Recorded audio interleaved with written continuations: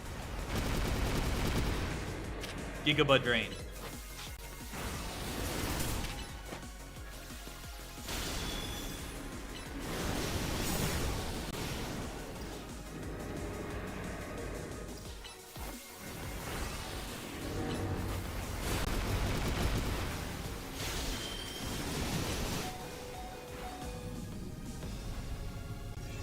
Alright, it's time. We still have to deal with Mega. Dun dun dun dun dun dun dun dun dun dun dun dun. Oh my god, he's Giga Chad walking.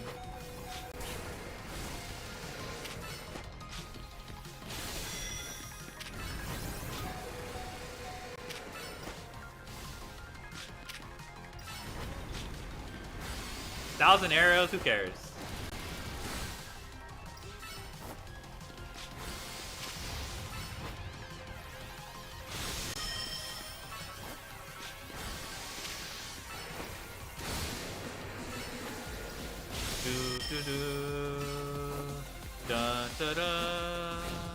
Alright, what is he doing? I don't trust him. Ah, I should have. Okay. Z. No! Oh my god.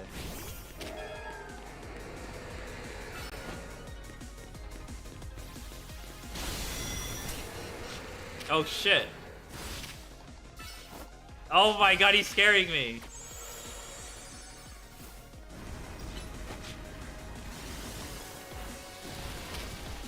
Da da da da da da.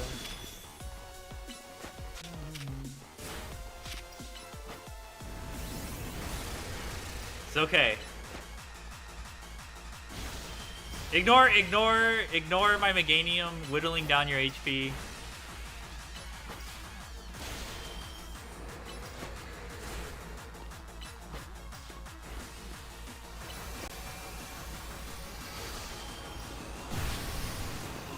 What the fuck? What is going on? Oh my god! I can't tell! That was scary. I don't know how to dodge that.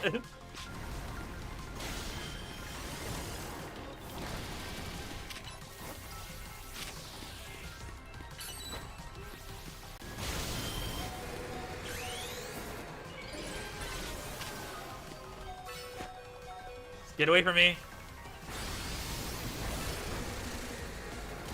Da da da da da da da da da da da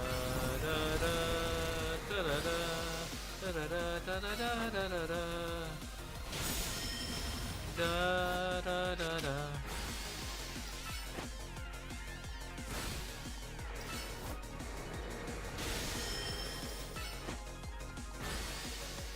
Oh no, not this move again. Alright. I can't switch! I can't switch!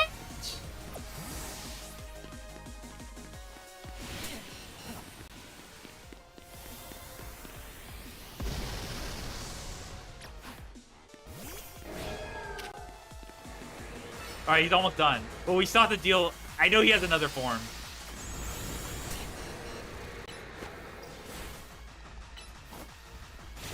I'm so scared, man.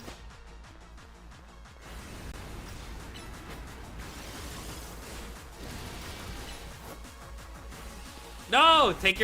Focus your attention away from Meganium.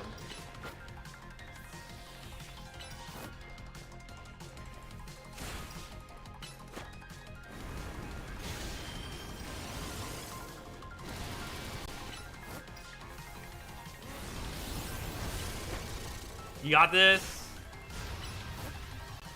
Alright, almost there. Really? Huh, I thought I had to fight his Mega Form. Okay, we completed the Pokédex. We done.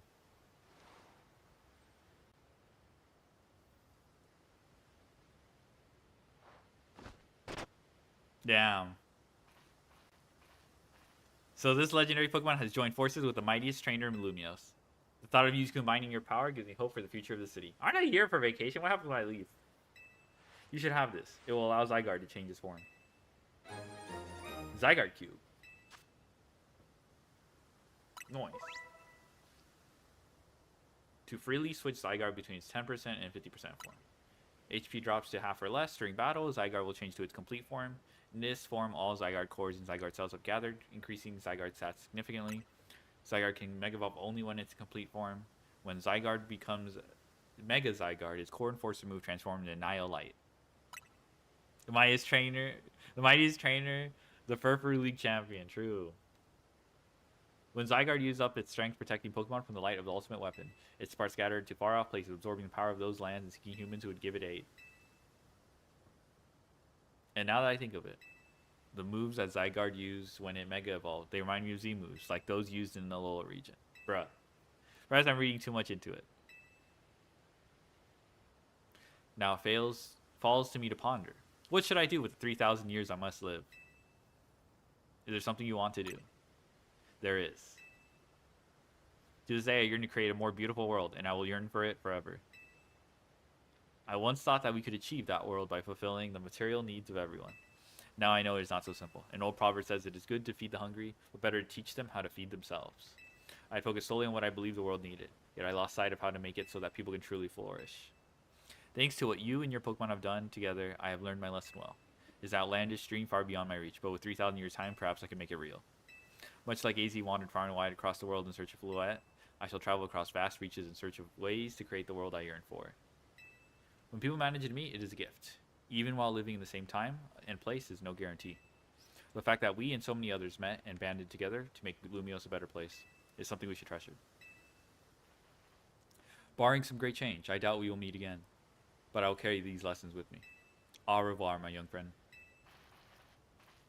Damn. You know, as a companion piece to X and Y, this is pretty good. I'm not gonna lie.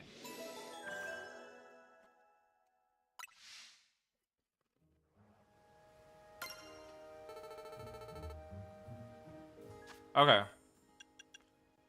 Now it's time for...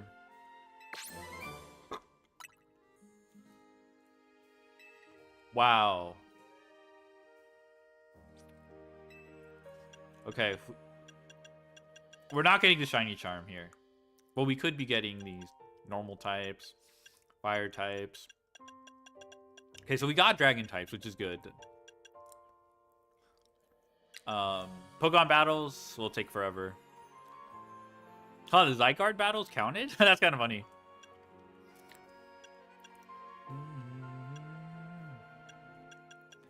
Catching ghost types is almost done. That's pretty good. Rock types? Wow, really? Alright.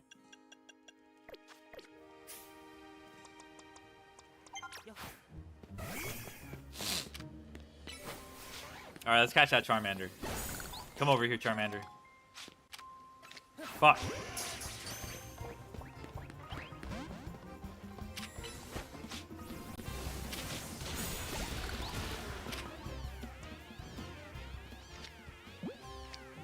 Alright, we're not gonna catch the Charmander. We caught the Charmander! I lied!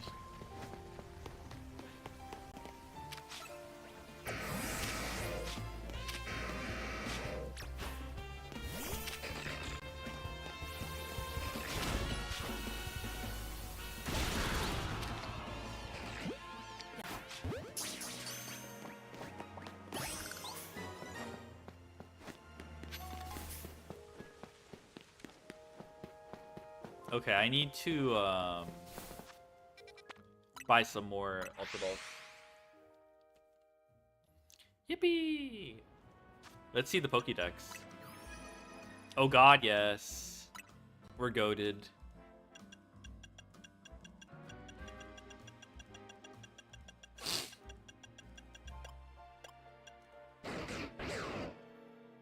Da, da, da, da, da, da, da, da.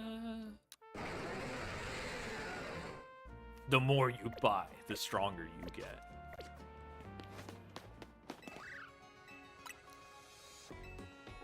Now, if you're wondering how I got the Link trade, That was all thanks to Genmu. I enlisted her help. I was like, can you trade me these? I was on my knees. I'm like, please, please, please, please, please, please, please, please. And she's like, LMAO, okay. Mega Mawile? I love Mega Mawile. I loved, like, trolling with King Shield and, like, because those Mega Mawiles you substitute in Sucker Punch, like, to 50-50, those are really fun to me. And then I also have King Shield with Aegislash during that meta. Oh my god, it was really fun. Mono Dark? Uh-oh.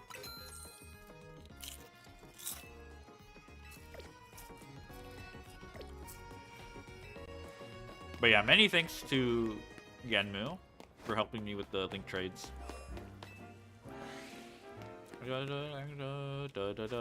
Okay, let's start catching. I play Mega Mario on Gen 6 OU, let's go.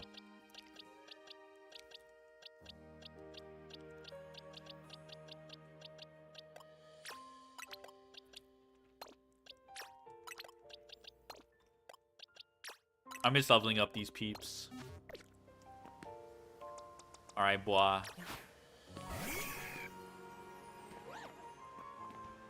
No!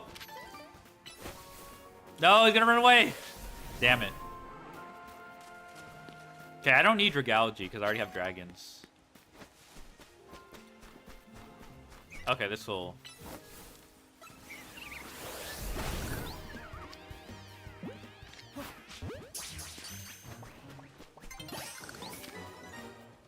Alright, Squirtle.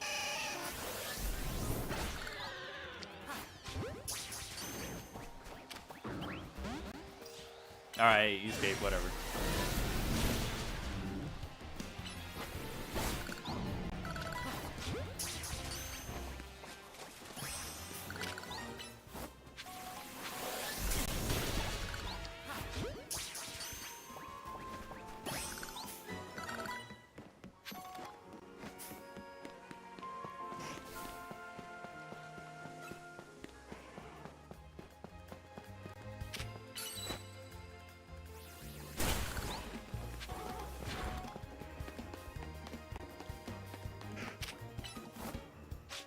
Alright, ignore the Charmander.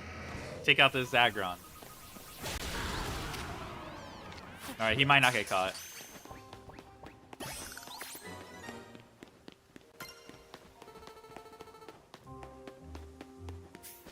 Who should I prioritize now that I'm done with dragons?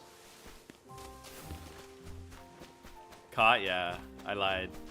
Yeah, who should I prioritize? I guess electric types make sense. Ice types make sense. And bug type. Bug types, really? I've been ignoring those? Alright. Fairy? Well, I mean, all I have to do is catch. Let me go get... Let's catch some ice types.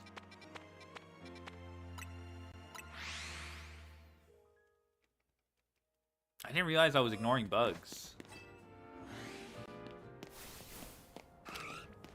Alright. Deadly Bird, don't run away? Aw, fuck.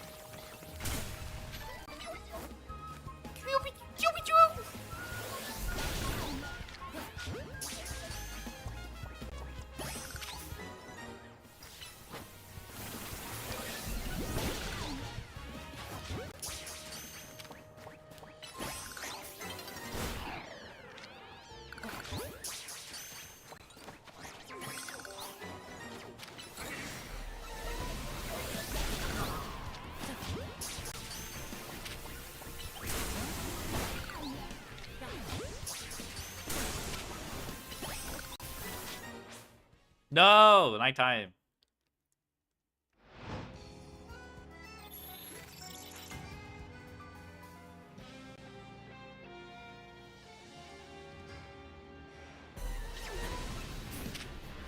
Oh, fuck.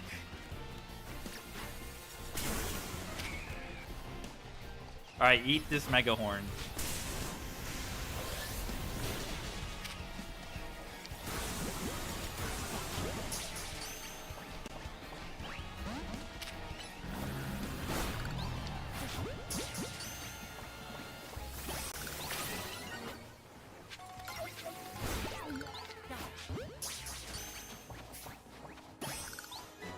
Cutscene.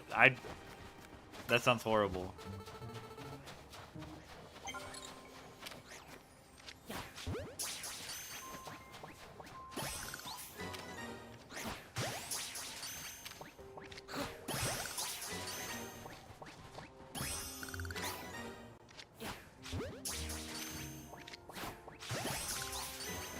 This catching shit is easy.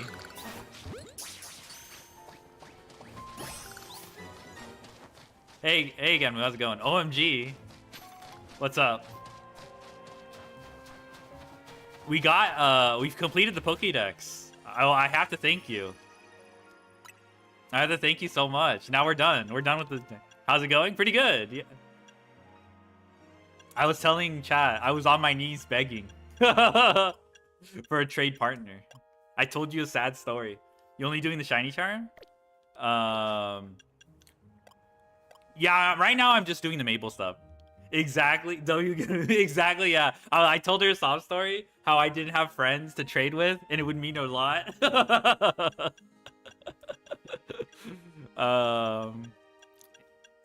Yeah. So now we're doing these catching. Okay, now we have to do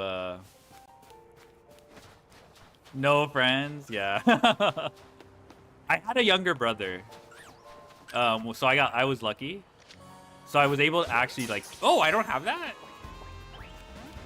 Oh wow. Uh-oh. Uh-oh. No.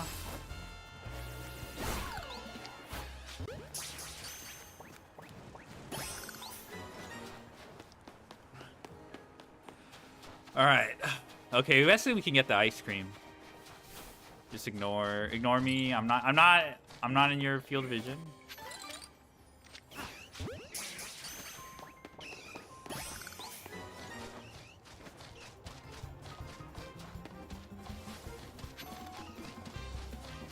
But yeah, earlier today I went to like a job fair. They didn't have that many like opportunities for me in my field, but there were a lot of education, so I hit those up. When SB came out, a lot of my friends said, "I like me." There's only people that did Scarlet. Everyone got sword because no one likes Zamazenta. What's it called? But yeah, I'm hoping the teaching opportunities pan out though. It would be cool to get a pick up a credential. Fuck! No! Oh, I guess I caught it. How?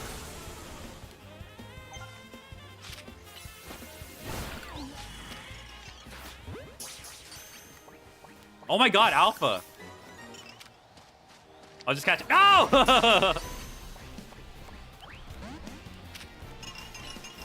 I can never be a teacher? Oh, the sword dog? Yeah, the plushie. Yeah, I know what you're talking about. The plushie sold out. Yeah, I know what you're talking about.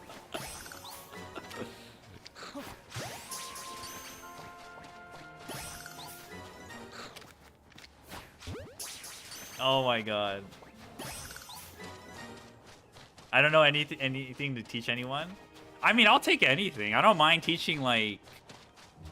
My background is in STEM, so it would be way easier. But I don't mind teaching, like, I don't know, biology or something. One's as... Yeah. PE teacher? Okay, I don't know about PE. PE is crazy. I have a story, like a bad memory of PE. Like, I actually have a bad memory because, like, you know how you have to do, like, those fitness? Actually, I don't know if everyone did this. But, like, I had to... Actually, no, I got in trouble in PE because I was a bad boy. Oh, wait, I don't need to attack this. But, what's called? So I got punished. So I had to do 10 push-ups. And then what's called. I couldn't do one, and she made me do it in front of everyone, and like, so I didn't know how to do a push-up, so, and I was like, I don't know how old I was. I was like 8 or something. Ancient history? Okay, that's a good one.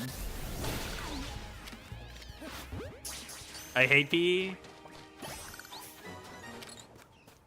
Yeah. I only was like good at doing the mile because it doesn't actually require that much, like, to be honest, that's not bad. Yeah, I would I mean, it's not bad, but like I like couldn't, like, I don't know. It certainly wasn't like I was embarrassed in front of everyone. And like the PE teacher was like, "Come on, you can't be that weak." I'm like, "Bruh, I don't know what you want me to do." Your punishment didn't work out. I mean, I'm saying that rationalizing afterwards. I just so they let me take stuff that wasn't team sports in high school. Oh yeah. Well, what's funny is I got roped into doing track and field in high school because my friend didn't want to do PE. I'm like, bruh, this is just... Track and field wasn't that bad, though. But, like, his motivation was to dodge PE. What the? He just exploded. I was only good at doing long jump. Oh, okay. Like, every PE? Shit. I took weight training? Oh, yeah, weight training is pretty fun. I enjoyed weight training, actually. You do the bar thing, like no weight, just bar? The bar was tough. It actually weighs something significant. The bar is like 55 pounds or 45 pounds?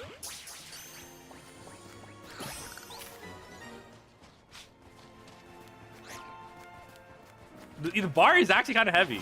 Yeah, it's 45. I love how, okay, in Ray chat, you know how Ray did like the 200, you know, like Triff made that one tweet about lifting 250 or something, or 225, and then he gives you a free spreadsheet, and then Ray films himself doing that, like, for free. And like, his chat was so fucking funny. They're like, oh no, Judeo also did this too. Chat and Judeo didn't realize, because they're like, hey, you're cheating, Ray. You only did like 185 pounds, 180 pounds. You know, can you count, Ray? And I'm like, Ray was so mad. He's like, you guys have never lifted weights in your life. The bar counts just because the bar count adds 45 pounds. Dude, chat told on themselves. Like, it was, I can't believe it. Chat was, damn. I don't know. It was crazy. So now, I don't know how you... Poor Judeo, too. He got roped in. He exposed himself, too.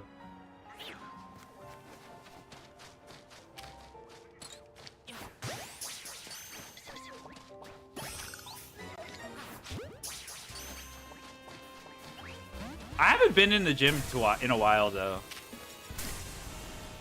Outside the US, the bar weighs 20. Oh, I didn't know that.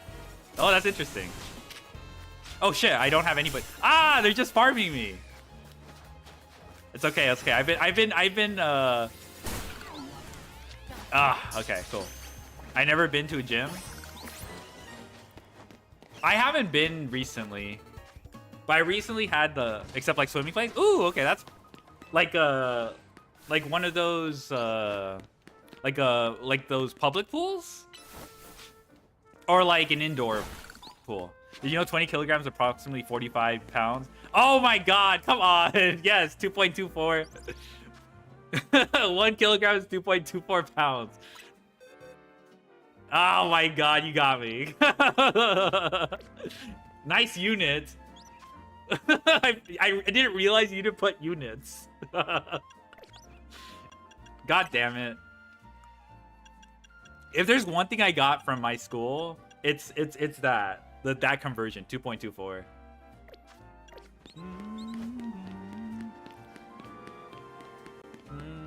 I think there's also 1 Newton Newton to not what's the Newton's SI. Pascals? It's like 7 point something. US and their stupid metrics, yeah. Oh my god. Okay, where's some bug type Pokemon? Where's some buggies? Alright, there's some. There's gotta be some early on. Yeah, here's some bug types. Oh, electric types too.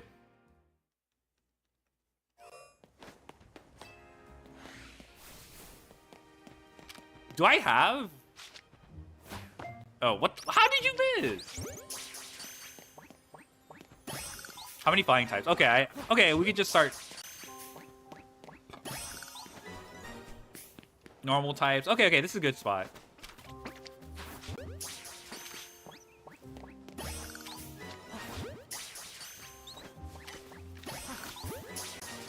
All right, give me those electric types.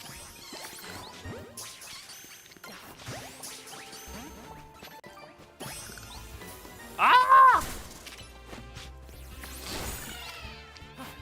The Mantis Shrimp can punch with the force of 1,500 newtons, which just goes to show how weak of a punch Newton must have had if he's 115 as strong as a shrimp. Mantis Shrimp and Pistol Shrimp are fucking scary. They scare the fuck out of me.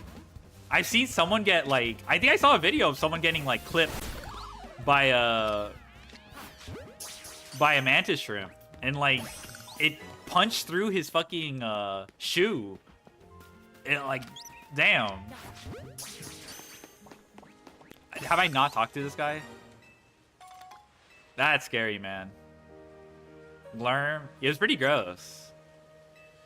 1 per customer. All right, fine. All right, let's see if I can catch the stupid Pichu. It's so weird you don't have Surf in this game. I thought you would have Surf. But Surf is not that is kind of a lost something that is kind of like less mobility options, something I don't really appreciate about this game, but whatever. Pidgey. It's in Gen 10 with Dive. Ah, okay. Oh wait, I don't even need to. All right, can I? No, he sees me. Ah! Get him! Oh! Oh my god. All right, this is going pretty smoothly. I think I still need electric types though.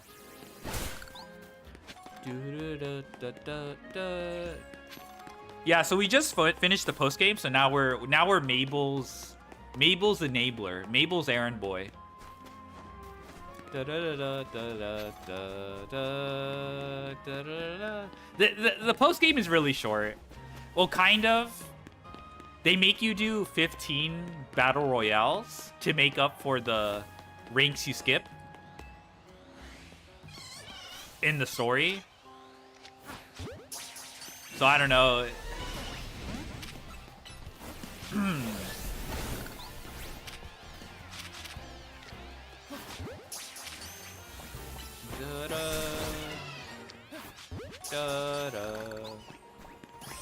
All right, buggies.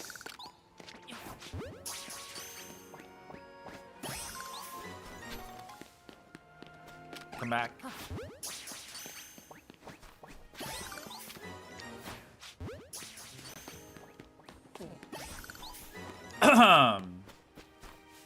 You know what?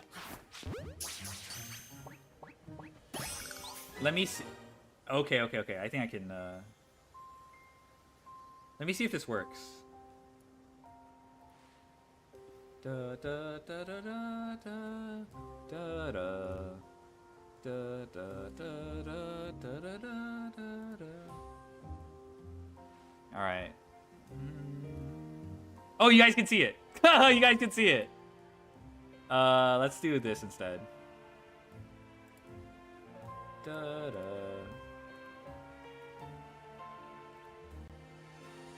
All right. All right, I think this works. While I grind, we'll put up a video so I can react to it. Well, you know what I mean. Put it in the background. I saw Rhymestyle release a new video about people leaving Master Duel. We're not watching that. So we're not watching fucking... Alright.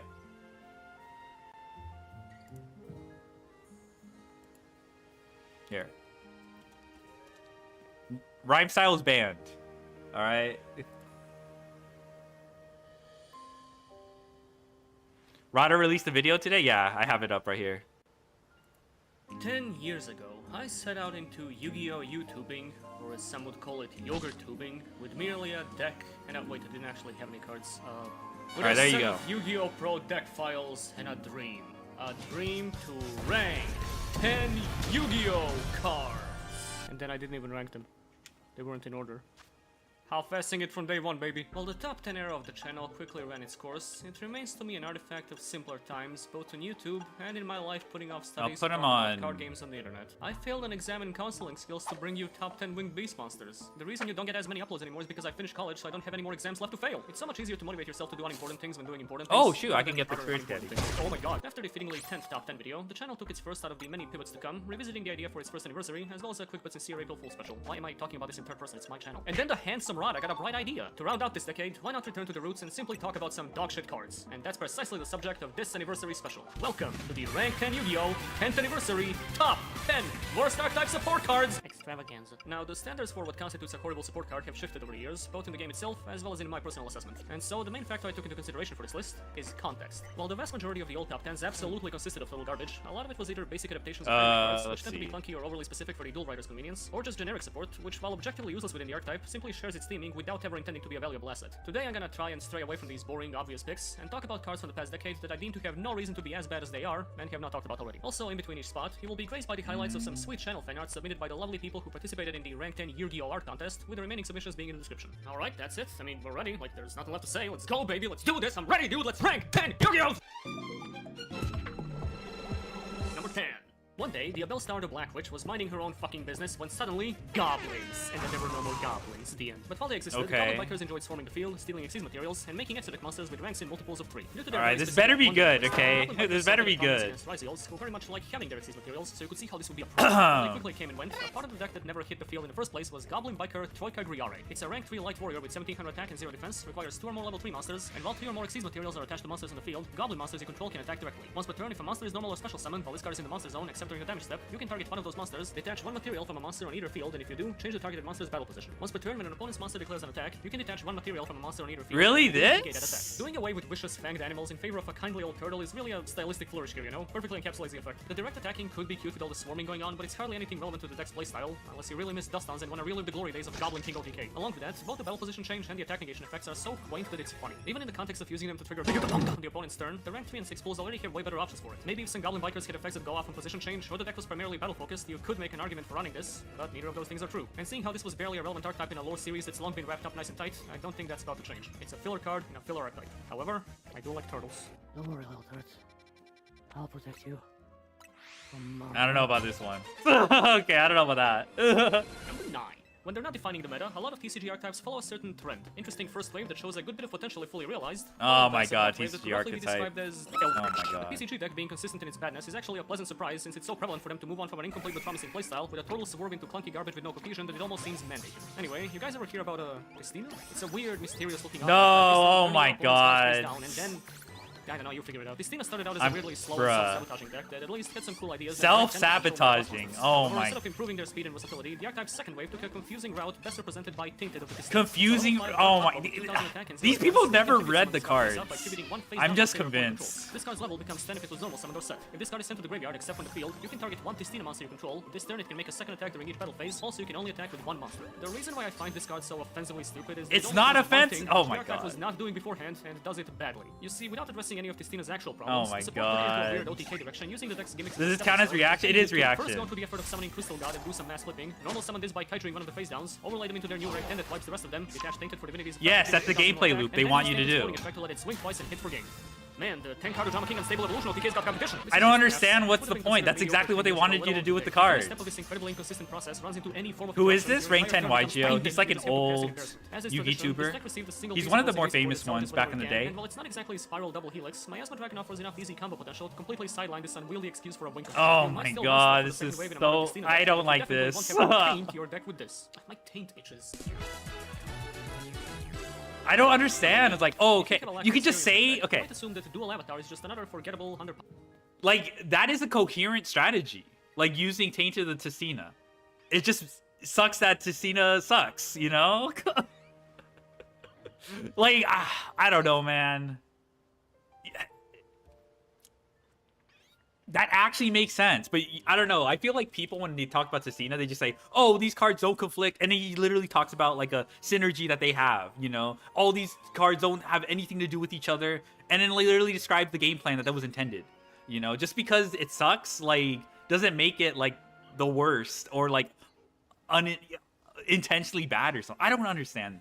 Anyway, keep going. I'll keep going. Our linear pack filler warrior archetype. And you'd be I don't know 100% much correct. about, Their full focus is on spawning a shit ton of tokens and then making them into some unremarkable Dual monsters, Avatar, slightly powered so up, I'm and not using gonna them to make comment. monsters. These are also the main materials for their incredibly demanding higher level fusions, of which the most impressive is just a guy who's a giant tunade on legs. Or feet. They also flirt a little bit with self-popping for extension, but don't get it twisted, these were not Unchained nor Fire Kings. Exploding. And then 3 years later, a surprise drop of a lonely new piece of support.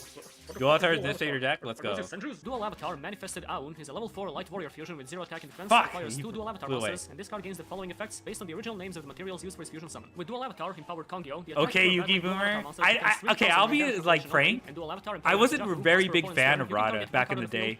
I would Avatar feed Kokoku from your deck, and if you do, they cannot be destroyed by battle or card effects this turn. These effects probably sound fine to those. He was very but the amount of popular, effort it takes to put out like- both of the high-level fusions in this deck, fusing them away into the But he series would go on is the last hiatuses thing a you lot. You first need to reveal your field for the attack boost to matter. But I don't know, he it's not like kinda you do starts the whole it's not thing- like this I don't is know just how a to case describe of- it. Or anything at all. The targeted banish is neat, but it's a pretty limp replacement for a monster that came with protection, back row bounce, Like, and most of drop. his videos To are reiterate, talking these about, two like, are not handed out by archetypes candy. that You are need to work to bad. put them on the field, so something And that then replaces 90% of effort, people's which is opinions effect came from absolutely that, aren't. and The then only once thing I, worth salvaging here is the like- following, which makes the card a decent target for instant fusion, as it can be subsequently popped for one of their extenders. I don't know. Or it then makes the summon monsters He's one of those, indestructible, yeah. although he needs to pop the other to search. Did I forget how this deck worked? There's still a bit of synergy here with triggering Kokoku search, but the card just Like, feels also, a like, designated the mediocre card for instant ADHD, fusion, with the rest of the like, effect being put as a editing. little treat for insane people. Also, the art sucks Also, because if you know the fans, and I Mobius like my meme, tokens the biased. Morbius meme, We'll be right he back started with Video that. 7 on Disney XD. Yeah, because it's number 7. In case you were exclusively seeing red and feeling ringing in your ears whenever two King of All Calamities would hit the field, it's entirely reasonable if you might have missed what the opponent even used to make the card. And unless they were cool enough to be playing Moisture Creature Turbo, the engine in question was most likely Virtual World, a vibrant little archetype of Wind Psychics and Earth Worms. Oh my god, is he really gonna... Plays in multiples of 3. Are you serious? He's gonna bring up the new rank, whatever that new rank, that new Xyz? Oh, this doesn't make any sense. It's a rank 9 or something, right? Oh, when you compare it for VFD to VFD, it sucks ass. Oh, I'm so smart. I hate this comparison. Wow, VFD banned. So Konami should give us something very similar to VFD. Wow, it's not VFD? Oh, it's so garbage. Okay. The card itself is whatever. It's actually not even that impressive.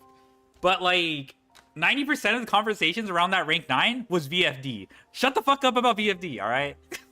What I actually I am kind of annoyed by is each Xyz or extra deck monster comes with a gate. Yes, the other gates. Yes. We're missing a princess associated with that Xyz and a gate. So, like, we're kind of left with a cliffhanger. We don't know what's coming. So, that's all we have. That rank 9. And now I'm going to hear him... oh my god. I'm pissed. No, I'm not pissed, but you know what I mean. Well, actually, yes. They were also particularly centered around their spell and trap lineup. It's just so boring. Like, these are not... Mostly due to their ability to consistently shit out VFD or viscous fudge disaster This is just... PTG, but their own oh my lineup had a god. good bit of utility as well. This is Specifically, with the decks slaw. steaming in Chinese mythology, their Xyz monsters were themed around the 4 auspicious beasts. That is, the Azure Dragon, Vermilion Bird, Black Tortoise, and White Tiger. White Tiger. right? What did you put in? More like suspicious beasts. Inexplicably, it took about 3 years for this group to get completed, and when it finally did, opinions were mixed. Virtual World Tiger Fufu is a rank 9 Earthworm with 2600 attack and 2800 defense, requires 2 or more level 9 monsters, and it gains the following effects based on the number of Virtual World Gate cards you control. 2 or more, this card can attack directly, and 4, this card is unaffected by activated card effects except Virtual World cards. Once per turn, during either player's turn, Oh, we're you can almost cast done with one normal material types. from Nice. this card, and target one effect monster you control and one effect monster on the field with a different type and attribute from it. Negate their effects until the end of this turn. Okay, I lied. The opinions weren't mixed. They were perplexed. For a deck that used to make the most out of its ability to produce multiple level 9s, the lack of a rank 9 Xyz within the archetype felt like a bit of missed potential, especially after the banning of the very Oh friendly my card. God. Getting the card finally unveiled after the archetype lost most of its steam, put a lot of expectations on it, which were then quickly dashed for several reasons. For one, the direct attack effect is just embarrassing. What are we playing here? Borox? The only thing in the archetype What's that has wrong any with the interaction direct is probably attack? under the card as an Xyz material. If- The okay, second effect would like, be okay if it wasn't I for the hate fact when people like rate cards and they're really like, oh, this one effect is so weird. Why does it have that? And then there's like 2 other effects that are just fine. If it was just the only effect it had, then there's a point. But it's just like, oh, this is a random. It's like making fun of like the Link 5 Warlord for having a tribute protection effect. It's random, but it's not like a point against the card. You know, you can't nib it, for example. So it's just like people bring it up because it's like weird, right? But it's not like help them beat Crooked Cook Turbo. True. It's just an option you're given, right? It doesn't need. People smartasses will be like, oh, it's the same exact card if the card wasn't there, if that effect wasn't there, which I guess is agreeable. But I don't know. It's just like nitpicking. I don't like that. 4 gates in the back row, and even if you did, protection on a single monster is the last thing you need at that moment. You'd think you could salvage this with some of that quick negation, but it has the most specific targeting condition on the planet for no reason other than playing in with the archetype's gimmick of differing card types, along with only working for monsters on the field and negating your own. The gates already offer interruption and negation, which while not quick, What's wrong with negating your own? That's not a big deal. Additionally, the monster never received I don't understand why. Oh, it negates your own. Gif of punching yourself. There's literally effects that there's DPE that destroys your own card. Oh, I'm supposed to oh, you know what I mean? Obviously, there's benefits to that, right? You can pop your own scythe or whatever. But, like, it's not most of the time one-sided. You know, it's not actually symmetrical. Like, in gameplay. So, I don't know. This is so stupid. Just... Gate like the rest of the Xyz, so I think even Konami would most rather pretend this one never happened. They can perform a quintillion calculations per second, but none of them can ever explain what went wrong here. Oh my god. Number 6. To say that Sky Strikers are not starved for support would imply that they were ever hungry. Alright, if this is the Aileron, or if this is the Aileron, or what's his name? The machine one? Alright, I agree.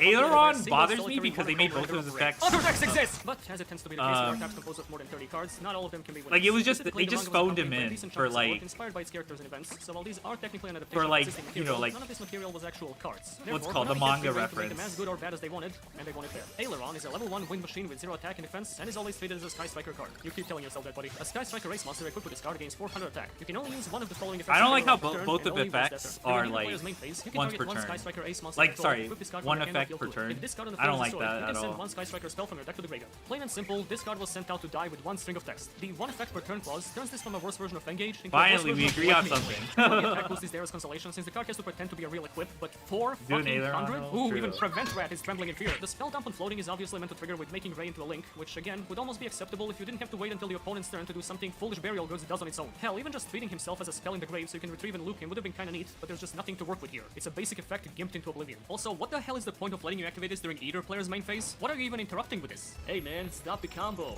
Why, you got Ursh? Nah, look at my boy. Alright, keep going. Number 5. Ancient Gears are mainly known for three things. Killing you and killing you and killing you! Because of this, the archetype tends to abstain from control effects, as anything deviating from the OTK strategy would be pussy behavior canonic. Then again, a bit of negation never hurt anyone, other than Potential making the of effects of your machine drag race 10,000 duplication? defense. So last year, You're sounding like my friend. to make a joke about not needing more Ancient Gear Dragons, we were supplied with Ancient Gear Dragon. Hey Konami, I don't want Dark Scorpion Chandler the Strangler. Don't print this.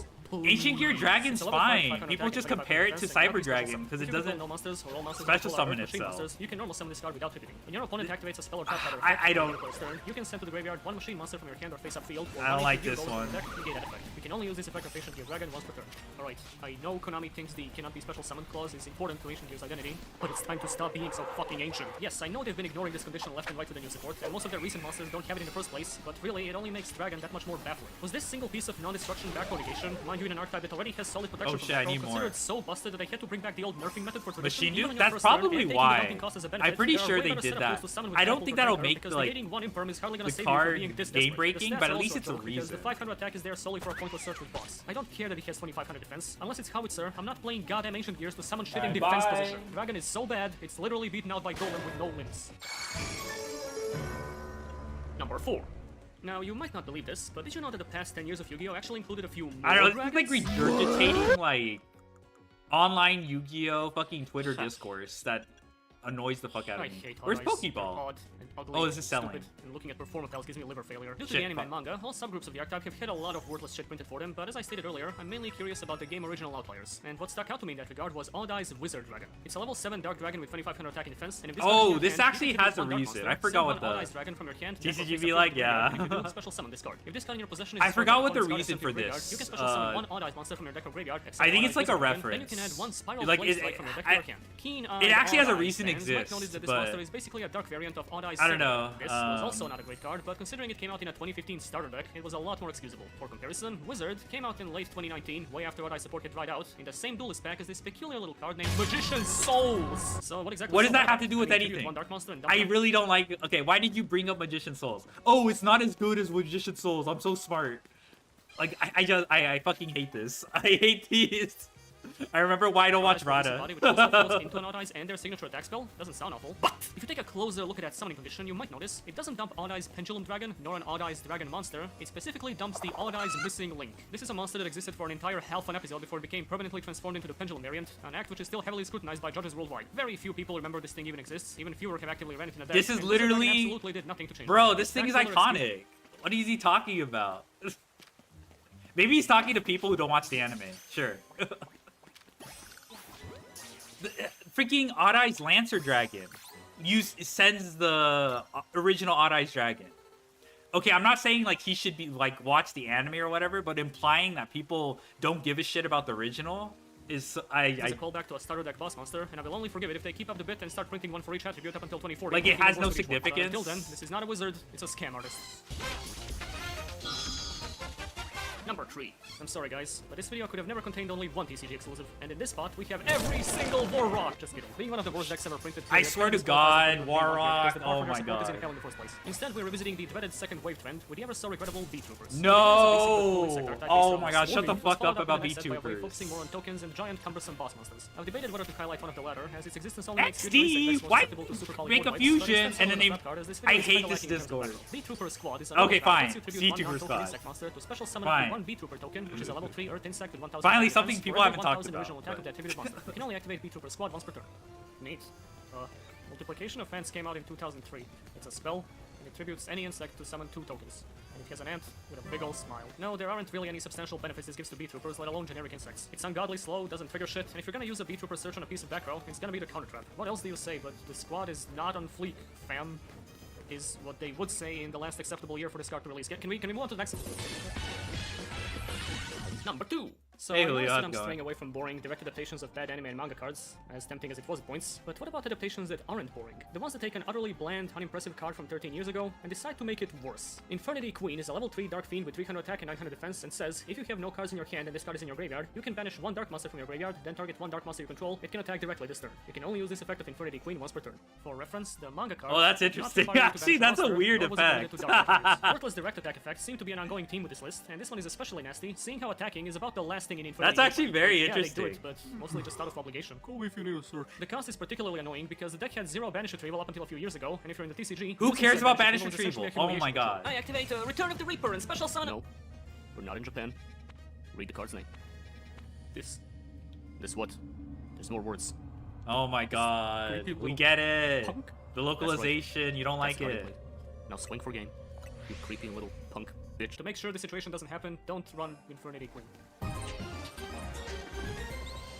I like the fact that like you could just Big number, vanish then. If we're the going card backwards, randomly. I've debated a lot on this one. Many a sleepless night was spent in front of a notepad document, scrolling Yu-Gi-Oh! Pro Deck for inspiration, and trying to remember if you still only have one normal summon per turn or if they changed that. And then it hit me. Forget context, forget synergy, forget card design. The worst support of the past decade is tilting entrainment. What do you mean you made a You're new train, but another so synchro that supports pendulums? fucking stupid. This card actually saw play.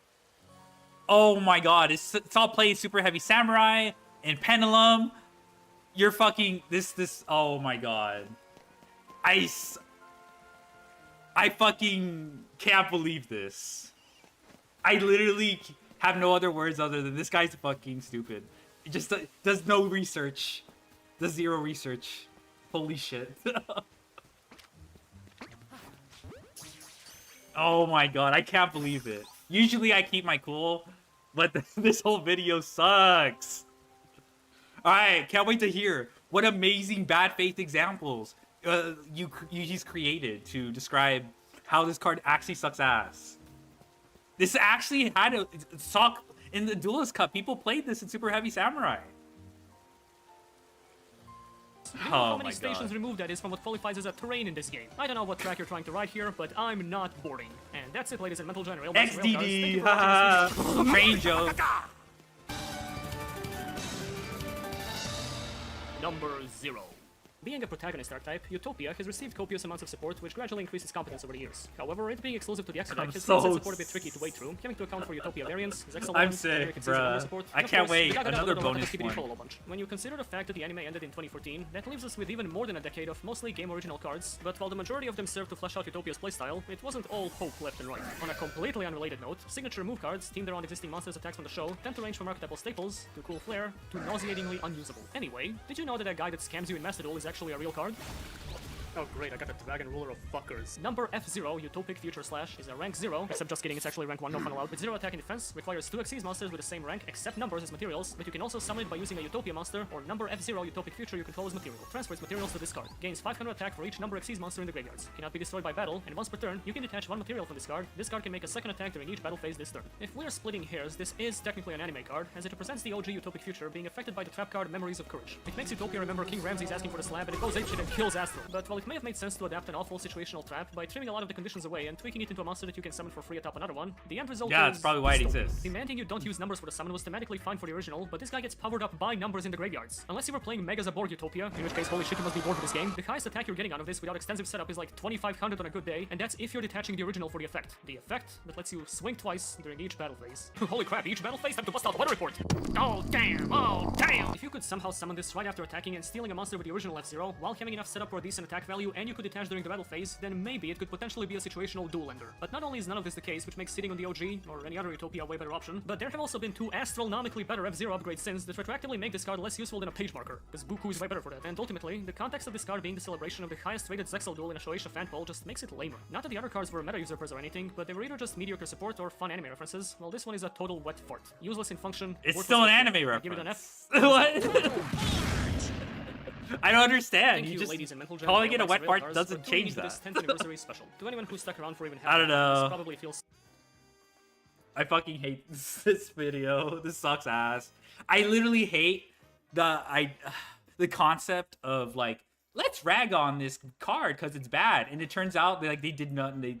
They just make jokes at its expense and like don't do any research. The wet part was in the anime. They just don't do any research. They just regurgitate Twitter discourse.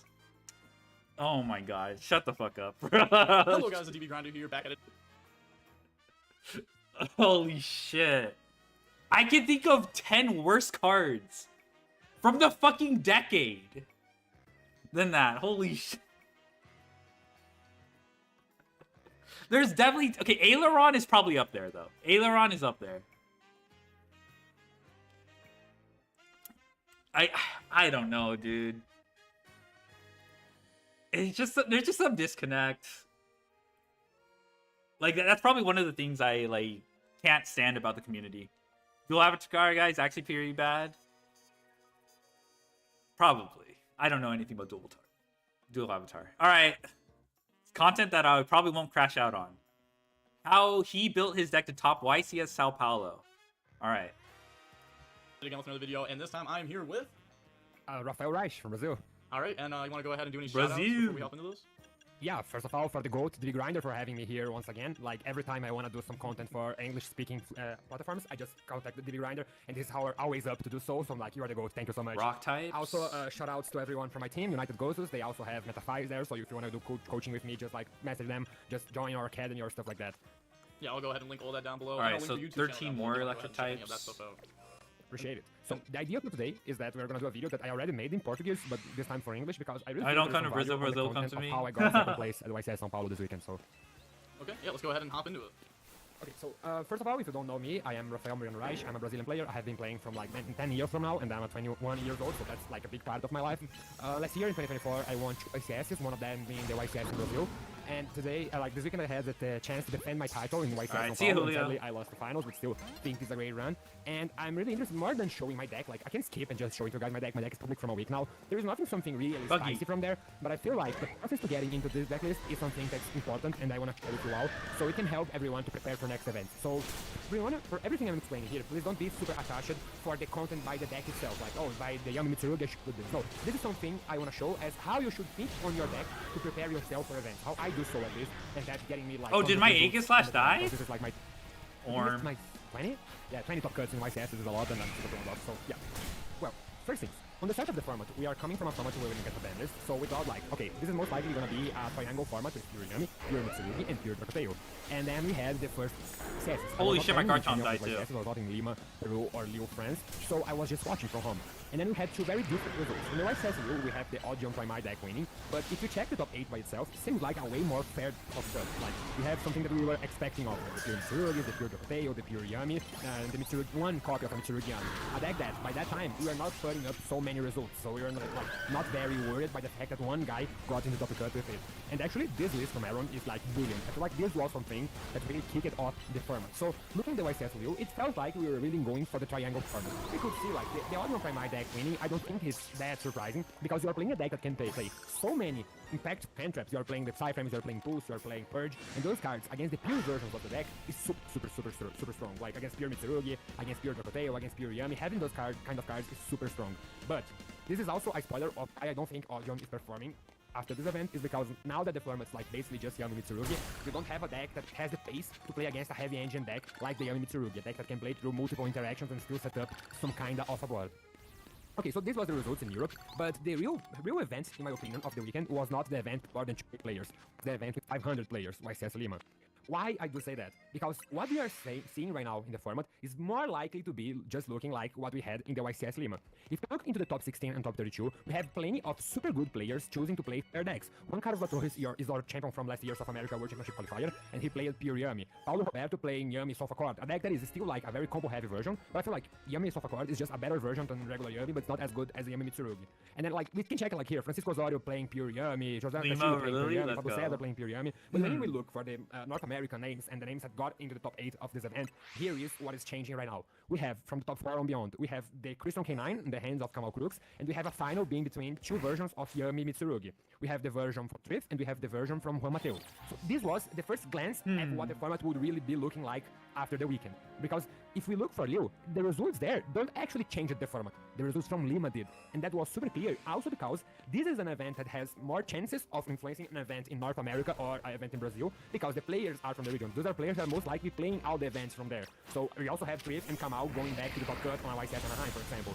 So this is most likely what the format developed into. Also, besides of that, Triff is one of the most relevant players we have right now on the game. The influence Triff has on the game right now is super high. So, when he puts up this kind of results in a dominant form, because he not only won the event, he won the event by going X1. And by going X1, his only loss was to Professor Samuel in Luna Light. A deck that, on his winning profile, said, okay, I gotta respect Luna Light way more, because this deck was not in the radar, and then somehow the deck just put up results. We have Yassini, he was playing Luna Light as well. We had another Luna Light on top 16. So, not only based because Triff influenced, but like many players hearing what Triff said, they were like, okay, I gotta respect Luna Light because this is the combo pile of the format. After a weekend where Kamal got into top 4 with Crystal K9, the real combo pile people were Oh worried shit, 2 about alphas. was the Luna Light deck. That's crazy, but there's like more about how your players' behavior reacts than actually the logic between these things.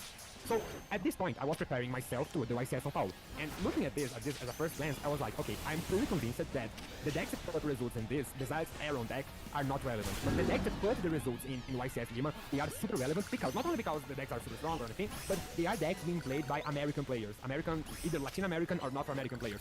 Players that are gonna be attending YCS Anaheim, players that are gonna be attending the YCS in São Paulo. So it's more likely that them to just like share their views and go for getting results on next events. So Oh with that, shit, I was died. like, okay, I'm pretty sure I'm playing some kind of Yami Mitsurugi variation, but let's see how stuff are gonna develop into the YCS Anaheim, because I can just now look at the list, and that's something I did. We have here 2 lists. This is Errands list. I'm not showing Thrift's list because I feel like Thrift's list is pretty much solid at this point, and even though his list is like... It's so It's foggy. really insane. I had a opinion that after Thrift X getting its result in YCS Lima, it's not gonna repeat itself. It's not something that I feel like it was viable for next Yeah, events. that's Because what I people thought will too adapt. for The best Anaheim. players in the world, the players that are playing to win the event, they will try to get advantage by playing against decks like Thrift X, like decks with full of board breakers, decks that are playing 60 cards. So even then, if they want to side out, for example, side in, for example, triple draw, are not likely to see draw, for example. So the decks that felt like more real were Errands deck and Mateo's deck. There is a very similar difference here, is that the Mateo deck is Yami Mitsurugi. This deck has zero focus on the Mitsurugi part. You basically just play the broken cards. You're playing triple prayers, double Habakri, for example, not even playing triple Habakri. That's how much you don't really care about the Mitsurugi. You just want to get the Mitsurugi cards after playing Yami. While Iron deck was playing 43 cards, so it's more likely to see the good tech How cards did I from your die? deck, but he's playing a heavy Mitsurugi engine. He's like playing a pure Mitsurugi engine. Like, if you see a pure Mitsurugi deck, for example, it's the same deck. You're playing 2 Murakumo, 3 Habakiri, 1 Futsu. Maybe you could play a second copy of Aramasa, but like, the engine by itself is pretty much the same. He just added up few Yami cards instead of adding, for example, Pot of Prosperity, Pot of Extravagance. He's just using these cards as consistency engine to get into good cards from the Mitsurugi side of your deck. And at the first glance, while also looking at the results there, it's likely that after these results, people would start to respect a bit more the Yami Mitsurugi and try to play draw loss in the main deck. So that was, in the first moment, why I felt the Arrow version of the deck was something better. Like, that was my first glance of the format. Because also, if you look at Mateo's deck, he has 50 cards, but he's playing so many hand traps that if you take the math from here, in a 50 cards deck, the odds of seeing 2 hand traps in your opening hand are like 75%. That's 3 out of 4 games. So in most cases, you are seeing 2 hand traps and trying to stop.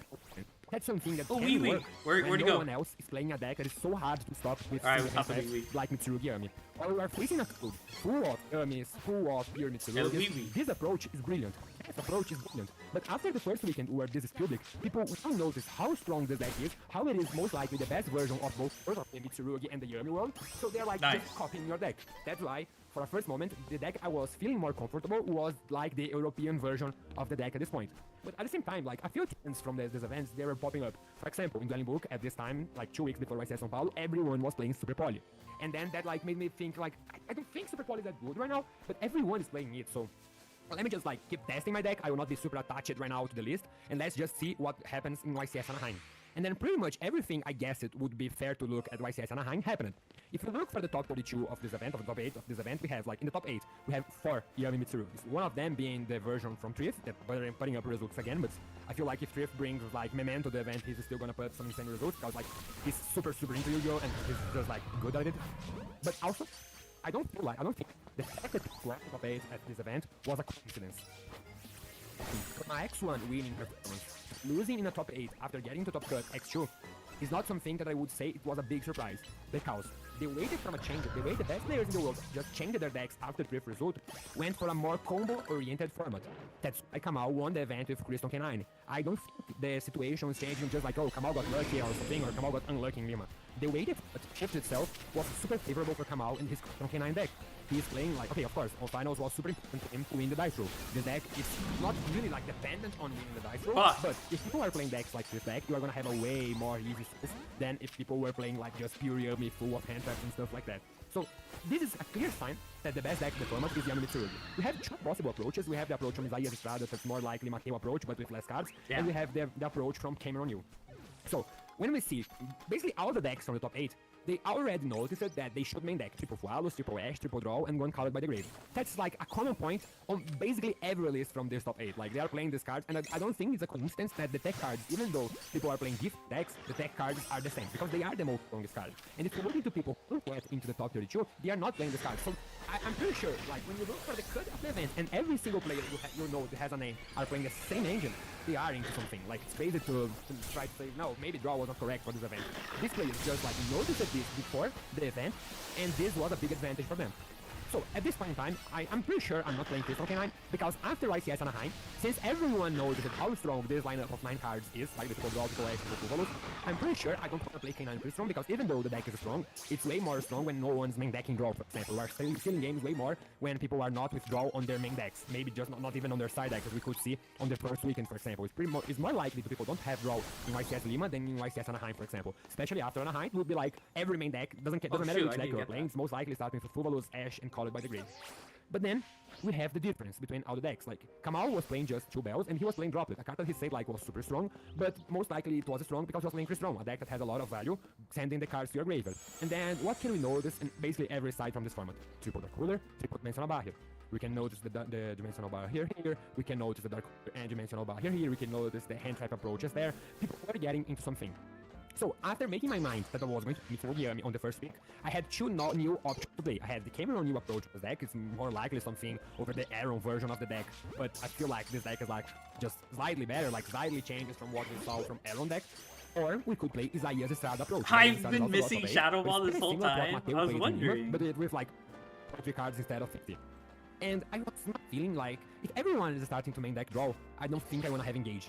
If everyone is playing Follows Ash draw in the main deck, I don't think right now I give more value for the Yami cards than I actually do for the Mitsurugi cards. I want to play as many broken cards in my deck as possible, and I feel like the deck that does this better is Cameron New deck. So I start looking at this deck and feeling like, what can I cut, or what is like pretty much mandatory here?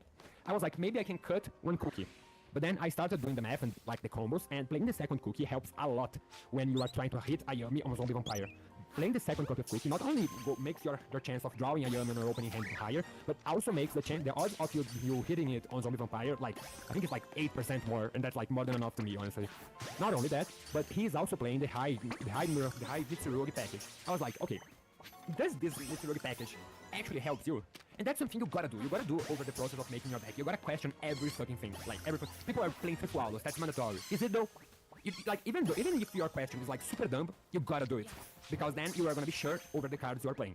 And true. I fucking love that. You don't have to be a genius to figure out that the best deck of the format is Yami Mitsurugi.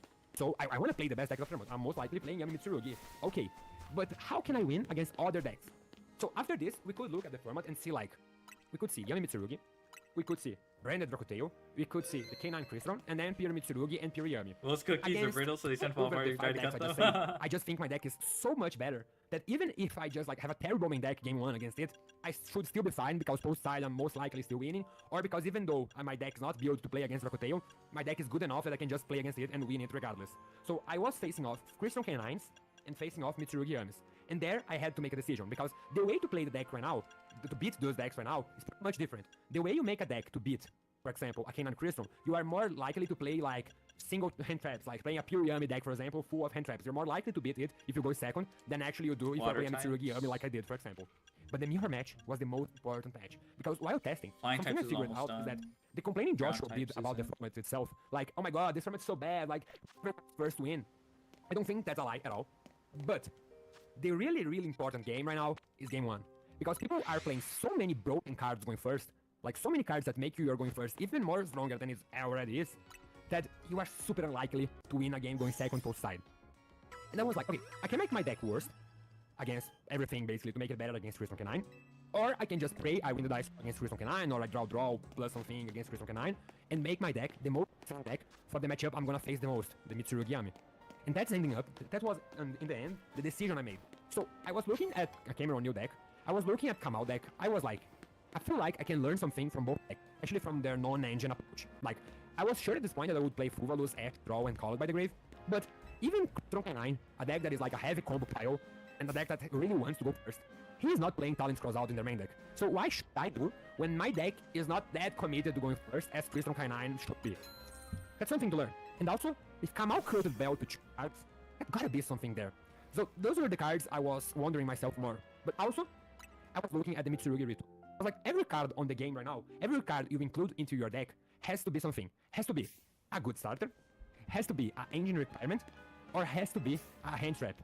If a card don't fit in any of these 3 scenarios, it's much a win more card that you don't actually need. And I can see one Mitsurugi Ritual being an engine requirement, that's fine. The second copy, I don't think so. And then people would argue like, okay, but you need the second copy because it makes your odd of drawing the combinations of Mitsurugi cards higher. doesn't actually do.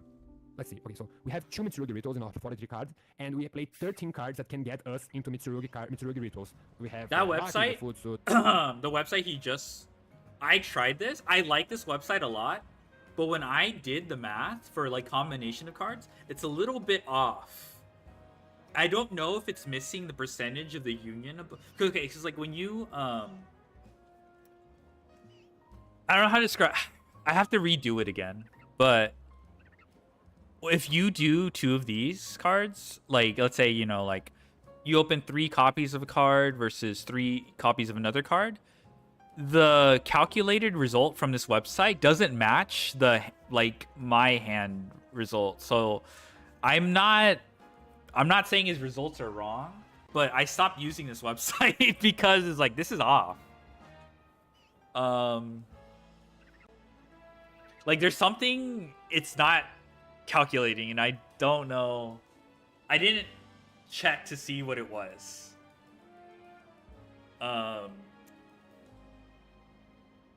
So Ratmac, yeah, Ratmac. I don't know. I have to double check if they fixed it or something like that, because I'm pretty sure someone behind this is messing with it. Oh fuck. Ignore that. And we played 13 cards that can get. So okay, like I'll let him explain his reasoning, but I'm not too sure about the actual physical like number. It wasn't as obvious.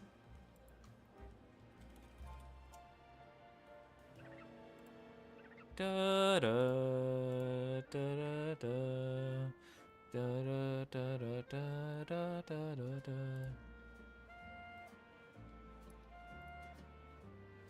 All right. Us into Mitsurugi rituals. We have the Habakuri, the Futsu, the Ameno, we have Saji, we have Muraku, we have Aramada, sorry, we have preparation of rites, and we have prayers. But you just want to open with Mitsurugi ritual, doing rituals, if you can start with it summoning Muraku, because that's how you make your deck better into Draw Unlock Bird. So if we cut this and we just cut the real, just count like the real starters, the real cards that get you into it, there are 8. There are the 5 rituals and the triple prayers. So the odds of seeing them together goes to like 14%, while the odds of seeing just the Mitsurugi ritual is 22% when you play 2. So you have like 8% of the games, and 8%, like in every game you see Mitsurugi ritual, you have a chance 1 out of 5 to just like see it dead on your hand. If you play just 1, you're having 11% chance of drawing itself, but over this 11% chance you have, you are still playing this exact same 8 rituals. So over the 11%, 7.71. So that's like, you don't understand Mitsurugi ritual that much. If playing 1 more is gonna make you brick, some scenarios that just like a 9% up on the chances of seeing the broken combination. That's definitely not enough. And those were the things I was just like taking notes. But at the same time, I had some problems on my preparations, and I can't just, it's gonna be funny, but I can summarize my problems on my preparations on like, I didn't have the ball for some stuff. Like, that's probably, I know, but like, there were some stuff I was like still super worried. Like, I still wanted to play Gorgon. Triff played with it on this event with the Gorgon and extra deck, and I feel like the points he made there are super strong. Like, the fact that it's a card that can single-handed win against Luna Light is super important, and also the fact that you can make it with your IP against your opponent ritual summoning Murakamo from hand is also super important. That's something important to have in a game 1, because those are the ways you lose game 1, and again, the game 1 is the most important game you have right now in Yu-Gi-Oh! Also, I don't think the fact that we have 0 Luna Lights in top 32 of Anaheim is a surprise. The reason why we have 0 Luna Lights is because Luna Light overperformed in YCS Lima, and we have some very important players like Triff saying stuff about the deck, how you should respect the deck. So people were like preparing themselves for the event, and they were like, yeah, I think I'm scared of Luna Light, I'm gonna respect it again. And that's something that made the result of the deck go like way worse than it should. So then I started looking at this Hester deck, and I was like, okay, I really want to play Gorgon. I would start considering like, what cards can I cut from this deck? The only card that really felt like it was cuttable was Marcher Metal Marcher. Not because it's not worth, not because it's like, oh, that card is bad or something. It's like, the plays you are making Marcher Marcher are most likely because you want to save a card in your hand instead of discarding it of Cupsy. Or because you are doing some kind of YouTube combo where you open just 1 starter and 4 cards that can't make your play go through. And in the great majority of Yu-Gi-Oh games right now, that's not true at all. So I felt like this card was cuttable. And then I was also thinking about cutting the third copy of Sechi to play one Link Weeble. They had it out for us Luna Light players. Like, I don't think it ever mattered over the event having the third Snatchy over Incredible, but I didn't have like enough time to practice, so like I feel more comfortable just playing those cards. That's a big. Okay, so after looking at Cameron new deck and after making all these considerations, I had basically 6 free slots in my main deck. I don't want to play Talents or Shoutout. I don't want to play Bell in my main deck. I don't want to play Mitsurugi Reaper, and I need to have the most insane deck possible in mirror match, because in all other matchups, my deck is so much better that even if my game 1 is losable, I'm most likely going to win game 2 or game 3. The only exception being the Chris from K9 deck, but still, regardless, I just felt like, please don't play against it, or please just win the dice roll, maybe. So how can I make my deck strong against the most important matchup right now, the mirror match, without just like saying fuck you to all other decks post side? And then I start looking at things. The first thing was my great friend Tayo Fernandez. He said to me like, bro, what if we play Dark Cooler no more? Because Dark Cooler is so strong against this deck, especially in the game 1 where people don't have purification. Pro side, I don't feel like this card puts up so much resources into the game, like so much winnings at the game, because then the people will have purification. It's still a good card to pair up with some hand traps, but it's still not amazing. But in game 1, this card do like basically everything for you. Because you are able to turn off the prayers, because then the duelist can take I do damage, like how players Goods take lets damage you to play but they can still activate the prayers, and that happened to me like going last second round, with I played against Black a Mitsurugi Oats. player. I really like I that. Cooler him, he draws me, and then after that he tried to activate prayers, and then he tributed his Murakumo. And then we're like, I was not even sure if it was a legal activation actually, because he couldn't because of draw, and he couldn't take damage and summon because of the no more. But actually, he could try to take the damage, so it was a legal activation. He lost 2 cards for free. People were not aware of this interaction, and this was a card that even if people were aware of the interaction, was a card that was by itself winning games to me. So I was like, yeah, fine, definitely I'm going to play triple Dark Cooler no more. And then I had 3 more slots. Like it was not optimal to play 40 cards in the deck, so I had to play 3 more tech cards to make my odds higher. And I started looking like Bell didn't feel right, Impermanence didn't feel right, Otherboard Breaker didn't feel right. Even Nibiru was like maybe Nibiru because everyone is cutting Inspired, but like it still didn't felt good enough. And then I looked into pack deck profile of his branded Rockotail, and he was main decking Meows. We were discussing Meows a few times, but like I never had the idea of main decking him. And it pretty much makes sense. It's not the card that's winning you the game against anything, but it's a card that can make your opponent go into a wicked board with their Yami Mitsurugi, while also giving you 1 or 2 draws, maybe 3 or 4 even. Like, if he's gonna do the full combo, he's gonna need to give you draws and stupid things like some Sorrow Catch, summoning itself back. So this card was pretty much like the worst card I could play, but the best card for the role I had it to fit. And then this was how I came up with my list. Pretty much similar to Cameron deck, pretty much something you would think like, yeah, this is just like some basic Yami Mitsurugi, but at the same time it isn't. It is something that is like, it's so dense on Fury, it's so dense on playtest in this deck, it feels like insane. Because at the end, for real, I just copied the deck that got second at the YCS, I changed 6 cards on main deck, and now I'm here yapping about how there was so much Fury about it. But that's what I want to show you guys. Even like during this like small changes on the deck was for sure the difference on scrubbing at the YCS or doing a good result. Like Dark Cooler on the main deck won me way more games than any other cards, even more games than Habakiri. Like this was like so important for my result on this tournament. And then I had a pretty much single extra deck. I just made the room for Gorgon. I didn't have the both cut snatch according to Mable. And then for the side deck, I want to play like as many broken cards to make my going first winnable as possible. I've heard But I people also are want to considering playing Link Link inside out, so that's Revo. something you all do while making your side And deck. You're gonna see, Mitsurugi, like, how many cards do I want to side out in this matchup? For example, playing against Rockotail and I'm going first, I have 2 cards I want to side out in my deck. I want to side out the Dark Rulers, the Meows, the Fualos, and the Drawn Lock Bird. So I had, I gotta have generic cards like Bell, Impermanence in my deck to also fit the role to do this kind of changes in basically any matchup. So I could side Triple Retaliation, Triple Belt, Impermanence, Acrote, Barrier, Stalin. I could also side Purification. I didn't side in the Impermanence is going first against the Rockotail deck, for example. But Impermanence in the side deck is also like, I don't feel like Bell or Impermanence, they are bad cards at all right now. I just don't think they are good enough in the mirror match. And I want my deck in the mirror to be like as good as possible to win the mirror match in every single scenario. Even though it's super hard to win going second right now, if you lose the dice roll. My deck has to be the one with the higher odds of winning those games. And then post side against K9 Crystron, I gotta draw the broken card. I play 18 hand traps post side against K9 Crystron, like just pray. I hate to say it, but like we are in a format that's so hard to make the right decision because I could be like saying this, but if I played against 6 K9 Crystals in a row, my tournament experience would be like totally different. But it was my guess that there were not gonna be many Crystron K9s and there were not gonna be many Crystron K9s putting up results because everyone would be main decking draw. And that's true. If we look at YCS São Paulo, if we go for the top 16 example, we have two Crystron K9s. From a There's some play where they don't activate one of the yummiest survivors late leader. I think so. I'm pretty behind in the TCG though. So I was like, fine, I guess. I just like have to take the L. I'm pretty behind so I can have in the the best deck to TCG win though. the event. I need to beat the mirror match on the game 1. That was my full approach. And then looking at the map with this deck, you gotta always look at the map. Like right now, I don't even think right now technical play is that important. I feel like deck building right now, like making these decisions is like super important, and people lose a lot by not making the proper decisions while deck building your deck or like taking over the map. Because you see, I'm like playing messing with my 16 tech setup cards on my deck. And if you see like, okay, the odds of drawing I need to 2 is rewatch around this 60%. video. That's not bad. This is Yeah, very but interesting to start me, off but my I cards, can't really they like don't actually focus. perform as a going second card. I can't really focus because I'm grinding. First cards that can sometimes be good going second, but they are mainly going first cards, Called by the Grave, and the Triple Edge also. There are cards. I mean, I wouldn't say it's rare for people to share their insight about deck building, but it's the type of stuff that I try to do when I ever talk about my deck building. But it's not the main goal of that, because if the main goal of those cards were like winning fair trades, I would be playing like Veilers in my main deck, for example, and those cards are just like not it. So what you're gonna see is like I have 12 fucking cards as well. So it's nice to see someone like be able to structure their thoughts. So the odd of myself seeing one of those 12 cards is 82%. It's basically one in each 5 games. I'm seeing one of those broken cards. So it doesn't matter if I see them paired. If I see them paired, it's fine. I just gotta make myself as much prepared as possible. The only cards in my perception right now that can help me going second. And also, besides that, I'm gonna show you guys how my run was this event. Like, I played against a lot of Mitsurugi Yamis. Oh, last flying type. Okay, we're done with flying types. Pretty much felt like what I was theorizing. Like, I won. It was, yes, okay, we're done with flying types. I lost 3 matches the whole event. The finals, the round 3 to K9 Crystal, where I lost the dice. Yeah, we don't need it. Because I lost the dice roll. And the round 7 against Mitsurugi Yami because I drew like unplayable in game 1. And that's fine. Like, I had a lot of what people are calling right now no Yu-Gi-Oh games. I had a lot of those. Like, go first, combo win, go second, take combo, lose, go first, combo win. But over the decks of the format that can right now try to overcome this kind of games, over the decks right now that can put up this kind of games to your opponent, if you are playing this kind of shitty format, my deck was the best. Yeah, I lost 1 games, but I won as many games I could. That's something you gotta realize when you are making a deck for event. Oh shit, I need the perfect deck. I went X2 top cut. Cameron Neal, who I took this list based off, also went I need to buy more Pokeballs. Pokeball. So you are losing right now some matches just because it is what it is. This is not like a super skill performance, super intense. Like you can lose. No, oh my god! Just because you lost a dice roll to crystals and just got like. You know, for 2 hours of grinding, this isn't too bad. What you gotta do is prepare yourself. Many at this bad situation. This is pretty good progress. And having my opinions on after seeing what happened in YCS Anaheim.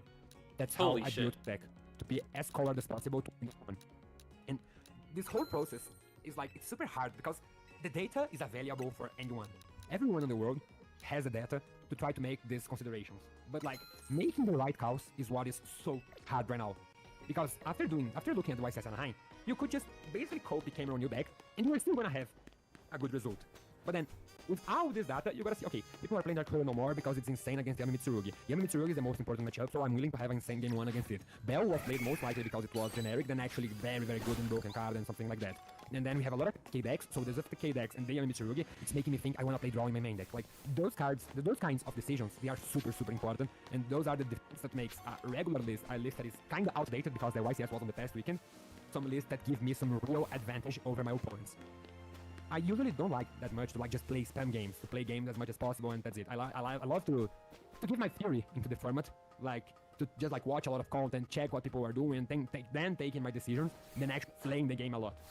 Because the way the games they are playing out now, as I said, I feel like over my 16 rounds I had there, I had real Yu-Gi-Oh games on the game 2 against round 11 Crocodile, in the game 1 against top 8 Mitsurugi. All other games, they felt like super, the player there was not relevant, unless someone did some huge misplay, and I had players who had like did huge misplays, like my round 2 opponents did a huge misplay. Alright, almost done. Okay, we're almost done with bugs too. Part of the game, I think, but like the Yu-Gi-Oh Any other itself electric types, like, especially while playing against like more late rounds where the players are like less likely to do mistakes. I won a lot of late rounds actually. If you see, I was undefeated from round 8 until finals.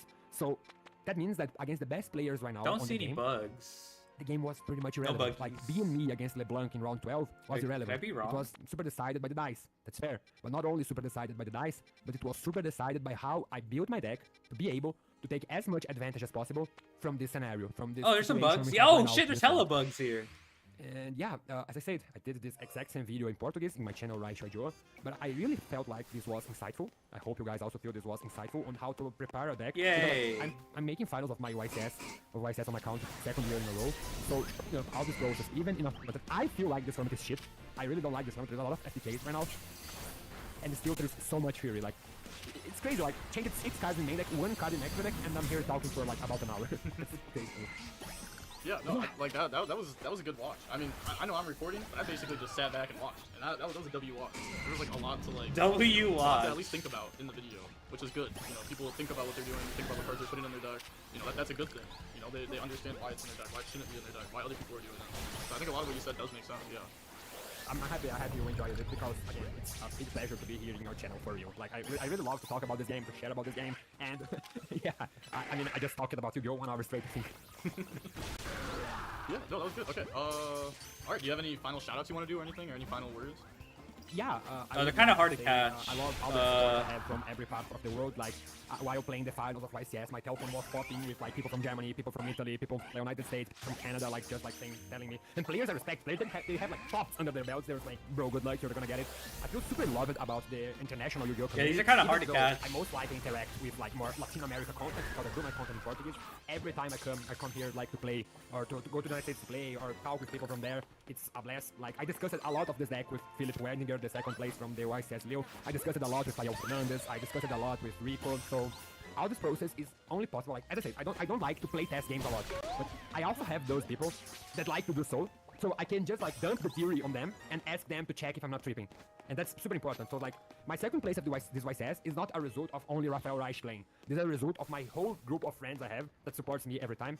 From everyone Yeah, from that's social always media that helpful. supports me every time. And I Like, always I like to thank actually you all spend a lot of every time I thinking hope- about I the really game, hope as the but I don't beginner actually I take hope the you time to enjoyed watching playtest the my content, like ideas. everyone. So it's really nice to have like people and I hope you guys to can, like take the things basically I was telling here either about like Mitsurugi specifically corroborate what you just transforming them to your deck. you know what you thought Transforming about them to your or way to test see the it for game. you. Because that's super important. And in the worst case, if you want to do coaching with The me, power of because friendship. if you like, I can also Nah, help it's you really if you it's look really for cool. next events. Just message me on social medias. I'm also on the Meta 5. That's kind of why like those are like the people I like talking crashed my to car a on the week lot. before the You event, so know, it's gonna help me pay it. because I'm not saying Well, I also, like what you just said know about, everything using about the this for, game like, or something, young- but I like, do think try people, to people take this information and really think about what you like said. put a this lot is of thought. information that you can use forever. It's just like, a matter every of format, forever, whether or basically, not it figure actually out. pans out in So I actual think people gameplay should, you know, that I can well, I never guess be if we're at the end sure. of the video, they already listened, But like the people who everyone actually made it to play the are end. really You had a lot to learn off of this for sure, or at least stuff to think about what's that called will helpful. make you improve as a I like player. talking to people So, like that. Thank you for doing this video with me, and yeah, I think that's going to be it. All right, we're signing much off. love from much love from Brazil. Brazil. Brazil. Oh, what the fuck? Who is that? Okay. There's another video that was like I heard was well received. Joshua Schmidt. So how do we deal with this? Indeed, how do we deal with this? How to adapt. Joshua, thumbnail. What is up, duelists, and welcome to another Yu-Gi-Oh video. And in today's video, I want to take a little bit of a solution-oriented approach to the current format. I don't want to complain about the games that are not being played in the current format. Instead, I want to talk about the games that you can influence and the games that you can win, and talk a little bit about the situation that we're in at the moment, because it is a special one, because the format is probably not going to change for a decent while now, Gordon Ramsay because we arm do card. have a Yes, structure deck coming out, and we'll try branded post-structure decks soon, but honestly, in terms of large changes to the format, there isn't going to be a whole lot I really that's happening. So appreciate. it's a situation that's not very common, and so I want to talk what about level are you? the approaches that you can take in a format that Are you I don't just want to call it normal? Are solved. you I don't think the ground? current TCG format is solved, but it's definitely a developed meta.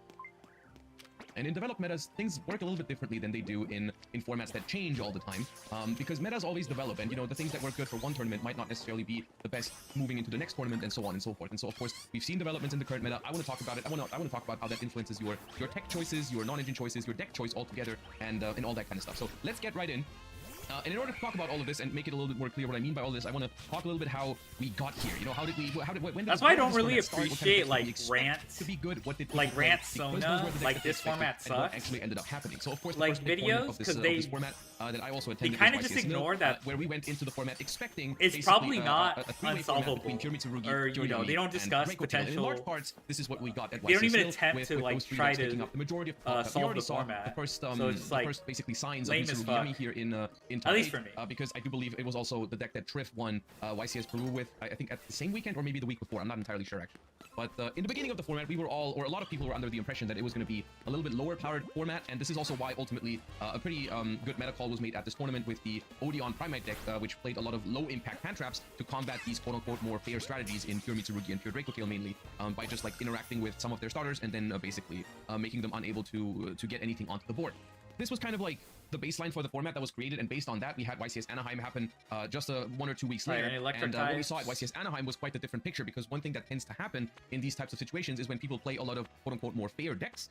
One thing that, you know, preys on those fair decks is decks with a very high ceiling and decks that are able to push through those low-impact hand traps. You know, and so at YCS Yes. Anaheim, we saw decks like Mitsurugi Yami really pop Odeon off, doing and decent? That's Crystal cool. K9 ended up taking the event, which is a deck that is notoriously very strong against low-impact hand traps like Effect Bailer or Ghost Bell and stuff like that, especially Ghost Bell. I know is a these card that guys we're are gonna on talk about today because that was a phenomenal card against the basically the 3 decks that I just mentioned, but is going to be performing a lot worse into those higher ceiling, high power decks like Crystron K9 and Mitsurugi Yami. YCS Sao Paulo happened, and at YCS Sao Paulo we kind of saw a little bit of both. We still saw Mitsurugi Yami basically taking the top Am I spots down in with the grass event or poison? with 8 people in top 32 in total, but matched by Draco Tail. Almost I done also with want to talk poison, about Draco wow. Tail today because Draco Tail is one of the decks that can react pretty well to meta shift because it has a lot of I'm room pretty for much almost done knowledge with and bugs, therefore, too. was able to adapt to these changes. But essentially, where we're at the moment is we still have those 3 low. I'm just going to refer to them as lower power or fair decks, I guess, in the format: Pure Draco Tail, Pure Mitsu, and Pure Yami, just so you know what I'm referring to. But like, you know, people are going to say, oh, those decks are Okay, not we're fair, done so with whatever. poison. But compare it to like Mitsurugi Yami or K9 Crystron or whatever, the really high power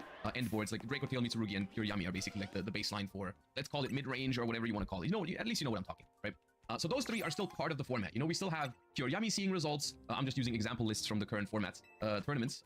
We have Pure Yami seeing results, we have Pure Mitsurugi seeing results, and we have Branded Draco Tail seeing Alright, results. now This being let's the get list some. that actually ended up winning YCS Sao Paulo altogether. So yes, all 3 of these decks can still perform. However, there is something you need to realize when you pick one of these decks, and that is the fact that, you know, these higher ceiling type of decks are built to beat exactly these, you know, and all 3 of these decks individually have their own sets of weaknesses. You know, they all 3 are pretty bad into Dimensional Barrier, which is one of the main driving forces. Like, all of these lists have one card in common, or I mean, they have multiple cards in common, but Dimensional Barrier is, I believe, in every single side deck here. In some decks, more copies than others, but He's in gonna general, suggest Dimensional Barrier Malice is everywhere in these example lists as, that like, I've used for today. Dimensional Barrier, as a toxic of a card potential as it might pick be, is a card that you should take into consideration to when you respect pick a deck D for a barrier. tournament. And that is basically the first thing I want to talk about is reevaluating your deck choice altogether, you know, because of course you can do the one thing, which is complain about Because that's D like barrier as a one card, thing that which, Malice I think can is, do. you know, a fair thing to Malice do, which is, is why I also like, did it in my video. At the very, same time, very, you know, I'm like, not it gonna can quit still the game because D FDK barrier exists, in the and, sense you that, have like, to it look for sets up possible a solutions. And one possible solution that unbreakable people, of course, board have brought going up first, is play a similar deck to- that doesn't lose to D barrier. Of course, it kind of sucks if you really like And it Yami, just Pure Mitsu, or Pure Draco ignores Tail, but fucking those D decks are barrier. pretty one-dimensional in terms of their extra deck, and so if you get hit with a D barrier, you're going to be in a rough So spot. I could one see it potential being good solution in, is like, picking a different deck. Now, one the thing is, kind those of other decks are format. also going to have weaknesses, but in general, that is a possible solution. Is It's also if you- good if you keep versus running roll, into this D too. barrier problem,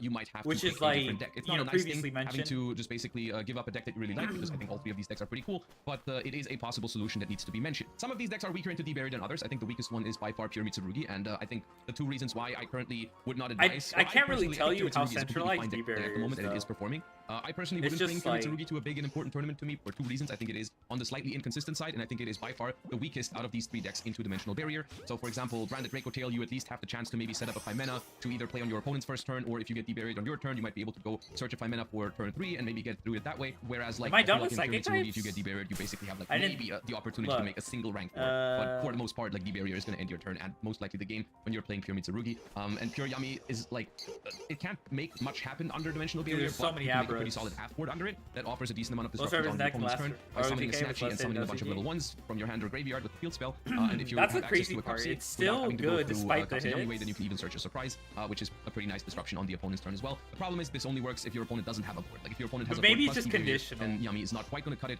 But in the case where you were able to hand trap them sufficiently and they weren't able to set up a big board, then you can be fine. Like, with it. maybe he just needs a out of those 3 right, decks, the if you right really care environment. about Dimensional Barrier, I think Pure Yami or Draco Tail are a better pick than Mitsurugi. But of course, the decks that need to be talked about are the new challengers that basically have appeared in large at YCS Anaheim and are a lot more common now after YCS Anaheim. K9 Crystron is surprisingly, No, even though it was the deck that won YCS Anaheim, I feel like the less popular of the 2 decks that we're going to talk about now. But I just think it's important to understand why a deck like this was able to perform, because on paper, I'm not going to lie to you, on paper this deck is pretty close to a coin flip deck. Like, it is one of the best decks at going first, but it shouldn't be that great at going second. Now, of course, you have your non-engine, your Fubas, you have your Drolls, which are pretty good against especially Mitsurugi. You have your Ash and your Bell, which are pretty strong against Draco Tail and Mitsurugi, and then you've got some Droplet to break some boards. This deck is exactly the type of deck that really preys on these types of like low ceiling decks. Is also the type of deck that really punishes people for interrupting slightly suboptimally into it, you know, like, and Izuna being a hand trap that some decks play into kind of carelessly if they don't expect it, is also sometimes pretty nice. So basically the deck is the most consistent deck at winning going first, I believe, in the current format. I don't think there's another deck that does it quite as well, especially in a time where people played a lot of those low impact hand traps, and that's the most important part. We're going to talk about non-engine and where non-engine is in the current format. I just wanted to make it more of a discussion style video rather than just making a... I could have told you all of this in a tier list for the decks, and then I could have made a tier list for hand traps and board breakers. Let me know what you think of this style of video because I feel like if I'm showing examples and bringing, I feel like it makes it make more sense if I'm going through it like it's a process, you know? Because I feel like this K9 Crystron deck, it was really a response to people playing more fair decks and more fair hand traps, because it really does well into that sort of environment. But yes, and that's why I think that deck was able to perform at YCS Anaheim. And whether I like the way this deck wins or not doesn't matter at this point, because it is a deck in the format, and we're talking about how to deal with it. Now, essentially, what I just said is already part of the solution for this deck, because low impact hand traps are, in my opinion, not the answer to this deck. You know, cards like Ghost Spell, Imperm especially is a card that I think is already in the process of falling off quite hard. But we're gonna get to that in a second. But basically, once people start playing more high impact hand traps, more high impact non-engine in general, this deck is basically going to turn more and more into the 50-50 style deck that it basically always was. But then it becomes a little bit worse than that, because people will have more realistic win cons when they're going second again. Because instead of drawing, let's say, an Imperm, they're going to draw maybe a Molcharmy Perulia, which is another more high impact hand trap against this deck that has the chances of drawing your opponent into more Charmies and stuff like that. Maybe Imperm is a bad example, because Imperm is like on the better side of low impact hand traps against this deck, because Ripper can't negate it. Let's use Effect Veiler as an example. You know, I feel like a lot of people are going to cut Effect Veilers even from their Draco Tail builds.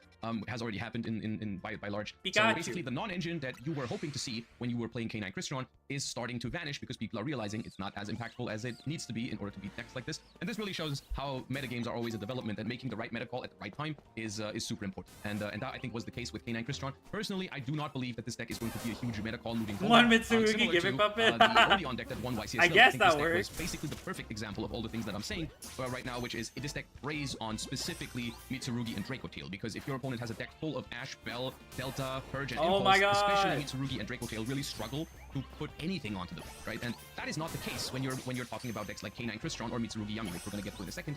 So right, the meta call that was made at YCS Lille, I don't think is one that is going to work in the near future, unless something dramatic happens and people suddenly stop playing Mitsurugi Yami. But Mitsurugi Yami as a deck is going to be very, very hard to stop from this type of angle, right? And so this really, this deck really encapsulates the early solution to the format, which was low impact hand traps against the fair decks, and that is not going to work, in my opinion, against the high ceiling decks that people are playing. So a perfect example of a deck that worked super well at one tournament, but moving forward, because the meta develops and because new decks are being played and more popular now, I don't think just copying this list from YCS Lille is going to get you anywhere, because the format has changed. It was a good call once, but no longer works as far as I'm concerned. I don't think this is something that can consistently win going. Speaking of essentially this deck right now, which seems to be the biggest player in the format, and I'm not going to lie to you, I think that makes a lot of sense. Mitsurugi Yami is, in a lot of ways, it seems like a very, very solid pick right now for a couple of reasons. So I'm going through this from a more analytical standpoint as to why I think this deck is able to perform. Now, Yami and Mitsurugi are both engines that have weaknesses. We talked about it before. Dimensional Barrier, and so on and so forth. Pure Mitsurugi has a problem with Rolling Lockward. Pure Mitsurugi has a problem with consistency. Putting the two decks together does a couple of things for this deck. And it's important to understand what exactly happens when you combine these two strategies and why it works on a conceptual level. And that is, you lose non-engine space, but like I just talked about, non-engine has become less potent in the current format, because people are leaning towards more high ceiling decks at the moment, you know, K9 Crystron, Mitsurugi Yami, and against those decks, you don't want to be drawing hands full of Effect Veilers, Imperms, and other low impact hand traps. You want to draw the high impact. Oh, I'm not done with with your Kubas, your Rolling Lockward here in the main deck as for this list, and some others I'm going to discuss in a second that I predict to become more popular soon. Instead of playing like 20 non-engine, I think a more solid approach for decks like this is to play like 12, but really use the high impact ones and use more slots for engine. In order to combat these lower ceiling decks in the format, and in order to push through the fairer hand traps in the format. And I think that is one of the reasons why Mitsurugi Yami even became a thing and is so successful at the moment. Another thing about this deck that is very good is that Yami and Mitsurugi cover each other's weaknesses quite well. If you have a Dimensional Barrier, you cannot possibly call Synchro and Ritual at the same time. So if your opponent has access to a Yami starter, and then you activate D-Barrier calling Synchro, and then your opponent keeps playing with Habakiri or Pre-Prep or Prayers, you might be in trouble, because maybe thrust into D-Barrier was your plan against Molcharmy Fuvalos, and now your opponent suddenly still has a full Mitsu engine to push into your board, because you were forced to call Synchro with it because they started playing with Yami, and vice versa, of course, same thing. You know? Opponent starts Habakiri, activates Ritual, you call Ritual, and then they normal summon Kapsi, you're in trouble. So this deck, not every single hand can do this, because not every single hand has access to both engines, but a decent amount of those do. You know, you do have 3 Habakiri, 3 Prayers, and 3 Pre-Prep as basically 9 one-card starters for Mitsurugi, and then you have 9 Yami names as one-card starters for Yami. And if you ever draw a combination, your deck all of a sudden is pretty resilient to D-Barrier, and not only that, it's also pretty resilient to Rolling Lockward, which Mitsurugi would maybe struggle into, but the Yami cards don't care that much. You know, yeah, you might miss on a Kapsi search, but you can still make a pretty solid half board under a Rolling Lockward with the Yami cards, regardless. So what's the downside then, you might ask, for playing such a deck? Because at the moment, it seems like a pretty solid meta call, and what changes from here? What happens from here on out that might impact this? So The more engine you play, it might sound like the more engine you play, the better your deck gets, which in a lot of ways can be true in Yu-Gi-Oh! At the moment in the current format, because I do think the statement is true against the fair decks. Against Yami, against Mitsu, against Draco Tail, the more engine you play, I think the better your deck becomes into those types of boards, because you can just push harder, and that often works against those strategies. However, it does not necessarily work if people change their non-engine. And so this is where I want to talk about some non-engine cards that have been pretty popular, and some other cards that have been getting more and more popular now because they are solid cards against specifically Mitsurugi Yami and also K9 Crystron, while still being solid into decks like Yami, Mitsurugi, and Branded Draco Tail. One card that I predict is going to see a small decline is Ghostspell in Haunted Mansion. That card was basically amazing in the three-way format between Yami, Mitsu, and Draco Tail.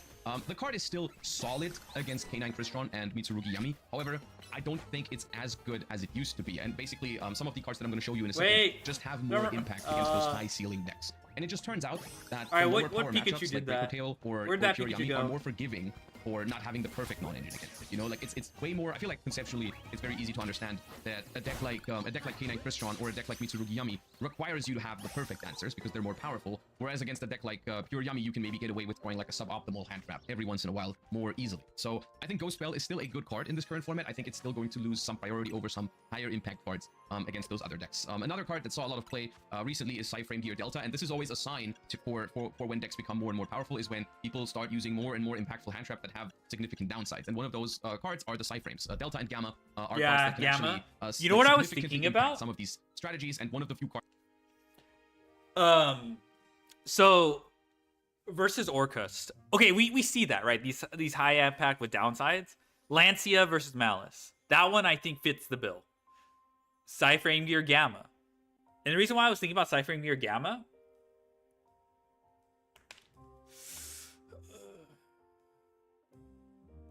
I forgot what to say, but Gamma's like a very good example too, because you know when I played in Master Duel, I feel like a lot of decks I had to play Gamma because a lot of decks just could shrug off the lower impact hand traps, and it felt worth, even with Gamma at 1, it still feels worth playing. Also, I was playing it in Math Mech, and you know, every time Gamma gets brought up in fucking Math Mech, they're like, FYI, if you resolve Gamma, you can't activate Transcode. Yes, no fucking duh, of course. I know that. But if you know how to combo, it doesn't matter. It actually just doesn't fucking matter. The only time it actually conflicts is Defensor. Because Defensor has a retroactive full turn lock for Cybers. So if you summon Gamma, you can't play because if your only play is Defensor. But anyway, all the smartasses bring up Transcode, like they're like. But the problem is these fucking decks are so fucking high powered. I have to play Gamma. So Delta, I think you attack Gamma's two bodies. Yeah, that's what makes it like. That's what makes it nice. The two bodies compensate. So Delta, I imagine this is for Mitsurugi Ritual. Anyway, back to my earlier point. Versus Orcust, the Mech Knight Orcust, whatever the fucking normal Gearsu. Mech Knight Gearsu. Mech Knight Gearsu is very strong. In fact, Orcust just plays through quite a few. I'm just gonna talk about Mech Knight Gearsu. There's always Lancia. Lancia deals with Gearsu, but Ash, Imperm, Nibiru, they don't necessarily on their own deal with Gearsu. However, so Gamma's one of them. Gamma does deal with Gearsu. One thing I did think about is fucking Baldrake. Baldrake might be another answer to Orcust. So I was thinking of playing Baldrake because what you're supposed to do with Baldrake is they dump Harp Horror or whatever, and then you don't activate Baldrake yet. Then they activate the effect to summon a token on your side of the field. So then chain Baldrake to that effect, banish the Harp Horror, you get the token, and if they link 1, you tribute the token, banish their stupid ass link 1. And I'm like, hey, maybe I'm cooking. But okay, but there's the downside. You have to play Bystials or whatever. I don't think Bystials are that bad into the format, but it's easier said than done. So I'm kind of almost convinced if I have trouble with Orcus, besides Lancia, I think Baldrake, like literally playing 3 copies of Baldrake to deal with fucking Mech Knight Gear Seal would be pretty killer. But yeah, that is it's just a thought.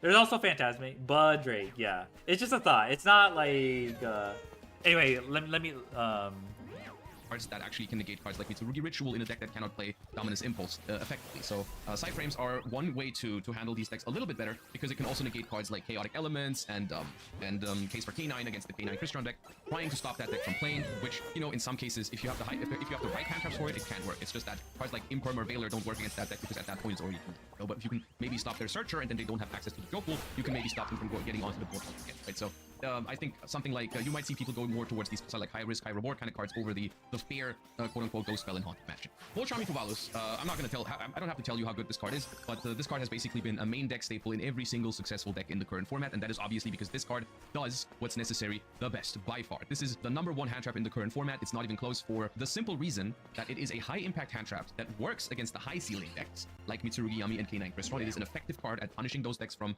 doing their full combos, even though technically K9 Crystron could still Mjolnir lock you, but if they do go for that, they're gonna have to give you a decent amount of draws, and you're gonna be able to maybe draw into more ways to stop that hopefully, because, you know, Ripper negating hand traps is pretty effective when your opponent only has 5 cards in hand, but if your opponent draws up to like 8 or 9, then all of a sudden you might have ways to outplay the Ripper. It does that really well. It beats the high engine decks, but it still is a valuable card in the other matchups, and I think that is what non-engine needs to be, right? I think that is where non-engine has to be. It has to be good against the high ceiling decks, but it has to be okay and decent into the lower ceiling decks as well. And Moltrami Fuvalus does this. You know, it's good against Yami, it's good against Mitsu, and against Draco Tail, even though it's not gonna like be crazy impactful. It's still gonna stop them from maybe making their seals or whatever. They're still just gonna do like one fusion and then pass.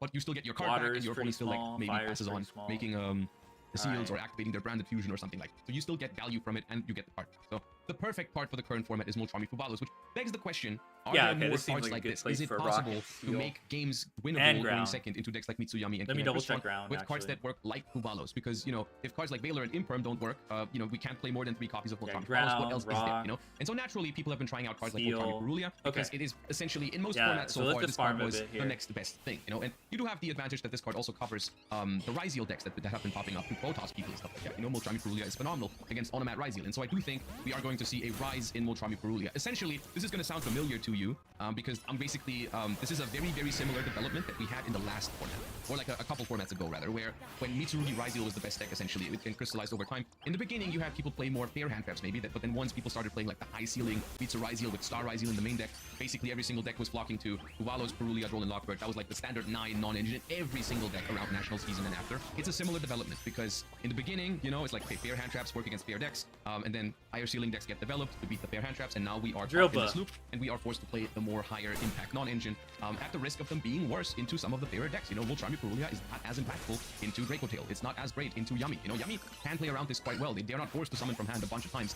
You're probably going to get your card back, though, against most of these matchups, and that's the key point here. You know, like, it's fine into the lower ceiling decks, but pretty good into the decks that are trying to do a little bit of a sleeper pick here, though, even in the main deck, in my opinion, is Moltrami Meow. And I feel like this, in a lot of ways, is a pretty interesting card. Shout out here to Rafael Wright, who got second place at YCS Sao Paulo, main decking Moltrami Meows over Moltrami Purulia, and I thought that was really interesting. Now, this card, in a lot of ways in recent formats, has been treated as a worse version of Moltrami Purulia in the current format. I'm not sure if that's entirely true, because this card hits a lot of matchups in a lot of very interesting ways. Whereas it is a higher risk, higher reward type of thing over Purulia. Purulia is a very safe bet in a lot of matchups. It's going to give you your card back immediately, and once the opponent, like even if the opponent doesn't really play into it too much, it's relatively safe. Moltrami Meows has a couple of spots where it won't feel very good, like against Draco Tail, for example, this card is not going to feel very good. If you're lucky, they might go for a revive off of Frixel, but even that probably doesn't happen on the first turn. So a very mediocre card into at least one matchup can become a pretty impactful card against something like Mitsurugi Yami, because it's funny, pure Yami doesn't care that much about Meows on their turn, because for the most part you revive once, maybe twice, right? You'll revive with, well, actually you revive with Cookie Yami, where you revive with Metal Marcher and you revive with Surprise, but it's relatively easy to maybe skip on 1 or 2 of them, right? So that part, like against the pure Yami deck, the Meows is just okay. You get your card back probably, and they might skip on 1 or 2 summons, which is already good enough, but it's not like crazy.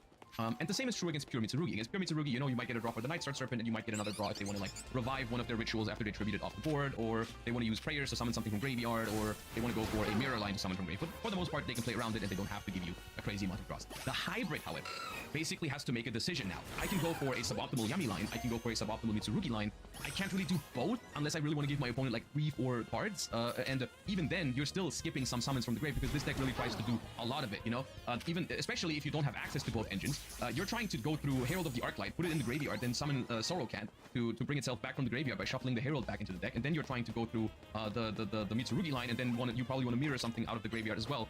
It's a decent amount of special summons, or you want to use Zombie Vampire, which is also a graveyard. So this deck in the full combo can summon from the graveyard like I feel like 5 or 6 times at least, and if you force them to basically not do much of those, this card is really impactful against.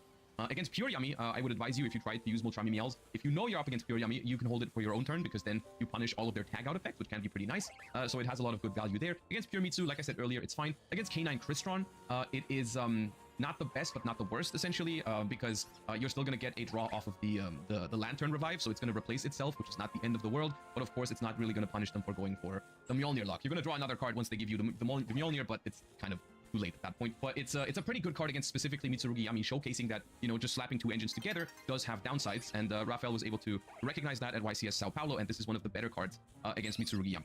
Another card I want to discuss that's been popping up a lot more is Droll and Lock Bird. Now, Droll and Lock Bird is an interesting topic because I do think it is one of the few cards that, if they don't immediately start with Jokel in hand, can stop the Crystron K9 deck effectively. I think there is basically no real hand trap that stops this deck outside of Charmies and Droll and Lock Bird, which just goes to show how powerful this deck is at going first, because you essentially have to apply a lingering effect to it because most one-on-one effects do not work consistently. The problem with Droll and Lock Bird is it's very hit or miss against it. You know, sometimes it does everything you want, and sometimes it doesn't. If they start with Noroi or Jokel Hard Draw, then they might not even play into your Droll at all, because they can go summon Noroi, summon a level 5, don't even activate the effect to search, and immediately overlay into a Ripper if their hand is good enough. I believe we saw Kamal do that in one of the games at the finals of YCS Anaheim. I think it was game 3, where I think he went first and just didn't even use the effect to search, immediately made Ripper to be safer into Droll and Lock Bird. And in game 1, we saw Kamal even self-droll against the opponent's Charmy to still go for the Mjolnir lock after. So Droll and Lock Bird by no means is a guarantee that the deck won't play, but it gives you at least a little bit of a chance. Same is true against Mitsurugi Yami. It's very hit or miss, because if you catch them on an awkward hand with it, it can be really nice. You know, if, for example, the opponent starts with normal summon Cupsy, search Surprise,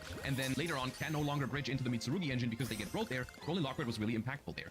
Or if they start with Habakiri, Tribute Saji at Ritual, and then you roll, and then they might not be able to do the proper Yami combo because they can no longer bridge into like, they can't use Cupsy to search Surprise and stuff like that, and so like their Mitsu combo is going to be suboptimal, and their Yami combo is going to be suboptimal, and this deck doesn't have the best non-engine to back things up, so even if they make it half board, it's going to be easier to break. So Droll and Lock Bird against the high impact decks pretty good. Against the lower ceiling decks like Pure Yami and Draco Tail, the card is not that good, but it's a natural thing because there is not that many options when we're talking high impact hand traps, and the problem is that K9 Crystron is a deck that locks you out of playing the game, so it has to be hand traps. It cannot be just board breakers unless you want to ignore the K9 Crystron deck, which I'm not gonna lie, I want to mention it because I do think it is an option in the current format to just ignore this deck because it's not that popular, and I'll be honest with you, it is a problem that is going to be very hard to solve, is beating K9 Crystron when you're going second. You know, like, I think I would go as far as to play some Charmies or maybe Droll in my deck, but I don't think there is much more past that I would be willing to do to try and beat this deck going second, because I feel like at that point you're fighting a losing battle. That is something that, you know, like, it's very unrealistic to beat a deck that is this good at going first, consistently going second, without those cards I just mentioned. Dark Ruler No More is a card that in the beginning didn't see a whole lot of play because it wasn't considered very good against Draco Tail. It wasn't considered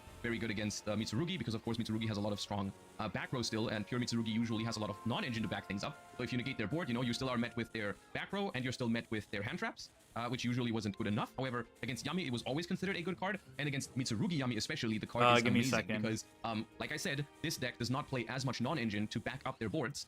This build has exactly 9 hand traps that work behind a board because the Charmies do not work, and some of the more recent lists that I've seen, for example, Raphael Wright's list played Fubalos, Meowls, and Dark Ruler in the main deck, so it had very little non-engine to back up their board after being Dark Rulered itself. Another ruling quirk against Mitsurugi that, even though the deck's been around for a while, I don't know if everyone is aware of this, Mitsurugi Prayer's effect to special summon a Mitsurugi from hand or grave cannot be used under Dark Ruler because you cannot take damage. Taking damage is necessary for you to be able to special summon, so you cannot use that effect of Mitsurugi Prayers under Dark Ruler. The thing that they can do is if they have a Murakumo on the board, they can tribute it for Prayers and then bring it back with its own effect, but they cannot bring it back with Prayers if, for example, they made a Zombie Vampire beforehand and it's now in the graveyard. We're almost done. Oh my god. So Dark Ruler No More, depending on how they combo and how they set up their board, is going to handle a lot of the Yami's disruptions and a lot of the Mitsu disruptions, and they might be left with just Surprise to reborn something and maybe a Prayers to tribute a Murakumo, but that is something that a lot of decks are going to be able to handle. So basically, the only downside for Dark Ruler is it's not as impactful against some of the favored decks in the format, and it's basically not that Water good against types, unless fire they won't be able, types. unless they for some reason are not able to Mjolnir lock you. Then Dark Ruler becomes Fighting types, pretty good. ground types. So essentially, I think you need to reevaluate your non-engine choices for the current format. I think it is time to play more high-impact stuff. Molcharmies, Roland Lockbird, Dark Ruler no more. Sort of like, I mean, Silver Bullets, kind of like one card to solve all your problems. It's not always going to work because those decks are powerful for a reason, but I think it is a better bet than just slapping 15, 18 low-impact hand traps into your deck and trying to win that way. The next thing I want to quickly talk about is maybe reevaluating your deck choices, because, you know, if D-Barrier is a card and Dimensional Fissure is a card and so on and so forth, you know, what are the type of decks in the current format that you can play? And this is a category that's especially important to me because this is something that has helped me personally in the past in these types of situations. If there was a format where there was a bunch of different decks that were viable, but I didn't really vibe enough with one of those decks for whatever reason, you know, maybe I liked some decks, but they had a couple of problems, or then there was a couple of decks that I just didn't like. Like, for example, in the current format, I really like Yami, Mitsu, and Draco Tail, but I recognize that all three of these decks have problems, and at the same time, decks like K9 Crystron I simply don't like, and even Mitsurugi Yami is a deck that I think, like, style-wise, I think I could vibe with it, but at the same time, that place was a good more and more good non-engine cards against the deck into their deck, so I'm not sure how good of a call it's going to be moving forward, but that's definitely one of the better choices. But like in the past, you know, sometimes in those formats, I didn't force myself to play the meta decks that everyone was considering the best decks. Instead, I looked for other things that I just enjoyed and I thought were pretty good into some of the cards that people played. That's, for example, what happened when I played Bestial Runic at YCS Bologna back in the day. I didn't like any of the meta decks, and I thought, you know, it has a pretty good matchup into stuff like Unchained, which is pretty popular. Had a problem matchup in Rescue Ace, but other than that, it was pretty solid into the rest of the format. So I ran with it, and I did well with it, and that was a cool experience. And at that point, don't. in the future, I'm going to be more open to playing these sort of like rogue strategies or tier 2 strategies in a format where I simply don't want to play one of the top 3 or top 4 decks. And so a couple of things that I want to bring up of decks that I think could be good meta calls at the moment, if you like them. The first thing is Sky Striker. Now, Sky Striker is a deck that Sky Striker, let's go. Matchup into Yami, Mitsurugi, Draco Tail, and Mitsurugi Yami, in my opinion, because you can break those boards very efficiently. It's going to have a terrible matchup going second into K9 Crystron because you simply do not have the proper amount of hand. Could you play going first or going second Sky Striker? I think both are an option. I'm a little worried about the timer with going second Sky Striker because you're going to force yourself into grind games very, very, very often. But that's honestly the case even when you're going first. So maybe blind second Sky Striker is even the better option here. But this is definitely a deck that is on my radar for the regionals I'm attending in November and maybe even YCS Bologna. I'm going to try this. I'm not sure if it's going to be good enough. I'm not sure if maybe blind second is too exploitable and K9 Crystron is too difficult or whatever. Or maybe the boards when you go first are a little bit too breakable. All of that is possible. But what I like about this deck is it's got fun grind games. It's pretty good into D-Barrier. I mean, basically ignores D-Barrier. Doesn't care much about Dimensional Fissure. Roland Lockbird is a problem. I'm going to admit it. Roland Lockbird's a problem. If people start playing Droll everywhere, then you're going to struggle into it with this deck sometimes, for sure. But maybe I'm willing to take that in exchange for, you know, D-Barrier and all that kind of stuff. Even though if Droll becomes a main deck card, then, you know, you're going to have to deal with Droll every game, whereas you're not going to have to deal with D-Barrier every game, only post-side when you're going second. So I just want to throw it out there. I've been messing around with Sky Striker a little bit. I've been liking it. It's been enjoyable for me, and I do think it is good enough to perform. Another deck I want to mention is Orcust. Now, this is a Mitsurugi Orcust Will you accept if Bray sends you World's Boxer Brief? Not really. Try and make Fiendsmith Orcust work like the one that won the WCQ, even though Moon is now banned, but I still think it can. No, I don't think I'd. For all the Charmies, it can main deck Droll, and he would have to prank breakers me. on top of this. Like the non-engine slots here are actually still good even in the current format. The only problem is you can no longer bridge into Fiendsmith via Moon of the Closed Heaven, but other than that, it still works just fine. And once again, this is a deck that is going to be pretty good into Dimensional Barrier. Whereas in Mitsu Orcust, you have a similar effect than what you had in Mitsu Yami, where Mitsu pretty bad into Barrier and Roland Lockbird. Orcust does not care about this. Orcust pretty bad into Dimensional Fissure. Mitsu can play just fine. So these two cover each other's weaknesses quite well, and you even get to play Dominus Impulse, which is nice. So this is another deck I have on my list of decks that I want to try, and I also really vibe with the playstyle of Orcust. So I think that is an option that I should be considering for upcoming tournaments. And now, to end the video on a banger, Malice. Malice is, I think, not the worst call right now. I hate to say it. There's been a couple of Malice decks that did well at YCS Sao Paulo, and I don't think that is a coincidence. I think the people that played Malice played it for exactly this reason. This deck is probably the deck that cares the least about the hand traps and the floodgates that people are playing at the moment. Yeah, D-Barrier, Droll. D-Barrier, no problem at all. Weak hand traps. No problem. Yes. Dimension Ground, no problem. Dimensional Shifter, no problem. You can even play it yourself, even though this list doesn't.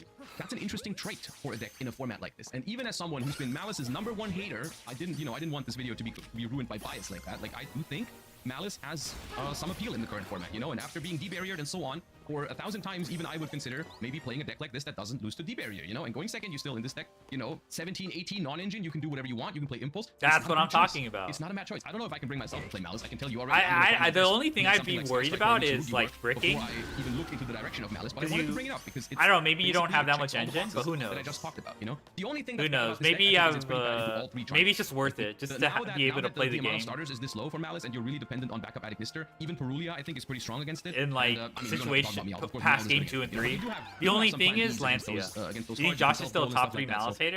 I wanted to bring it up. Yeah, essentially, this was a little Honestly, bit longer of a ramble, yes. but this is something Maybe I've been not doing more now, recently anyways. but just talk about Yu-Gi-Oh! him for a while. and If you Jesse watched were until the very calling end, out then thank you for Malice while watching. I hope everyone this was helpful to you. blazing the I fuck hope out this of was an Malice. interesting discussion So about the current state of the format, about the meta Yes. developments that have happened in recent times. I- Let me know I, your feedback in the in comments terms section of down below. Do you hatred, like this huh? video? Do Actually, you I like don't them this know. long? Do you like them Okay, being we were done in talking this about way? Should I hatred. maybe should I split them up into I don't two videos? know. One about That's kinda choice, hard one about to- pick cards or whatever. Hope you liked it. Hope it wasn't I too don't know, long. I feel Thank you for watching. like Make sure to comment and subscribe. I'll There's see you like next time, duelists. streamers. Okay. How would I describe it? Josh just quit MD, alright? He ain't that hating. He ain't hating that much. How would I describe it? Josh just quit MD, alright? Shut the fuck up. Who the fuck auto played into this? Shut your ass up, stupid ass Cupsy. Let me see. Okay, what's the next on the docket? I feel like I've heard more distasteful things said about Malice on like different streams. Let me see. Okay.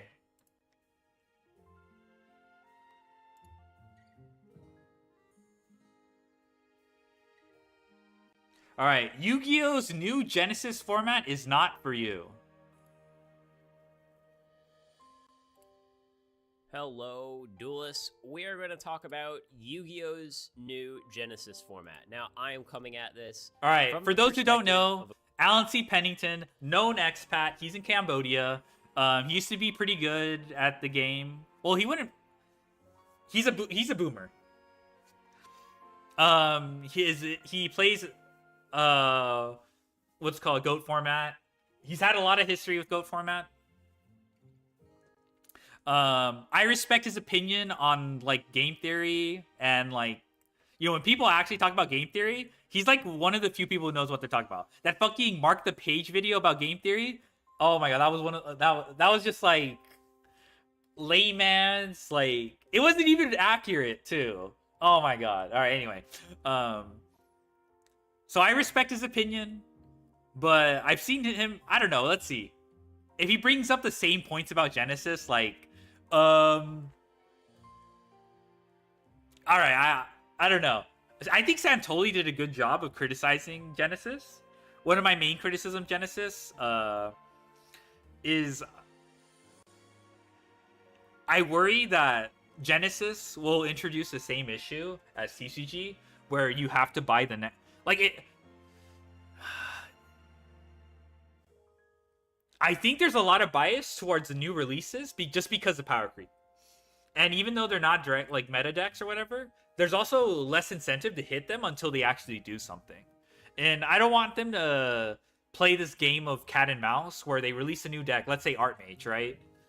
And Art Mage is good because the card quality is a lot better than previous decks. In fact, I think a lot of Genesis decks from that are good right now currently are released in the last year or something. So, I mean, I don't think this is like, we just can't, this trend that we're observing just can't be like conclusive because the format hasn't evolved far enough. So I worry the whole chase meta of like new card comes out, we have to chase it, but on a smaller scale for Genesis, I hope it doesn't happen. And if they're less likely to hit these new releases, then it's, you know, it's, I don't know. I just remember they were like, we're not going to hit Radiant Typhoon or anything like that because let's see what they do, which is fair enough. It's a good stance, you know. But we'll see. I imagine, like, they mentioned they're going to hit Vanquish Soul, which I think good. That deck should be hit. But it'll probably be playable after those hits, so we'll see. Why is it when rich white people move to different countries, they're expats, when other people move to different countries, they're immigrants? I don't know. There's probably some nationalism involved in that. Now that I think about it. But isn't immigration, like, specifically, like, people entering a country from your perspective, from your entering your native country? And then there's, I forgot what the opposite, there's another word for it. Opposite of immigration. But maybe, I don't know, maybe there's some nationalism involved.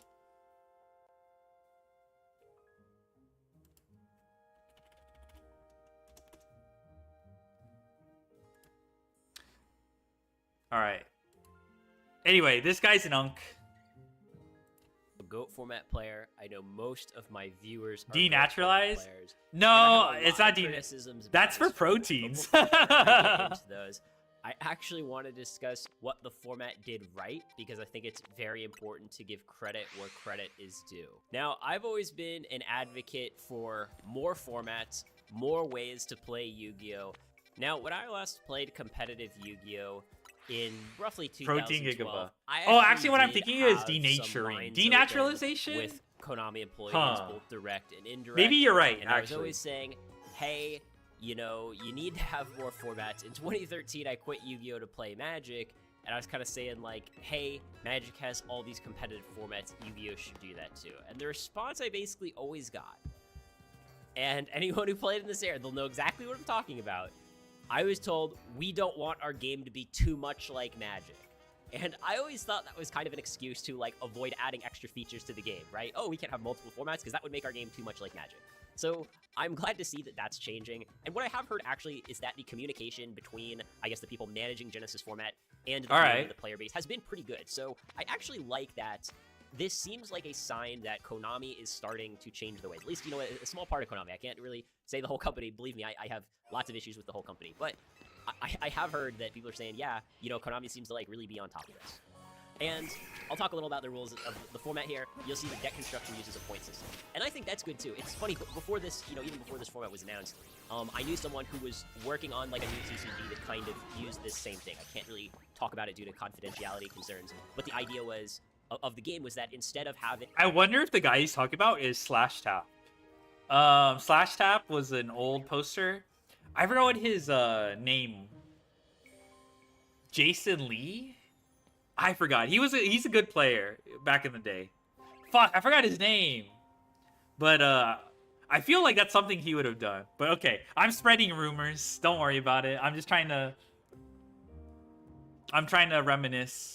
Like mana printed on cards, you know, using mana or energy to cast more powerful cards. The idea was that each card had like a deck building resource. So like a 10-point card would cost a lot. I wonder if they'll add an Easter egg into Konami code. Then, oh a shit! 1-point card would, you know, cost very little, relatively speaking. So I am a fan of this mechanic. The issue with the mechanic, in my opinion, is that unlike this, you know, new game that I'm helping someone with, the point cost is not printed on the cards. So the reason that you know Abyss Dweller costs 100 points is because, well, it's on this list here and it says 100. It's not like you can pick up an Abyss Dweller and say, oh, look, it costs 100 points. And I think that could be kind of a pain in the ass for people running a tournament. Particularly for people running... Yes, this is true.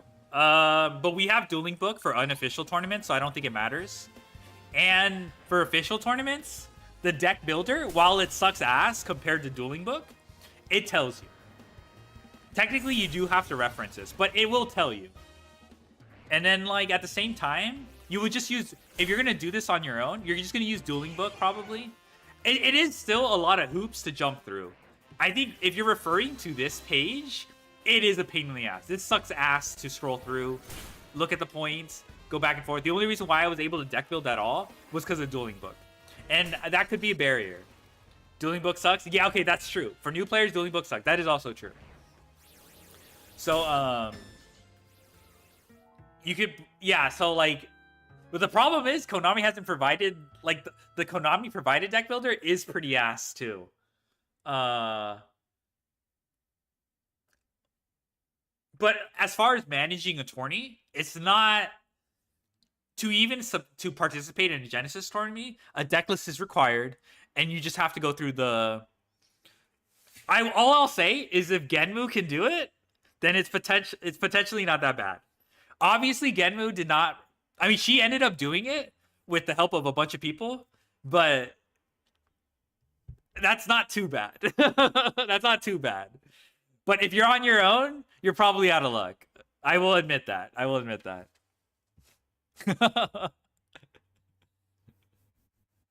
All right. I'll like an IRL tournament. Now, if you're playing online, you're using Dueling Book or Yu-Gi-Oh! Pro, maybe someday this format will come to Master Duel. Not too bad, Rad Guy. Oh shit, I died! Because it just figures out itself. But if you're like a local store, and say you've collected 50 deck lists for this format, let's say, it would be a pain in the ass to just figure out if someone's deck is legal. Because you have to go card by card on their deck list and look it up. Oh, their deck has Ash Blossom in it. How many points does Ash Blossom cost? And you, oh, it's 15. Now, for some of the more popular cards, you will get to the point where you are Well, I you know, mean, memorizing. I I guess, how okay, many I points it hope costs. in It's Genesis interesting, some cards on the tourneys, list, they just say 0 points. for no which TS, you will is use odd. like Maybe the they used to call points and official they were dropped down to 0. submission, And then you have some but cards that are maybe like 3 not. points, which is kind of weird. But So it's not super locals. intuitive. It's not like every deck is a multiple. Every card rather. Is I don't know. The multiple stakes 10 are or low in multiple local, 5. so I'm not that They're peeved. really, really weird numbers. It is a pain in the right? ass though, but it's not that. Even some I think are like 17. Like this Cyberstein is like 27 points. Like, are you? I'll be gonna- honest. I don't know, like I said, It's kind of if the you just have, same like, a for photographic memory, there's, time like, travel, 500 though. cards on this list, and having to memorize the point value for 500 cards, and having to memorize like, oh, what cards on this list, what cards not on this list, is going There to are be people very who bring time-consuming in for most locals people. like 2 Dark Hope, I see like that being an issue. The fact that it is not like easy a to bunch of you know what I mean, validate illegal deck cards lists as to begin with. So legal. I mean, it's less But I don't think complicated that's than the a end of ban the list. At the end of the day, if the format is I mean, a good, ban list then is less the complicated, legals but is worth it. However, you know, again, my audience is mostly Goat format players, and I think they're going to be very disappointed with this format. Now, I actually made a graphic based on my research of the power level of this format. Here it is. We see here that, you know, Goat, you know, very, very sort of less powerful format.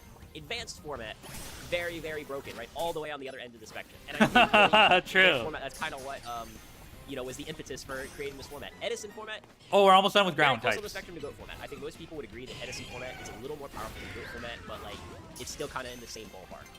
Genesis, unfortunately, guys, it is basically just advanced format light, and for me, that's I disappointing. agree. I mean, agree. advanced format players, they're like, oh, this is great. You Like know, the right? car, I wanna play something that's like decks advanced that are format. good in Genesis But are still not less that far powerful. behind. I had like a comment though. This sort of demonstrates people are coming from. So some of my comments asked, "Oh, can I play a Chaos deck in Genesis format and it be good?" And it's like, no, not even close, right? Like you're not gonna be like 1+1 with Chaos Sorcerer and winning games with Genesis deck. You in game games Like, good I go have the deck Edison here, decks with go deck. From this tournament. True. tournament Okay, we're that I done with farmed out ground. A couple of weeks ago, you'll see it's like all modern decks, right? Exorcister, White Forest, you know, miscellaneous or whatever, Eldritch, Midolchi. I mean, Even there's some Exosister is decks probably that, outcompeted. I don't know. I can't. It's mostly all decks that like Goat format players will never heard of, right? Like there might be some old school decks that you can play. Like I don't see it on the list here, but I think some people play like Heroes in this format. But yeah, it's Oh, basically fuck. like advanced format light, and you know you can't play like Links and Pendulums in this format. Pendulums don't see like a ton of play. I was playing in advanced Silksong, format now I anyway. own 2 So, things like, left to yes, be I know normal, there I are still hate some, that like, area. top-tier Pendulum decks, but like 90% of the decks Almost don't play there. Pendulum in advanced format. So basically, it's just advanced format without Link monsters. And this might be a hot take. I've played advanced format. I don't think Link monsters are the issue. Like some Link monsters are the issue. There are definitely some broken Link monsters, but I don't think the mechanic as a whole is the issue. You know, Links fundamentally are not too different from Exceeds, right? You take 2 monsters and you put them together and make a new monster. Now, a lot of the Link monsters are overpowered. Having issues with and I've bugs? said that, True. you know, before, but I'm just emphasizing it. But I don't think the mechanic is the issue. If they just printed less powerful Link monsters, people would think the mechanic is balanced. So, I don't really necessarily, like, I don't see how this format solves the fundamental issue of Konami just printing very powerful cards and getting rewarded for it, right? And the reason that I say that is because Yu-Gi-Oh's had, like, a lot of broken sets over the years. Classic example being, like, Phantom Darkness 2008, and people said, oh, this set is going to kill the game, right? Everything's going to get too powerful. Everyone's going to kill the game. The problem is it never did. It did the opposite. Phantom Darkness was the best-selling set in Yu-Gi-Oh's history at that time. So what people were kind of saying is, hey, don't do this. The cards are too powerful. But actions speak louder than words. And when you reward Konami for their power creep by running out to buy the new set because you want to have all the most powerful cards, what you're telling Konami is, hey, we should just keep printing more powerful cards. And that's how advanced format got to be where it is today. And I don't see how Genesis really solved that problem. Like, yes, it's going to be a little less powerful than advanced format, but it's going to be in the same ballpark. My terrible Good luck with analogy here is, the like, Silksong imagine if stream. people found Okay, we out don't need you. that Starbucks was putting dog shit in their coffee, and Starbucks released a new blend that said now with 20% less dog shit. You'd be like, well, you haven't gotten rid of the issue, you've just made it 20% less bad. That's kind of how I feel about this format. And I think that's how a lot of More old school players are power. gonna feel about this format. This is not a retro format. This is not a format designed for sort of the classic casual player. And I mean, the good news though is that if this format does well, maybe what Konami will say is, well, we should make more formats. We should do a 3rd format, a 4th format, a 5th format, and so on. And as they sort of, you know, start putting their eggs in multiple baskets, then we get to the stage where, hey, there's going to be a format for everyone. That's what I'm hoping for. I don't think this format is good. I don't think this format appeals to most of my audience, but I think it is potentially a good sign for what's to come. When you're creating a new Yu-Gi-Oh format, I think you have to ask yourself, what problem is my format intending to solve? What is the value proposition? And with this specific format, again, this just seems like Starbucks coffee now with 20% less dog shit. Again, I think you can clearly say it's an improvement to advanced format. I think most people would agree with that.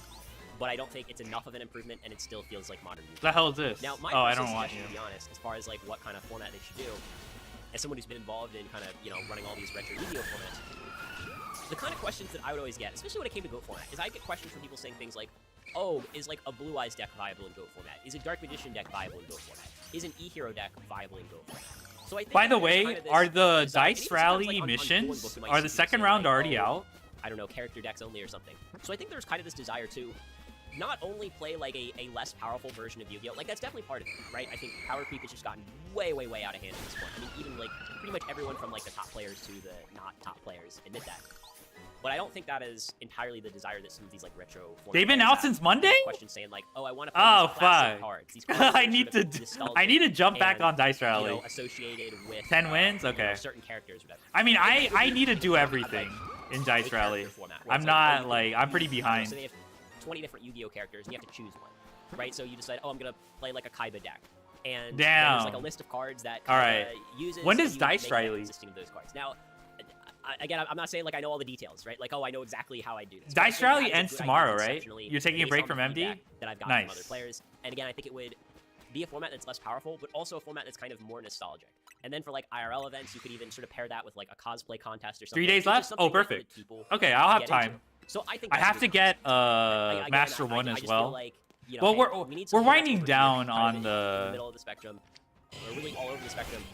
But what I we're often winding see down on is the people Legends play for, Azza. what's Like the all move? I'm doing is 'Cause I've I already been did trying rank. to make their Oh, own I know what I need to do. I need to get And the move just always seems to be like, oh, I think it would be cool to have a format that like I need to get And I don't think that's a good Master move, Ball with just in general, right? I mean, I think I need to get obviously Master Motive Ball. was Yu-Gi-Oh, like you know, Chris In was, pocket. you know, on the narcissistic part of the spectrum, and he wanted to have a format that he was neutral. And then I knew various other people, I don't know, like there's various sort of custom formats and format library where the people were like, yeah, I just want to have a format that I'm in control of. You know, even when I was involved in working for the Game Academy, we were like trying to like work on our own format, but the motive was like, oh, we can sort of use this to sell more cards. And Alter Reality Games, ARG for a while, they kind of had their own format where it was like an advanced format. where ARG it was format.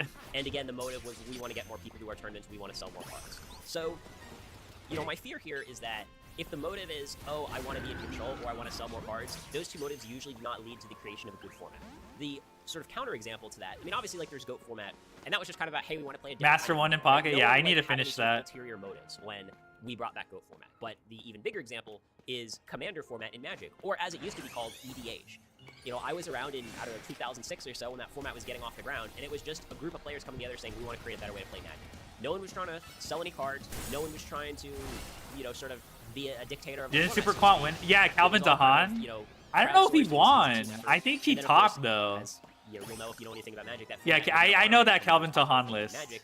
And then, of course, what happened is, you know, 10 years of the community running the format. goes Yeah, down. like he Wizards doesn't say topped. anything. I was The excited, moment and the then format that becomes was huge it. success, all of a sudden they're like, oh, what's up? Calvin Tahan brought a lot of random Get the lists format too. out. He brought like Format. ABC, I think. And then, yeah, and then Magic player will tell you they kind of ran it into the ground, right? So when it was community-led, it was this great format, and then Wizards took it over, started printing their own sort of commander-specific cards, and then, you know, the complaints started rolling in. Yeah, at the end of the day, it's like, you know, I'm naturally a skeptic. You know, I'm gonna say I don't They think might this have format is as good as won, a lot but of I'm people not think it is. sure. I feel like they just Again, if topped. you were someone who was like on the verge of quitting advanced format because like you're just, man, the format's just too powerful, then this format's gonna seem like a lifesaver to you. But again, you gotta understand that's the target audience for this format. People who want. Am I done with steel format, think it's types? too powerful. GOAT format players will not like this format. Edison format players will not like this format. If the format comes to Master Duel, I will try it. I'll give it a shot. But you know, I'm done with I'm not steel. gonna get my hopes up. Okay, Again, just I rock hope really then. what Konami realizes is that the real issue is power creep. And really, to be more specific, the issue is these sort of hyper combo decks where you're just effectively winning the game on the first turn, right? Where you just, oh, I have, you know, 10 negates, good luck, that sort of stuff. I don't know. Let me know on your thoughts in the comments if you've tried this format. There are a lot of very, very powerful decks in this format. It's funny, I tried to even build Gishki FTK with 3 Potagreeds and then realized it wasn't good enough, right? Like, yeah, Gishki with 3 Potagreeds is a tier 3 deck in this format. So that's like a good sort of example to put into your perspective of where the power level on this format is. It's more powerful than the decks in 2005, more powerful than the decks in 2010, and frankly, you know, even more powerful than the decks in like 2013. It is a very high power level format, in my opinion. But let me know what you guys think. Thanks for watching. All right, that was pretty lukewarm. Hello, GOAT format duelist. Hello, Go Format Duelists. All right, this is fine. I'm not watching an MBT Yu-Gi-Oh short. I'm skipping that. All right, Jesse Perez, let's go.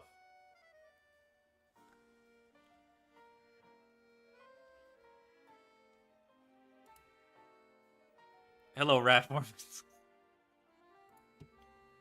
Oh, by the way, Delta of Invitation comes back to me too, because when a card comes back to the hand, he likes that kind of stuff. Is this even like... Full screen? What the fuck was that?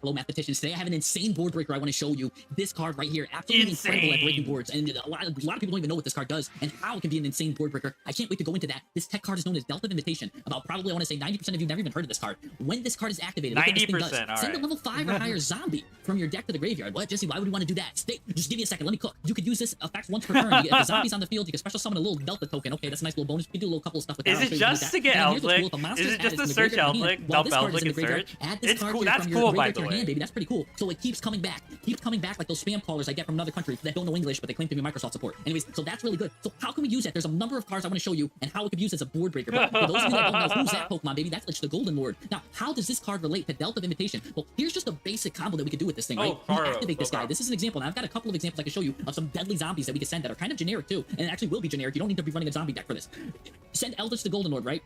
And wait till I show you how it could be a board breaker with some of the other text. Send a card that's level 5 or higher zombie. That says Eldritch. We send the Eldritch to the graveyard. Now here's what's cool. When Eldritch in the graveyard, right? If this card's in your graveyard, send a spell trap you control to the graveyard. So okay, great. So now we send the Delta of Invitation to the graveyard. So bada bing, bada boom. Invitation sends Eldritch. Eldritch sends Delta. And then Eldritch comes back to the hand. You know what's crazy? Because Eldritch came back to the hand, Delta of Invitation will come back to the hand. So I just basically search Eldritch for free, and what's cool is I can now special summon this guy from my hand, and then now I got a free special summon Eldritch. Okay, that's cool. All right. I didn't realize Delta comes back. And it can't be destroyed by battle or card effects. So I forgot cool. Delta Gives you a level 10 body. That's pretty Can't be cool. destroyed by card effects. That's cool, but that's not the board breaker I'm really talking about, because that's really cool and that's kind of cool for consistency. He keeps coming back too. So not only does this keep coming back like my spam callers, Eldritch the Golden Lord now keeps coming back. That's like fine, Rocket, actually. Right? In every episode they get defeated, but they can just keep coming back. They don't know defeat. So this is insane recursion, and we're all about that grind game. I'm all about that grind game. If you play the kind of decks I do, we level up. We play them grind game decks. Anyways, what's another card I want to show with you right here that is really good tech for this? Scar of the Vendred. Now, how does this guy go with Delta of Invitation? Well, the Eldritch is pretty generic. I just wanted to show an example of a non-generic card. Scar of the Vendred requires bricks, I'm pretty sure, Before I though. get to the big guy, right? Real quick. I mean, that's not bad, but...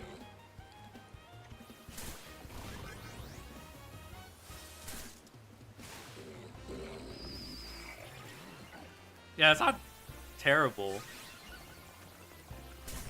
This just seemed really fun. I couldn't not bring this up. If this guy's just sent to the graveyard, add a Vendred that's spell fine. trap from your deck to the hand. So right then and there, bada bing, bada boom, we've got insane consistency. Now, this guy will do other crazy stuff too, which, again, if you're into zombies and stuff, I definitely think you could check that out. I'll talk a little bit maybe about Vendred later, but first, I gotta get to the board breaker, right? And that's what I want to talk to you right now. Fuck, I We can died. talk about Vendred a little bit later, but I want to talk about this guy. Who's that Pokemon here? This is the Wandering Titan of Tartarus. I'm sure that 99.9% of the player base has never heard of this card, but look at this. This card is the insane board breaker I'm talking about. Put this card in your deck. You can also play it with Foolish Burial too, if you really want to. If you're playing a dedicated go second deck, like I like to play, this is a really cool board breaker. Look at this guy. If this guy is sent from the deck to the graveyard, send as many cards you control as possible to the graveyard. And if you do, special summon this, then send cards your opponent controls to the graveyard up to the number sent to the graveyard by this effect. Neither player can activate monster effects in response to this card's activation. That's so if not he's got bad. the monsters on the field, that's like, guess what? I get to negate this. I get to stop this. No, you won't. They cannot respond with monster effects to this. So it's absolutely deadly. So that means he can't even use like fuck Ghost Spell or off. something weird on this. And by the way, this guy also has another bonus effect too, by the way. If it's sent from the graveyard, except from the deck, because the deck has the unrespondable board breaking thing, you can also send a card from your hand to the graveyard, send one card from the field to the graveyard. That's pretty cool too. Again, just another utility use in case he's in your hand and you've got just cards to discard. He's got another just general board breaking effect right there. You can only use one Titan effect per turn, only once that turn. You're pretty much only going to use one. You're going to send it from the deck or your hand to the graveyard.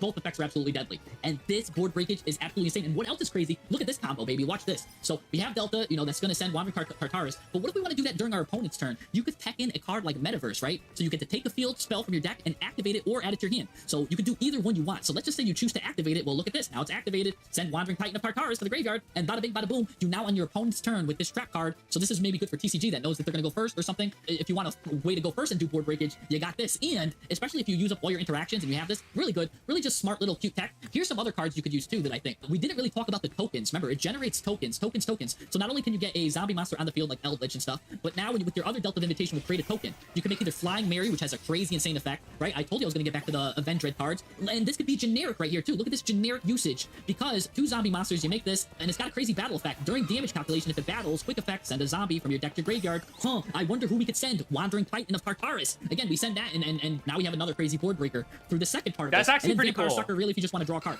Absolutely nuts. Crazy stuff, and I can't wait. I'm going to show you right now 'Cause how it we're gonna use sends this in card damage actually step. live in games, because that's what we're going to do, baby. By the way, if you like this kind of stuff, come subscribe to the channel. Join the Discord. It's in the link below. And if you like math, stats, which is all my channel's about, and tech cards, you know what I'm saying? Come join the channels, like, subscribe. By the way, I stream, and that's how you can get a first look at me using these deadly cards, like you see below that Delta. Oh, one thing I know about the Discord, Jonas or Bronus. Okay, I forgot about this. Bronus joined the Discord, and what's it called? Jesse Perez had this mod that was like a crazy narcissist. Like, he would just yap a lot about the game or whatever, and you know, no one really questioned him or whatever, and he and then like Jonas joined. I don't know if he's still part of the Discord. Jonas joined and like questioned him, and then he like freaked the fuck out. This mod.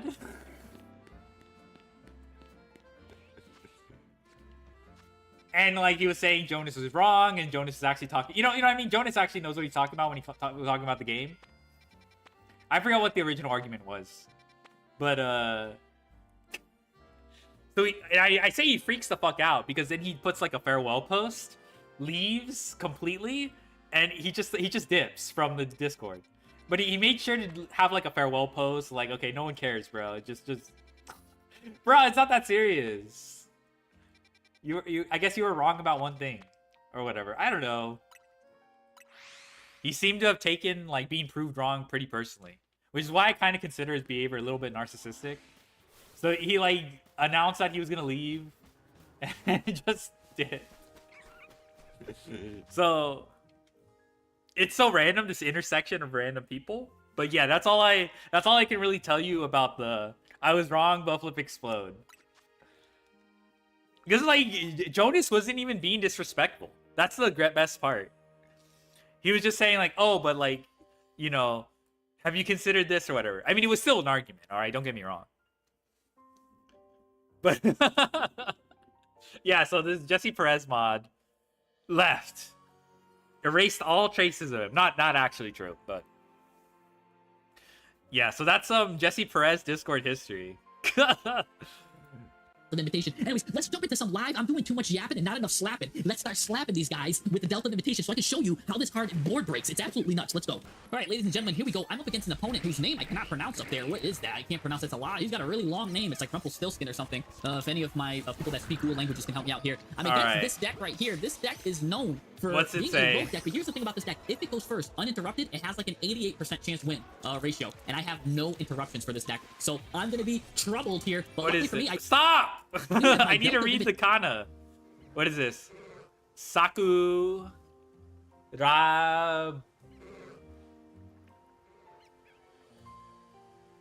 Sakuraban.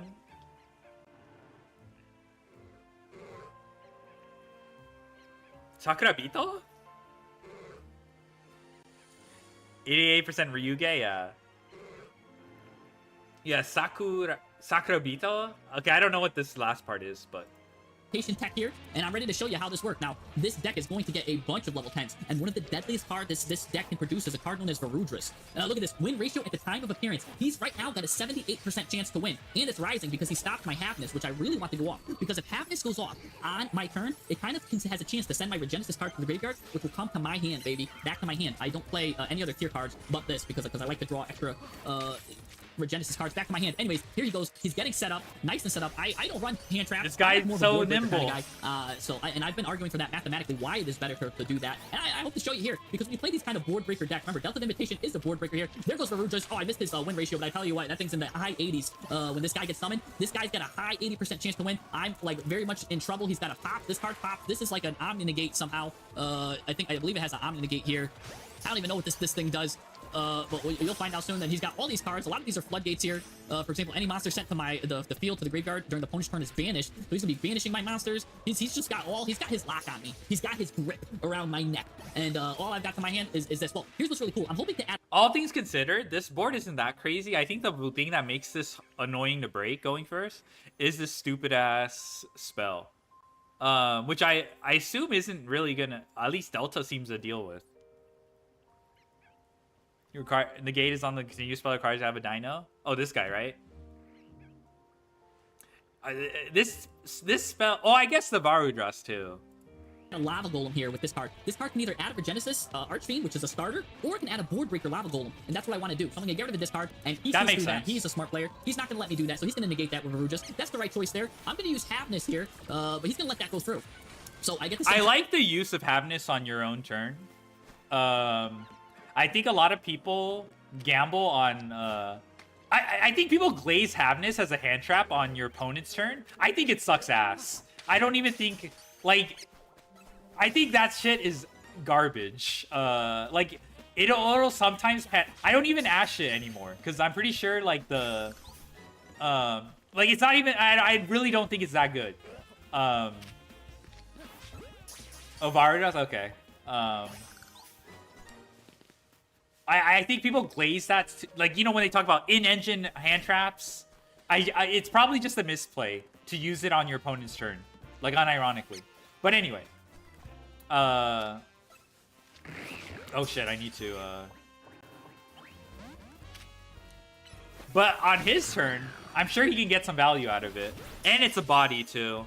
So, so far looks interesting. These will serve me some purpose later.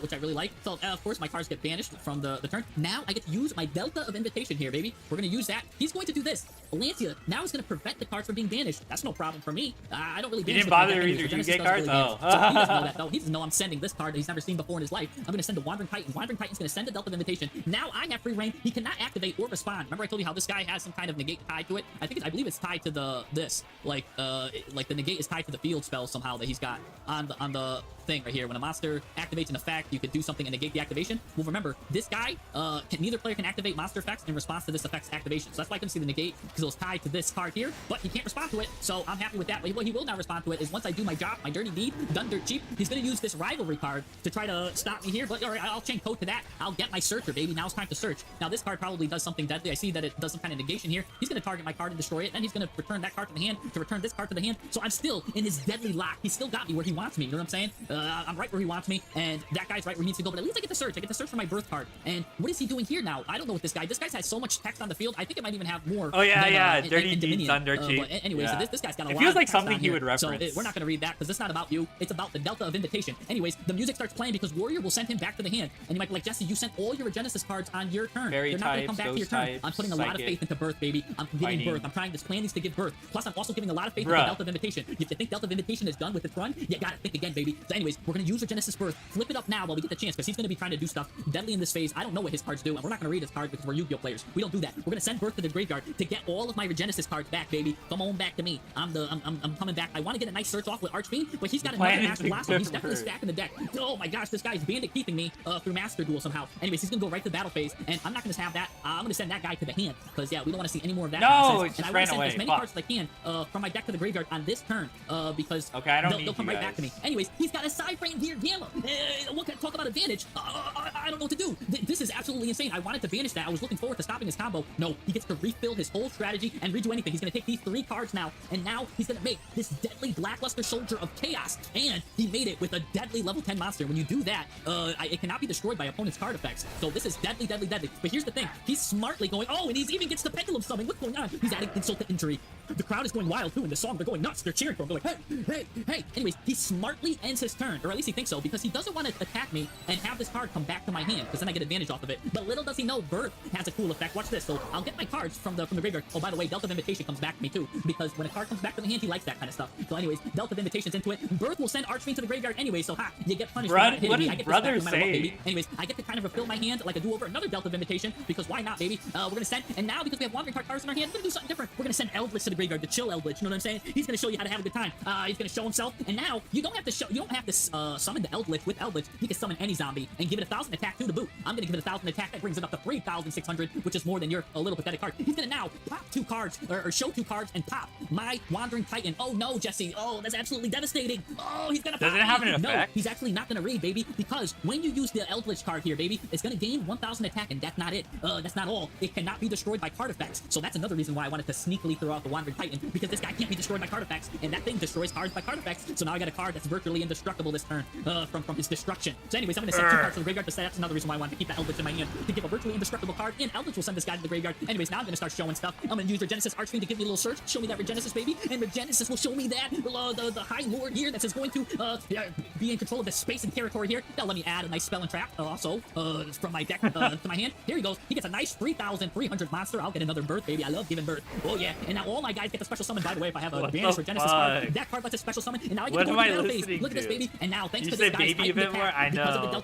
You should mention birth a couple times too. I get to now beat over this. We're like, oh no, Jesse, that's not enough. What's gonna beat over this? Oh yeah, this guy just gets 5,000 attack. By the way, that's a special ability in the battle phase. We get to do that. Just enough attack to beat over it. That's what I'm talking about. And now the warrior attacks, the dragon attacks.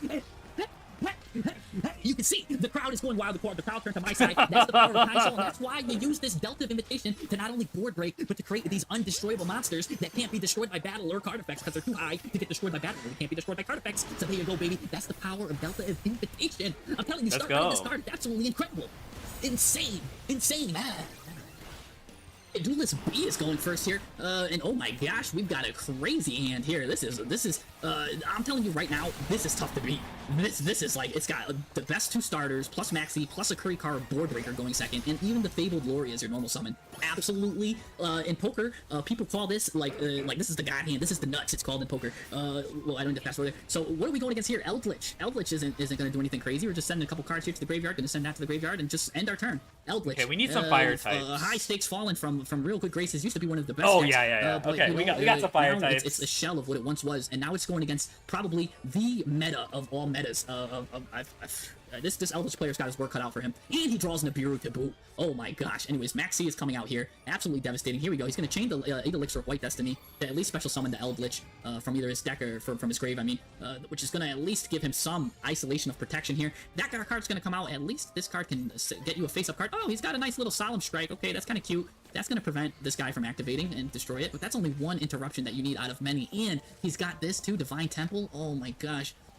Oh, now here comes the Diabell Star stuff. This is what fucking Genmu did. Chain block, so even if he had something there, Genmu trivialized this fucking though. She was just like, oh, they're sleeping? Gonna use this. We've got full Earthquake Snake Eye combo. Now Snake Eye is a little bit neutered here. And then she just goes one by one and Earthquakes all of them. We do have this Omni Negate here. Golden Land Forever, just get rid of a zombie monster, and there you go. So getting rid of that, interesting, but now here comes the Lurie combo. No! The Lurie combo's next. This guy had all the best stuff. But now we're going into the... Okay, she did not do any of this. We're not.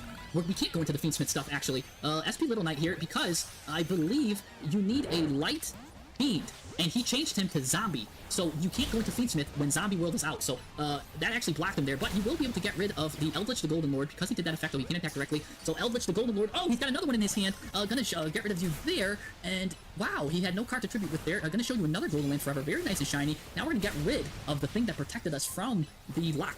But we're gonna get that. We're gonna special summon Eldritch the Golden Lord in a very relaxed position, by the way. And when this card's in the graveyard, when you summon Eldritch the Golden Lord, or some card from the graveyard, you can just special summon them anyways. So now we've got a really cool field spell here. Gonna send a big old zombie to the graveyard. He's gonna send Doom King. Doom King, of course, can activate when there's zombie stuff going on. We're gonna also special summon a Delta token. What is cool, that does end the phase there. Actually, you could, there's further comboing you could do with this. I don't know if this guy's extra deck has Nightmare in it, but if you have Nightmare, you're allowed to basically turn it into that, and you can still get the Eldritch. But anyways, here comes the Doom King Baldrich. Maybe he just wanted the extra defense, and this guy's got so many hand traps that he drew too many, and that's what you get for playing so much meta hand traps. Anyways, here comes another, wow, not going crazy over every play, I know. Tokens and a generator, and 2 tokens make a Chaos Angel because they're both level 5. So that's pretty cool. Target card on the field, banish it. Link Karibo here to save the day, just saying, hey, that was level 1, secretly. So now Link Karibo does get to come out to buy him a little bit more time. By the way, this card will prevent things going off. We're gonna stop this, bring that to 0 attack, and oh, he's got a dozen. Which player wins despite having everything? The player that I thought was surely going to win, Eldritch, managing to reverse everything, coming out of nowhere. What a great comeback victory. Oh my gosh, Eldritch, good job playing through the Maxi. There was Nibiru, you didn't even need to go do 5 summons to defeat your opponent. Playing through the Diabell Star, playing through the Millennium Engine, playing through the Snake Eye Engine. Against all odds, you came out on top. Excellent duel. Let's go. Alright, I guess that's All right, thank you, Jesse Perez, for that.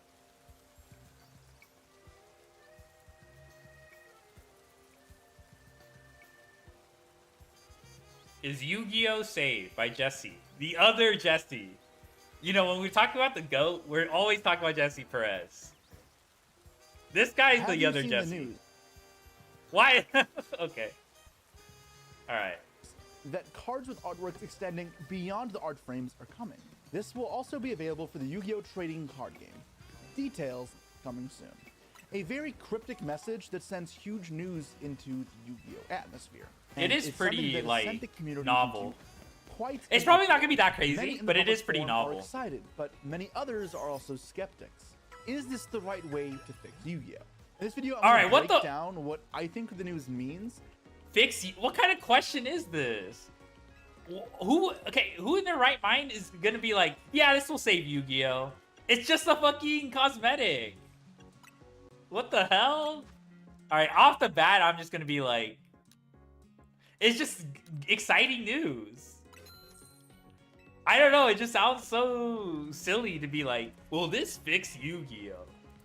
Address the concerns skeptics have, and overall talk about the long-term life that Yu-Gi-Oh! Has, and how this full arts will impact the game. Like with all my discussion videos, I want this Alright. place to be a forum of ideas. Anyone who disagrees with me is well within their full rights to do so. I mean, I don't would know, ask if you're that gonna you show talk each other about it, respect. This is a game it just after seems all, and we are all unrealistic here to have fun. expect With that that. said, if you enjoy these discussion videos, then please make sure to let me know by liking and subscribing to see all future controversies, as well as comment any hot topics that you think I should cover as well. Now, before we get into the bulk of the discussion, two things I want to address first. Firstly, Yu-Gi-Oh! As of late has been in a bit of a crisis mode. While many subjective opinions can be made to the state of the game, and some of them are harder to measure, like the health of a format, like Master, and I'll talk about that as well, it is undeniable, though, that Yu-Gi-Oh!'s share of the trading card game market has slipped. It's been diminishing, and I've already touched upon this quite a bit in a previous video. So obviously that directly correlates to the news today, which is based in the retail sphere. And I'll be talking about how that announcement aims to fix that problem and how it may fall short or accomplish those things. And then secondly, you guys know me as a pro Yu-Gi-Oh! Player, as well as, I guess by now, a content creator.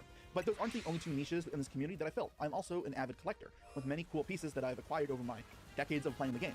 But then also, I am a vendor, someone who works very close with retail in Yu-Gi-Oh! So I have a lot of experience in selling cards, buying cards, and working with many different either wholesale distributors, as well as card stores, LDSs. I fill essentially every niche in the community besides anime fan. Hopefully I can give you several different perspectives to think from. Damn, he's not an anime fan. Opinion invalidated. What Konami is aiming.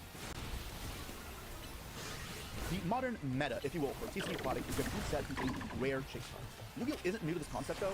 The original secret rares were hard to get. Ghost rares, and later Starlight rares, Ultra rares, Collector rares, 4th Century rares. There's been chase cards in Yu-Gi-Oh! Products for a long time. These were all attempts to I'm not an simulate the anime sort of fan, thing that base. alt art are doing now. It's creating that chase in games. And other games, though, you'll see full arts, alternate arts, different holographic patterning, which is most of what Yu-Gi-Oh! has. The point being, there's a far bigger diversity of what you can do with making cards unique that Yu-Gi-Oh! Doesn't fully take advantage of. The idea here is rather simple, and that it's creating more cards people can collect, increases demands, and thus grows the game. So in this case, it's Yu-Gi-Oh! The key phrase here being increased demand. For Yu-Gi-Oh! To recover and to grow, it's this single and simple economic element that needs to be focused on. For a long time, the different types of chase cards in Yu-Gi-Oh! Paled in comparison and quantity to that of its biggest competitor, Pokemon. Pokemon has almost every type of unique chase card that I mentioned before, and it offers a huge amount of flexibility to a game that isn't present in the same way in Yu-Gi-Oh! And in recent years, Pokemon has flourished as the game and cards grow in popularity, with each set seeming to outsell the last. And this is in spite of the fact that Oh, many shit! Pokemon sets provide minimal impact to the metagame. And the card game marketplace has become saturated by competitive competitors. Arcana, One Piece, Riftbound coming soon. The Star Wars trading card game is also somewhat new. Dragon Ball, many other Bandai games. You need Arena. There's a lot, and I probably missed a few. Okay, so we're almost done with psychic types Yu-Gi-Oh! and by water contrast, types. has not grown in the same way, with product success being inextricably linked to the product's meta relevance. And the competing IPs that I mentioned earlier are making Fixing noticeable sales? impact Ah, on that the makes community sense. as That's we fair. will buy less products. So while it I may guess be if late, it, like, push here there's a from Konami missing, is to mirror the collector's Pokemon market, approach and provide as many avenues that of flexibility could, as possible. There are some problems with just simplifying it in this way. like, So I let's heard get this out there's, of the way. like, Yu-Gi-Oh! like is they've not already new. left the Yu-Gi-Oh! Pokemon's sphere, model may be and so partially this might be an responsible for its opportunity success, to but it is far reintroduce from a them. sole contributor. The IP of Pokemon dwarfs Yu-Gi-Oh! And it's an undeniable barrier for Yu-Gi-Oh! To replicate the success that Pokemon has. It's a big reason why some other newer card games have taken sizable chunks of Yu-Gi-Oh!'s market share. Brands like Disney and One Piece massively outsize Yu-Gi-Oh! There's not much we can do about that. So it's hard to say how more closely mirroring Pokemon's model would affect the game. The other big problem that comes with full arts is with their value. Now, oftentimes, for cards to be chased and grow the brand in late 2010s also means having these chase cards grow in value, monetary value. We'll talk about the issues associated with that shortly, but firstly, it's important to note this has existed in Yu-Gi-Oh! Before. As I mentioned, premium rarities in Yu-Gi-Oh! Have been around for quite a while, and at times have been desirable. In the first era of Starlight Rares, around 2019 into COVID, Starlight Rares were hard to obtain, expensive, and sought after, with even the worst Starlight Rares being worth quite a bit of money. And I think, if I recall, it was like $50 at the cheapest for the ones that had zero meta relevance. It is important to note, though, that the collectible industry in general boomed in this period, and these two elements combined are led to the all-time highs in the Yu-Gi-Oh! Market. But since then, Starlights have fallen from grandeur. They've returned to circulation recently, only a few months ago, and the most recent Yeah, set they was like Starlights, the new was printing as low as $8. That's in the dimension, of course, within the last month. In the Megatins, There's many like a are as new, low as 25 what's cents. called? This sort of thing has Oh, happened shit. with other premium rarities too, with cheap Ghost Rares, Quarter Centuries, Ultimate Rares, and Collector Rares being a big one too. They had So like needless to that say even if Bonanza. Ultimate Arts see some initial success, that they'll be a pillar for Yu-Gi-Oh! To rely upon for the short term. This is where the execution from Konami matters quite a bit. There are some criticism for Konami's handling of Starlights that could explain their downfall. One issue plaguing collectibles in Yu-Gi-Oh! Is that cards of the same rarity don't have the same rarity. Okay, I know that sounds stupid, but let me rephrase that. Upon the Starlight release, they had a pull rate of 1 every 25 boxes. So that means you have to open up 2 cases and then 1 extra box, just to get a single Starlight rare. Now they appear very frequently in side sets, with 10s having 1 per pack, and even the newest core sets, which would have been the same sort of thing as what came out 6 years ago, they're 1 in every 3 or 4 boxes. That is significantly easier to get than they were in the past. So just because a card is of the same rarity in Konami standards doesn't mean it's the same level of scarcity. This means that the prestige of a Starlight rare is watered down, and people looking to collect have a lessened desire to collect the new ones.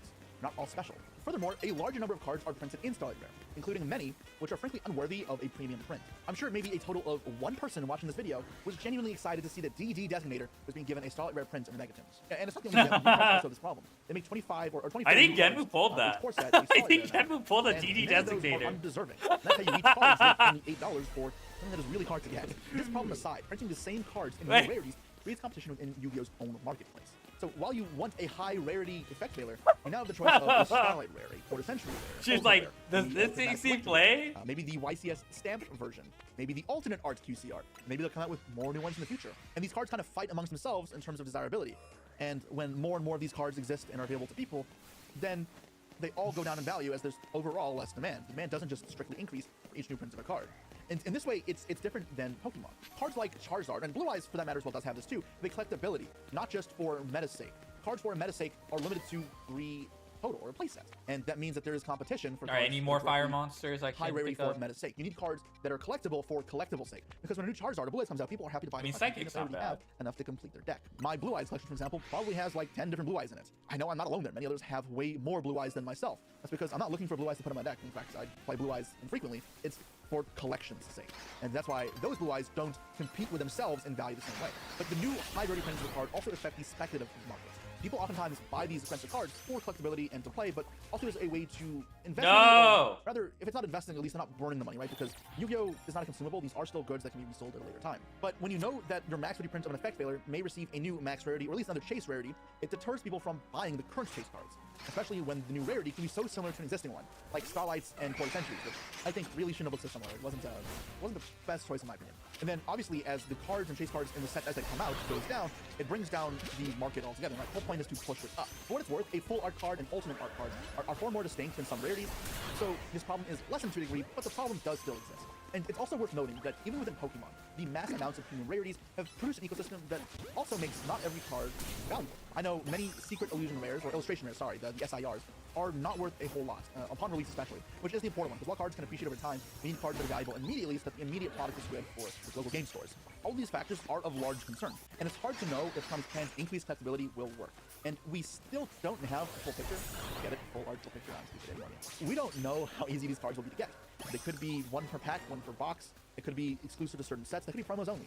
This will all depend how they impact collectability and sets. We don't know how unique they'll look and which cards will be Shiny! printing. Because again, right, if it's I got a shiny! printing, it's less collectible than something that is like a Blue Eyes. But also, Yu-Gi-Oh! Doesn't have the same catalog of collectible cards that other games do. While there are some, it's still smaller. But also, Shiny, shiny, shiny! And this is important because we do have full art cards technically within Yu-Gi-Oh! I got a shiny! Rush Duel cards, no CG.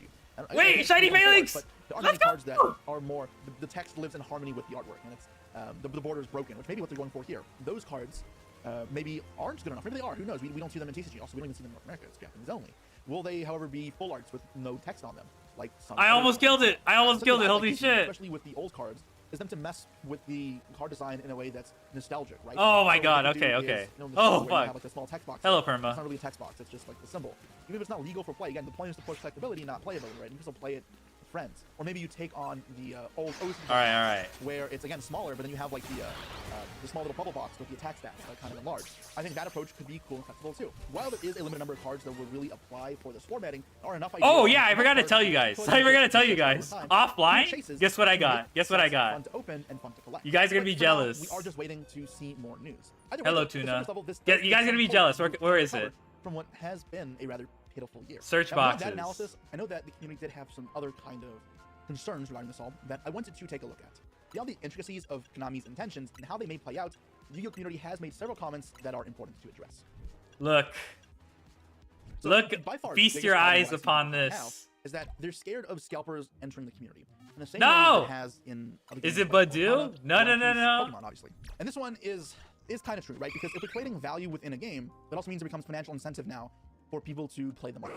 However, it is important to note that Yu-Gi-Oh Eh? is different than the other card games in some ways. For one, how you order Shiny cards in Yu-Gi-Oh is not the Eevee. same as Pokemon. In Pokemon and many other card games, I'm not gonna you use get it, an though. allocation of products sent to you by a distributor. So local game stores oftentimes limit the number of boxes and cases they can receive. In Yu-Gi-Oh, it's prints to orders. What that means is Yu-Gi-Oh, Not even if you place an Badu. order for 100 cases, you I will don't get think I'll 100 ever get a It doesn't happen Badu, in shiny other games. Badu. What that means is, as demand rises in these other games, supply doesn't, or not at the fast enough pace, and then cards scale in price way faster than they realistically should.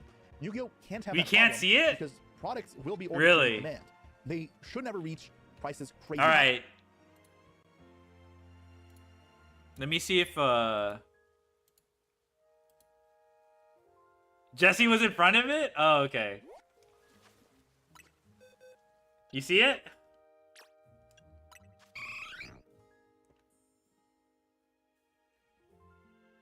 Shiny.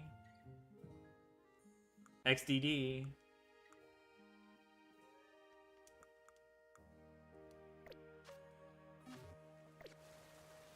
Alright, I was hoping we'd run into a shiny. Because we've been doing a lot of grinding. So just by the nature of it takes plenty of yes, exactly. Unless there's been a lack of foresight from game stores and there becomes a scarcity issue due to under-ordering, and that would not be allocation problems. But even beyond this, it's important to recognize that these card games and markets and Yu-Gi-Oh, they're an ecosystem, right? And there are different places within the ecosystem. It's important to note that you aren't going to fill every single spot in the community, right? And they all serve a purpose. You may not like that vendors make money. You may not like scalpers. And while they can be problematic in some ways, they're also important for making sure that Konami has a sustainable way of keeping the game alive, that the game stores are sustainable so they can keep distributing cards. These are all still important. It's not just the players that matter. Of course, they do. And with that, scalping, if it relies to the playability of the game, is a huge problem. This is what we've seen in games like Arcana. But with the demand, the increase for collectability, say, and cards that are meta relevant being kept in low rarities. This is important. They have to be kept in low rarities.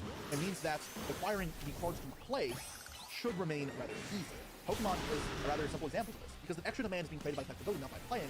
Most cards, most meta decks, at least at the base level, remain fairly accessible as well as fairly affordable. And while scalping does exist, they're not focused on the Got playability psychic side. types? What And about I know water this types? may still come as disheartening to people that are collectors in the community, but collectability and One more collecting are water type. financially driven, I guess, hobbies in the first place, right? And if for them to be expensive fuels the rest Oh, of the game, come on. I think that's fine. I think that's where the game probably should be, because that's kind of just how collecting works. As long as the scalping raises the market up and only affects that one aspect of Yu-Gi-Oh, I don't think it's that much of a problem. Because, What's again, the next? actual Ghost product itself types. will Okay, remain fire somewhat types. accessible, We still need meaning that a boxes go fighting out to types, singles, ghost to playable types, cards. So dark stable enough types, that if fairy you wanna just go on types. TCG Player, Fairy or types Xbox doesn't or seem that 2-0, hard. that's my sponsor. You can do it. All right, I know where we can And find some fire break the types. bank. Now, that comment in particular is going to Actually, receive this a was lot a of good flack. place for fire So types. I'm The curious Houndoom. to you guys' opinions on that. I've always been of the opinion that there's a place for all those in the community, and collectors will have to pay money to collect, and I think that's okay. Not every collector who's on a budget should be able to have every collectible card. But still, there are other problems that the community has brought up.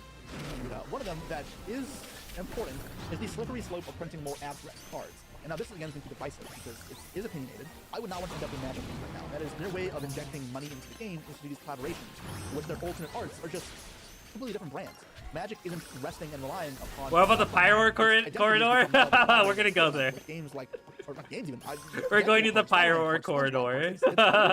and while a collab or two could be cool, like I thought the Mario Pikachu. Don't worry, was we a will one-time be thing. It's also there. tied together by brands. At a certain point, it becomes no longer special. It becomes saturated. It also becomes corny. What the hell, Mario Pikachu? That's This is a fair cool. concern. If Konami uses this brand new thing as a cash injection and then looks for the next quick cash injection by selling out to some other niche community or some other new hot fad, yeah, it could become a problem because eventually you stop supporting the loyal players of the game and you're only really bringing in a random few new people who care about one thing and then don't care about the rest of the game. At least that's how Magic looks to me as an outsider. I could be wrong. You call Mario Pikachu corny? What? That's so cool! Topic. But I don't want to end up in that spot where my Blue Eyes White Dragon works with the Savvy Patty. That's a blue eyed white dragon. Yes.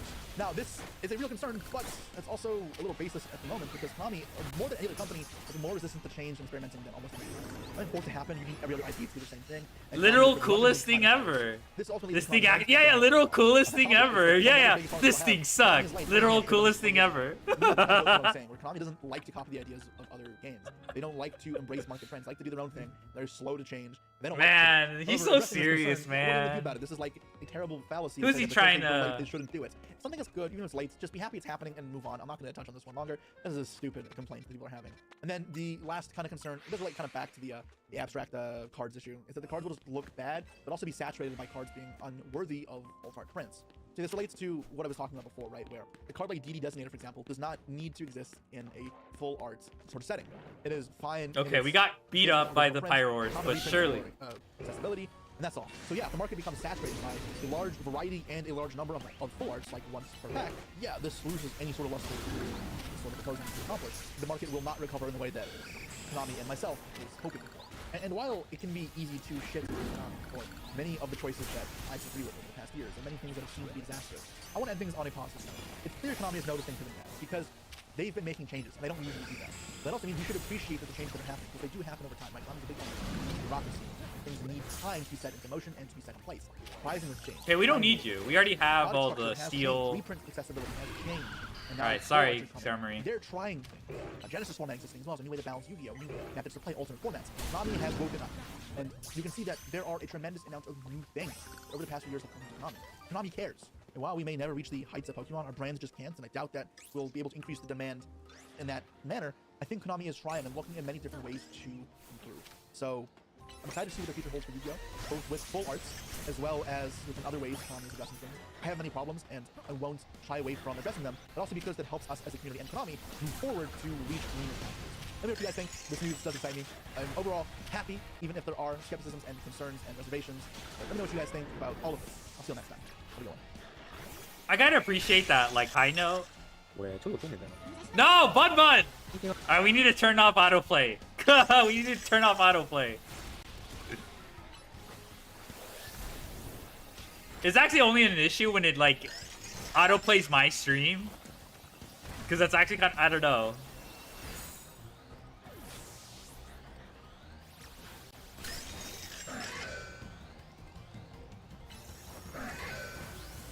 Look at his 48% win rate. Holy shit.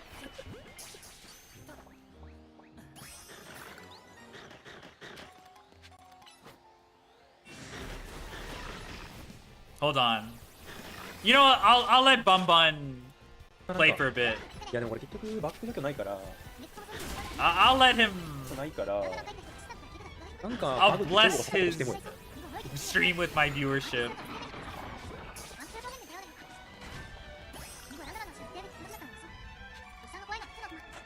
Let's see.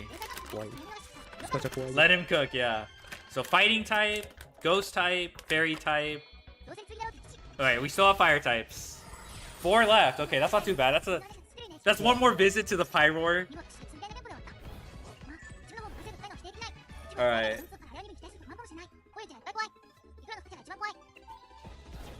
なんかその赤い色味っていうのが本当に怖くてこの暖色っていうんですかその暖色系の原色がもう本当に怖くてもうそんな色のスーパーチャットが飛んできてもう夜も眠れないで、Alright, that was a very interesting video though. Alright, like Jesse アニメ化の時にさすごい I might call him my other goat. I might call him my other goat. ありがとうございます本当に怒るのは違うからねしかもさっきのメンバーシップギフト来てる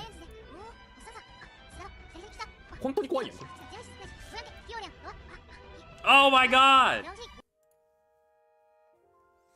Yummy Mitsurugi profile combos and counters. I'm not paying attention to this, but I guess I'll put it in the background. I'm not paying attention to this because of like what I'm doing in game. But maybe this will be Brothers and interesting. sisters, welcome back to my channel. And today, we're gonna talk about a deck that has been dominating the TCG scene. Yes, I'm talking about Mitsurugi Yame, a deck that has been present over and over in the top 8 of each Wises, taking at least 4 slots. Each Wises. A deck that has been built in a certain way, and today I'm here to explain you why it has been built in a certain way, decisions behind the flex spots, and some combo lines. We're not in done order to grinding, by let the you way. understand why certain things are made or done. There's in a another certain thing I way. have to do, but today we're gonna analyze deeply I've been the avoiding strategy it. of the deck. And remember to subscribe to my channel. Remember and to ring the bell subscribe in to my order channel. To have more updates about my next I videos like it. over the TCG I'm meta sorry, I decks love and his some bugs. voice. I'm gonna also go over Master Duel meta and gameplay. I mean, I won words. I might as well just do some Master Duel content. And if you wanna have more insights about the meta decks, the meta strategy, the way to counter it, and the next pick for your next Wises, remember to subscribe. The Inner Circle is a platform that will allow you to grow as a player, and we will give you a testing circle in order to improve your personal plays. Enough talking, let's delve into the Yummy Mitsurugi. Okay, so first of all, let's talk about the decklist. Why it's built like this.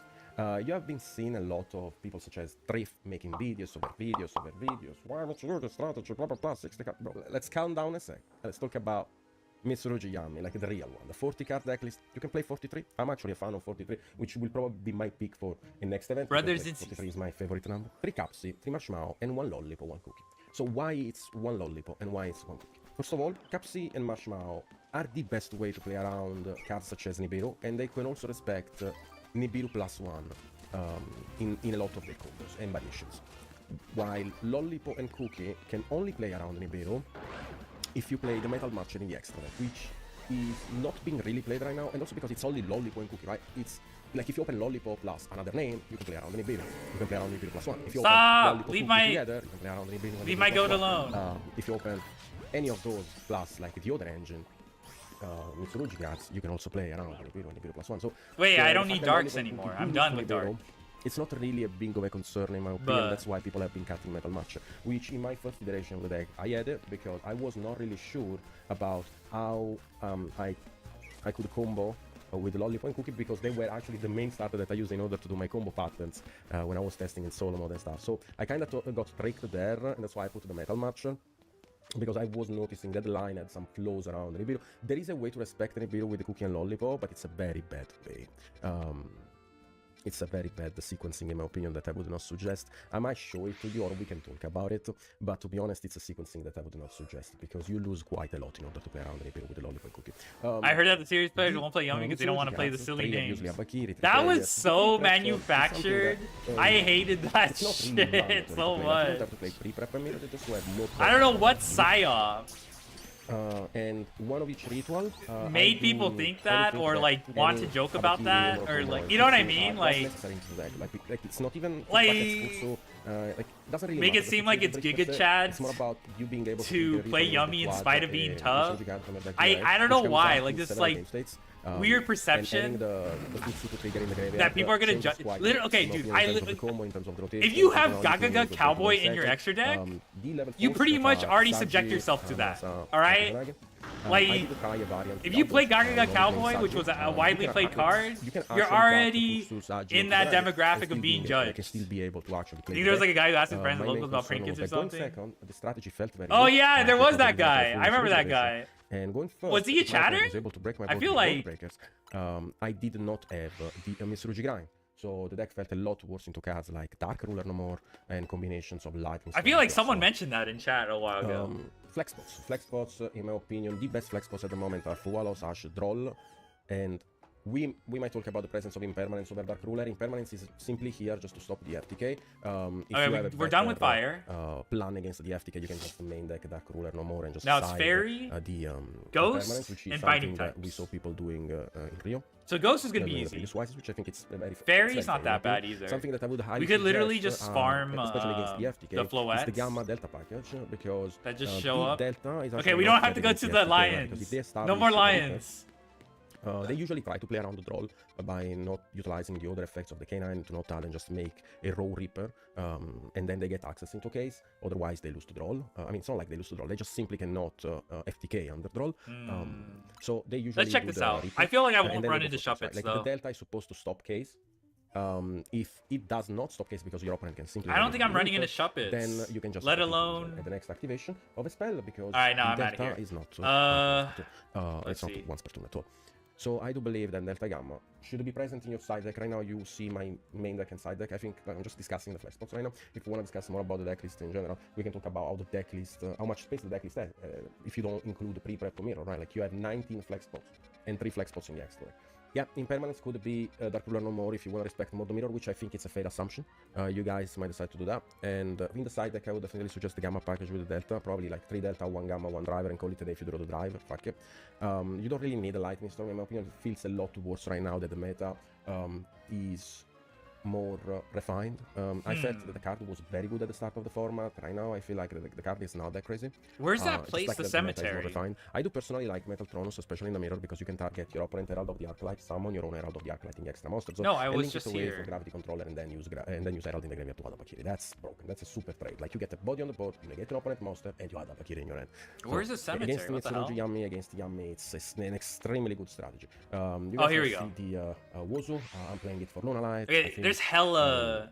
I think Lunalight is a Driver's very my sleeper emotional pick right support now, card. and many people might True. actually go for it.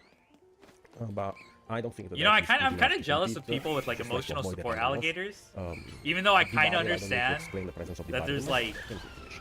Now for the extra deck, potential you guys risk know, there are associated. 3 flex spots, right? The flex spots that I'm talking about are Dynamondo. I don't know. It's kind of Gordon, cool to have a chill and guy just hang one out, Snash. clean. Do you Hang need those out. 3 cards? No, you don't need those 3 cards, but are definitely good utility. I would not replace those cards for anything else if... All right, I 5 would more take ghost in types. consideration 2 cards. Those cards if Hello, we Sweepa. end up playing Izuna in the main deck, because there is something that we'll need to discuss about, and are the choke points. Yeah, of chill this guy. deck, and how to actually counter the strategy of this deck, which is still very difficult because I was able Oh, to here we find go. some solutions. Oh, but never it's mind. something worth discussing. Never Let's mind. go over some combo lines. As I told you guys, the Cookie and Lollipop combo has some issues. But Marshmallow or Capsi or Abakiri or Prayers, those cards Alright, do 4 not more have ghost issues. types. Same with Pre-Purple. Dude, this takes forever. Yeah, Let's go over. I'm glad we're like Marshmallow passing the special time summon with these. itself into Snatchy effect with Wait, 50 did we just special barely get to the Marshmallow combos? go into Katsuyami way. Usually, if you guys are an Ash Blossom, you should be stopping the Katsuyami way. I have seen people like using it on the Ash summon Blossom Katsu, here. which makes close to 0 sense. Hey, You- he's you like, won't stop me to have access to another level 1 because another level 1 is No, used. they If poisoned you my see the boy. first level 1 in rotation, your Ash is basically dead, and you should try to use it as a way to break my Herald, like using Ash on the second effect of using ritual. So I have to use the Herald there. You know And he's being, sometimes people might what is actually it, like use Legacy Exordio, Legacy, they'll and they do might not, Luista, or be like able to, Moha, Master recover Duel? the Herald, How they have like so I those, would suggest like... all the Ash on Katsuyami way, or if you see to level 1 rotation, just keep it. For someone who's not really paying attention, that was really helpful. Now I know to Ash there. Add Cookie, add Capsi, special summon Capsi, add Surprise usually we check out. Then we go into Snatchy using Capsi Yummy Way, and then we use those 2 to summon Lollipop. Lollipop is gonna summon 2 from the graveyard into some Sara Shien, and use the 2 for Herald in the extra monster zone. Why is it important, this sequencing? Because as you can see, if my opponent can Nibiru me at any point, I can still get the Okay, I Herald don't see rotation anything. because I still have Surprise to use and Cookie. And I had to convert Lollipop and a level 1 into a Synchro 4, and the only way to do that was Okay, using, looks like they stopped. Lollipop, which means that we're gonna end on Cookie on the board, which is not that big of a deal to be honest, because Cookie is literally the last thing that you want to summon anyways. Any fairies? Gravity Controller ad Abakiri, and then we go into an Abakiri rotation using Saji, getting Ritual from hand, Kusanagi, Aramasa, Chailing 1, Chailing 2. With Aramasa we add Futsu. I rather prefer obviously Aramasa and Chailing 2, because if you go Kusanagi and Chailing 2 might be problematic into some bell if your opponent like is holding a bell, because like, you know, belling minion feels so neg. Add back the Ritual spell. Oh, I need fairies. I need fairies so bad. Add mirror, use mirror in order to rebound Futsu, tributing the Abakiri. And then Those we are the use 10 Abakiri stats I effect use that in don't order mean to add anything. What's the players, difference? and I don't know what he special means by that summon, either. special That summon actually Cookie, like and bothers after me. that, I'm like, Yummy Way. Now, here's what the did you thing, I mean don't by like it this? on the field. I prefer keeping That the actually Ritual on the bothers field. me.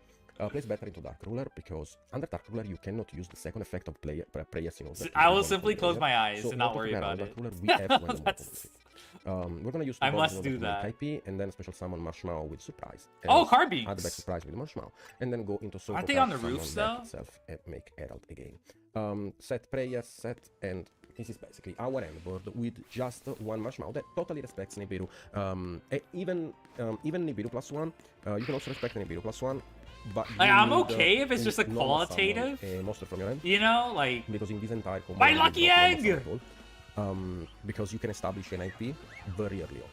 When you have wait, did I actually drop the when you lucky have a egg? gravity controller on the field, That's crazy. we can like summon anything, or you can actually just use No, the he still Murakumo. has You it. can Okay, respect cool. Nibiru +1, you can respect the Dark Ruler. If you link away the Murakumo, That's crazy. you can make an IP SP, because Preyas was not used this turn, right? So we could use Preyas, we could have used Preyas when we had the gravity controller on the field, tribute Murakumo, add a Valkyrie, special summon level 4 from the graveyard, Murakumo triggers out of the Preyas, and then we can use the Murakumo and the monster on the field in order to make an SP under the like in the zone like gravity Oh controller wait, control, Flash and Cannon is SP 4 can times. affect Nibiru at any point. Like, you eat Nibiru as that, fast in my opinion, like if you do that. And it's a very simple line to do. If you want to keep the Murakumo on the field, you have to normal summon something. So you can simply just surrender on the Yami on the field, which is, in my opinion, very good. I don't really care about having this Yami on the field if I have surprise set, which I think is super fake. I don't really care. Yeah, so this is the main line. There are several variations. Again, if you guys are interested on the different several variations of this deck and how to play it properly into both deck, etc., you can subscribe to this. Ooh, that's a Or you lot can simply of... study it on your own by watching No videos wonder the and card I binks give you are some here. hints about how to properly perform those combos. The second line That's is a lot about of- the Valkyrie combo, Valkyrie for Sarge, ritual spell in order to summon Valkyrie from hand, Chilling 1, Chilling 2 with Aramas and the other Futsu, we have back ritual spell with Aramas, and then we go ritual spell from next, summon Murakumo, tribute to the Futsu effect, it's gonna have a mirror. We're gonna use mirror, tribute to Valkyrie, summon Futsu, Valkyrie effect, add praise, special summon itself, and we use to summon a zombie Meow on top. stick? I still like to leave the Murakumo on the field. Murakumo on the field, first of all, plays better around the pistols by just summoning it from the deck and keep it on board. But also, like, this, if my opponent tries to enter my zombie vampire, Ash, my zombie vampire, I always have a Murakumo that's gonna trade for 20 traps. And then if I have any level 1 in my hand, I can combo with zombie vampire. We are gonna assume that we mill the level 1, which in this case is the Droll Lock, which is basically in every main that we mill 4 from our deck and 4 from our opponent deck list. From the opponent deck list, we don't just special summon any level 1. Alright, those So are some then we good go zombie berries. vampire Yum, into yum, level yum, yum, yum. in this line, since I already started with a Valkyrie, you obviously are gonna like you're gonna be obviously have like 4 more cards in your hand. Like if you open a full, so you don't need to activate this prayer here. Summon back the foot, so use Murakumo effect, chilling to mirror, add another prayers. And here I have also the discard folder for my Capsule anyway. I'm gonna add the Marshmallow and I'm gonna add Capsule. We never normal summon it, so I can add Marshmallow very easily. Summon Capsule, surprise, and then we're gonna use Snatchy. We were gonna link away the Capsule anyway into Snatchy. Snatchy effect is gonna activate minion. Use the 2 in order to summon Lollipop. So, we're gonna use the Lollipop in order to get back the Capsule and the level 1 in order to go into some Sarashien. Then we're gonna normal summon the Marshmallow and use Shien and Marshmallow in order to make Herald of the Arclight. We're gonna use Surprise in order to special summon back the Marshmallow to add back the Surprise. And then we can use the Futsu and the Marshmallow in order to go into IP Masquerade. This is the endboard that we are looking for every time that we are playing this deck. There are several different ways to achieve this, and it really I need to doesn't matter rewatch if these you on my have own. the These ability to actually, keep like, the this Herald video of actually the sounds very interruption of the Herald interesting. of the Arclight in order to search. But I'm not But absorbing that if I much. start with a Yami, because I can recycle it, make it again, and just use the effect again. Like, Herald of the Arclight is not one step, and that's very unfortunate, because that means that you will never be able to... Man, stop me, Aegislash has some me lag getting on his into the attack initial animations. zones, especially He if I has have to, like, second zones. transform into the sword So form, it and then he becomes, delivers in my the opinion, attack. It's actually been extremely problematic. difficult to entrap this deck if you actually don't put a card like such as a Chami. That's why in most of the deck lists that you will see popping, we'll have 3 Fualos, 3 Meows, which is very decent against this deck, and 3 Dark Ruler. And then like the standard Ash Blossom, Droll Lockford, but like Ash Blossom is like doesn't really matter. It's just an out. Like people are playing Ash Blossom just to out Fualos. That's it. Ash Blossom really doesn't do a lot against this deck. I guess it does quite decently if I don't. What are you doing? If I don't open Capsule, and you can decide like just to What are you Ash, doing? the Capsule Yami way. So if I synchro summon into Capsule Yami way and do Ash, and I don't have a level 1, then it's okay, I would say. But it's still very hard to win at that point, because you still need a board breaker in conjunction. If you guys open, for example, Dark Ruler Ash Blossom, and I start with Capsule, I might actually say that you actually start with like Ash and normal summon of the Capsule, because that gets me into surprise, right? So you can out my main line, which is my monster line, and feel like I can't do anything. I can't get off this balcony. Prayer. So that's Chill why guy, hello. people have been playing Dark Ruler in the main deck, because it's a very decent counter. Like, it's actually a very good counter against this deck. As I said, this is the deck list. I would definitely like, if you guys are expecting more mirrors playing Dark Ruler in the main deck, I still like Call by Talent. Talent is kinda weird, but Call I like it a lot. I feel like I haven't and then, explored for other this bands area that that are much. starting, Oh, again, get away for from K9 me. Meteorology. Now, for K9 Get away, Meteorology, get away, get away. it's hard in my Ooh. opinion because this was Dude, actually these another guys band love that I was hanging studying, around. that I studied actually. They're like, And the amount of delicious flex magic, was very mega concerning. crystals. And the K9 cards in general are not very convincing. Oh, more The way fairies! They push into board going second. They Streamer create Pokemon too Girl much is board presence in order popular on to Twitter? just one simple push. That makes me Which think streamer that, Pokemon Girl? K9 Oh, Canary! is Yes, yes, yes, yes, Canary yes, is yes. board going second How is did he freeze not me? good enough. Joking, for example, right? Like, Yes, her Commitment design's is very second, good. it's two cards from So, there. like, they are not really good. Like ignition effect. Like, the a lot of the Joker characters I wouldn't make so much have of very that. good designs. But the fact that So if can you see use them the on effect, Twitter, in my opinion, it's no surprise. generates a lot of issues. The It makes the pastel, engine, kinda hard to pilot, what's it for called, second. Socialite? Izuna, on the other side, that's literally the only reason why I wanted to play this deck, or that I wanted to keep your eyes over it. She's also pretty, probably one of the best designs in the game, in my opinion. Like, people do not recognize how good this is against. It's not like a very, now, if we but yeah, talk about Canary, it, she's like, probably someone better twice, than, like, as you can see in all the because there's already, like, a character called a Iono that is, like, electric type streamer. Iono is electric type battle streamer rather than actual video game streamer on Twitch, which is what Canary represents. But I feel like there's more personality with Canary. Right. Add That's 17 that's a emo. possibility. But Alright, the issue is let me that see it. Gorgon, like, you have to make it in the middle. If my opponent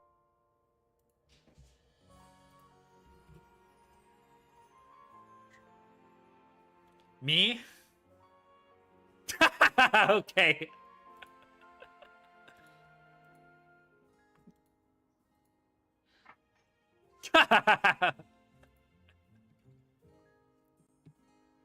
Me when female, okay. someone's siphoning the extra monster zone. So Kanara. it's absurdly hard, and also you are locked from summoning Link 3 or more by Snatchy effect to place a field spell. There are ways to play around it, and it's actually not making the error. Alright, let's save. And just do it at the end of the battle phase. Wow, we've been grinding for 4 hours. But it becomes, in my opinion, very hard to play. Well, really around 3 the hours. Typhoon made with Lupus. Because I think for the first... So Alright, ghost types substantially and fighting push types. 3 Lupus in the main deck. So 3 ghost with types 3 shouldn't be that Zuna, hard. Fighting types should and, be pretty simple. Build a deck that has 3 Lupus, 3 Zuna. Which is, in my opinion, the only way to have a sort of quote-unquote counter against the Mythology Yami. Now, is it perfect? No. For example, the Thrift list has Linkuribo in the extra deck. The Yami variant with Solfacort do have Linkuribo. And Linkuribo is very threatening. The issue is that if they have Linkuribo in the graveyard, Typhoon cannot attack over Herald, and you cannot make Zeus. So the way that Izuna alone can threaten the entire board, actually, is Izuna, Lupus into Typhoon in the extra monster zone. It's very important to be in the extra monster zone, otherwise you guys lose to Gordon. Attack over Herald, and then in Memphis to make it Zeus, that can out the entire board. Now, does it lose to any impermanence on Zeus? It does. Yes, you do lose to any impermanence on Zeus, and that's why you should be playing in the main deck drop. If you decide to go for that strategy, I think it's decent. I'm studying it, I'm working on it. There are several counters to it. The last time I tried to build a Alright, we need one more ghost type. I still was not able to beat the deck, but this choke point is super interesting, and it's something that I have been studying a lot recently. And that's it. So this is the deck list. I mean, those are the flex spots in the deck that you can decide if you want to make it or not, or mirror or not, and you can just play 19 flex spots. You have 3 flex spots in the extra deck. I already told you guys what to play. This was Mr. Ujiyami from my perspective. Hope you guys liked it, and if you like this kind of content, remember to subscribe, comment, because that's how you boost my videos. Alright, thank you, Nesh, for the tutorial. Views, and that means that I know that you guys very appreciate informative. it, and that means that I will put more stuff like this in the future. Because every time I do those kind of videos, they don't do very well for some reasons, and that's literally why most of the content creators just do, you know. Oh yeah, I was saying earlier with Canary, they actually give her personality. But yeah. Well, I mean, Iono has personality, but she's not really like, I don't know how to describe it. About my, but I feel like she's more fleshed out in the way that in this game, which is pretty impressive for like a spin-off Pokemon game. All right, 12 more. World champion analysis. That's true. He is the world champion. All right, thank you, Nesh.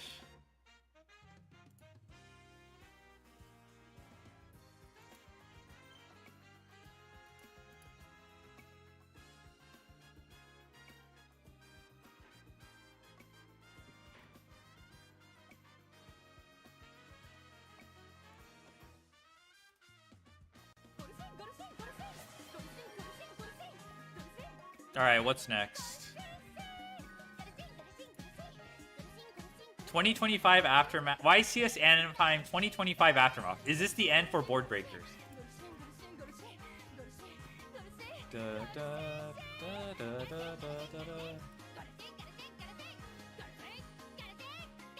da, da. How do I pin this?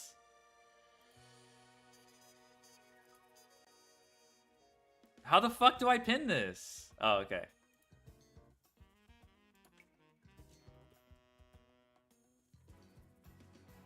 Actually, wait, I need to do one more thing. Alright. Bath salts. Fine, I'll add it. We have like 5 billion versions of like guy who Gulship? Did Gulship play? Wait, did Gulship play? Let me know, Sad Tuna.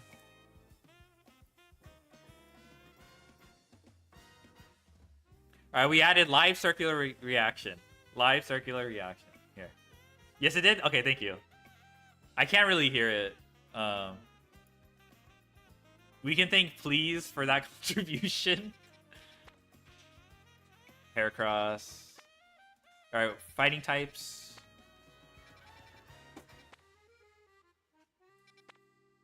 Any fighting types? Another 7 TV emote? Okay. Alright. Billy approve. Is it? Radga approved. Oh, yes. Yes, yes. Radga approved. In fact, Smooth, you can have that one. Hey guys, welcome back. Alright, for those who don't know, this is Tom Kenny, you know, voice of SpongeBob. I'm joking. This is the guy who got second place at TCG Worlds with Lunalight, I believe. He's known for getting second place at major events. So I guess his opinion is worth something. I believed you for a second. No. Tom Kenny is the voice of SpongeBob. He's just old. The joke is this guy is named Tom and the first initial is K. Known for second. He's if you look him up, he's been second place for a lot of it. Hey, it's Hoban. There's Patrick Hoban right there. I didn't realize that. Look at the Karibo. Am I in here? I don't think you could spot me.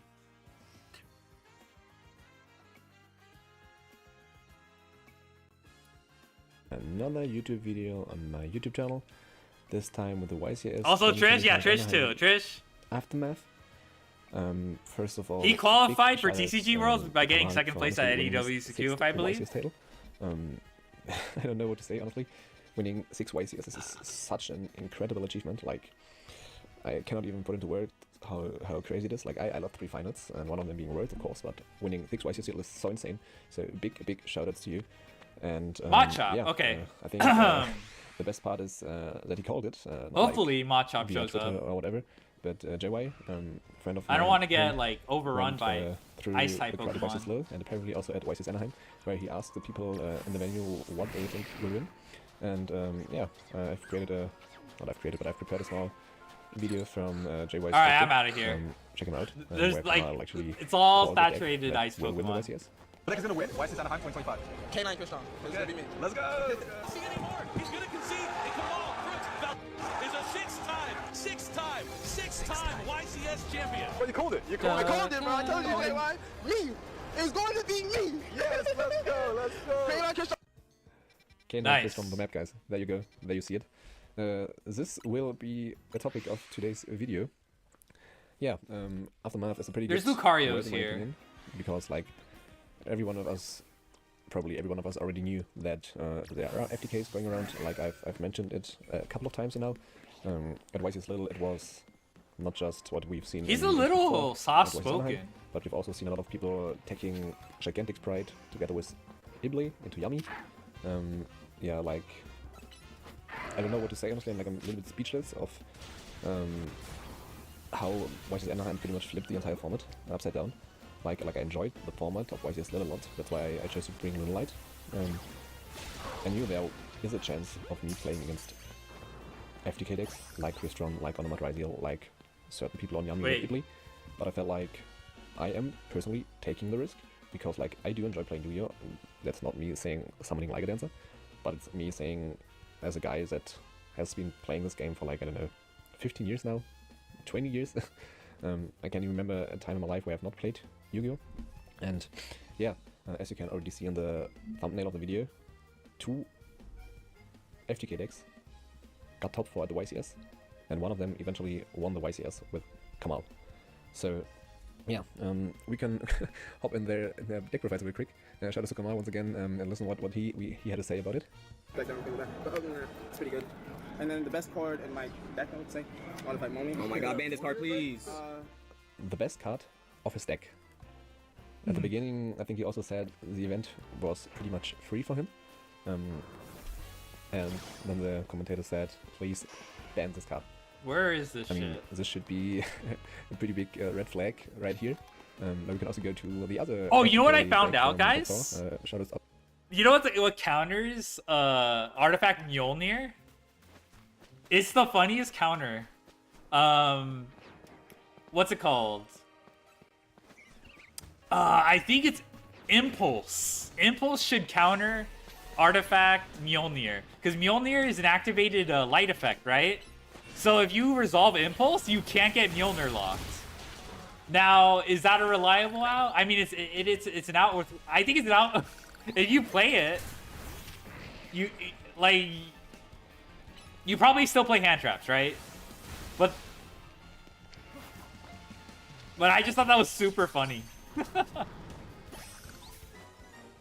Alright, 10 more fighting types. Yeah. Artifact Mjolnir can get countered by Impulse. Also to Alex for reaching top 4. I think if he won a dice roll, that would have been completely different. Maybe he would have won the YCS, but let's listen to what he had to say. You do it right. The boss monster of this deck, the #1 reason I played it is because of Flag and Protoss. That works? The Let's boss go. monster of this deck, let me Hello, repeat, Hajime. the #1 reason why he chose to play the deck Protoss. I mean, guys, it's not the first time that we have had formats where FTKs won an event. We have not had I mean, it's not been long where I played Protoss myself at the German Nationals, because I played Mitsurizing and was able to search it. Mitsuluna, yeah. I don't know why those cards did not get hit on the I heard recent Malice Forbidden is Limited pretty list, good. but No! I know for a fact that they are not fun to play against. Like, and they're not even fun to play yourself. Like, it's always fun to win, like, no doubt. Like, I'm not gonna blame anyone who chooses to play in FTK or in pseudo FTK, because like people can always prepare for it. Like everyone knows, like a dancer is somehow in pseudo FTK, but people can prepare for it, and people did. Like Triff playing Lava Golem, Searchable Lava Golem, also citing. Dude, we've used that. We've used like at least for example, 300 Yami Ultra Balls that, to ran do this around fucking at mission. Twice as low. Like no one. Malice really is knew, good sleeper. Let's go. Except like a very small circle that they are playing Yami. Alright, and then going for let's Gigantic fucking Sprite, go. summoning Ibli, linking them off into Beat Cop, then giving the Ibli to you and protecting it with Beat Cop, so you cannot crash it. And if they want to link summon and normal summon for it, they just book the normal summon. So either you played Malice and Lingo Rebo, or you drew a droplet, because otherwise there was no out for it, because like both of the Okay, games maybe I'll find or Machops anything here. else would simply have been negated by Arclight. I feel like those FTKs, which are under the radar until the point when the event takes place, are like the worst, because like Yes. you just can't do anything. If you play against it, you lose. All right, let's find not some fun. more guys. Different stories. They're just chilling. And sort of like. All right, 8 we more. Did test both decks for Wise and Slow. Like 8 more free wins. We chose to not bring any of those decks because we just didn't enjoy it. I think both guys, Kamal and Alex, did a very nice call for the event, because both decks are very, very strong if people are playing board breakers. Because True. even if I... That's why I wasn't like so upset about K9 Crystron winning like Anaheim, because like Triff's deck, which is probably what people were preparing for, like that's just like a natural predator, for lack of a better word. Even if he has 15 cards in hand, he's not winning. Yeah, I think thinking about the future events of like regionals versus Bologna with the exact same format, we really have to ask ourselves the question whether board breakers are viable. I mean, I chose to ignore the FTKs for YCS though. But now since YCS got won by an FTK deck and another mid top 4, I'm not sure if we can keep just ignoring it. I mean, I don't think there will be an emergency ban list soon. I mean, I would love to, but I don't think there will be one. But I also don't enjoy playing a format where you just cannot win. I mean, like, I still draw a line between Liga Dancer and Artifact Monia. No fighting time. I mean, if I Liga Dancer you can still do whatever you want, and if you are prepared, you're winning. But like, putting me on drawing 5 hand trap, and otherwise I'm getting FTK'd, I don't know, especially because there are certain outs, like you saw in game 1. Oh yeah, Phalanx Phalanx. himself under Cameron's Fuva, and even through Bell, he was able to pull off the artifact lock. Yeah, guys, I don't know if we are actually able to play bot breakers anymore. Lunalight is the most enjoyable deck of the format right now, in my opinion, because it's so versatile, it does so many things, there's so many unique lines, and you also have to think through everything in detail. Every hand is unique. There's, of course, a basic line that you usually try to go for, but like, every interaction changes the roads you're taking. So Hold on, I need a... I don't know if the deck that I enjoyed most playing in the last weeks is still viable. Like, a lot of people reached out to me and asked me what we are going to do about the FTKs, and I'm not sure if we can do anything. Like, we can choose to play hand traps, but hand traps are not good into Yami. Mitsurugi also tends to play through a lot of hand traps if they have a good engine hand. I and Lunalight also play through a lot of hand traps if we have good engine. But then, yeah, there's Ornament Ryziel, which does not want to play into Furulia or Fuva, but they can. And then there's Crystal K9, which also has a hand trap negate on top. I don't know if it's time to go back to, okay, we're just accepting the L and win game 2 and 3, or it's time to go back to play buckets like Scale in the fight deck.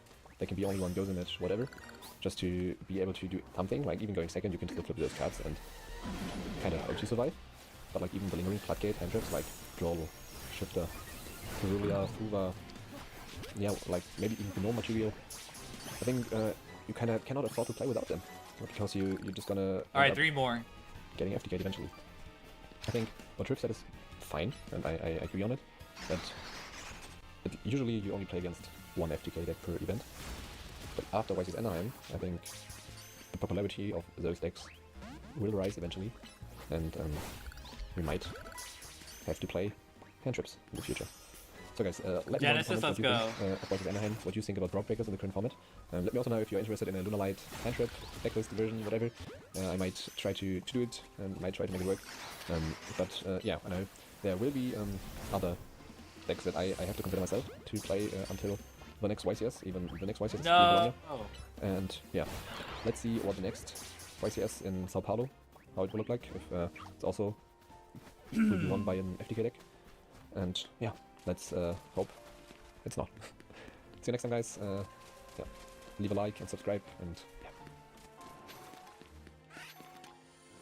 Alright guys, so Alright, Blunder. Okay, we're missing one more. Bubba.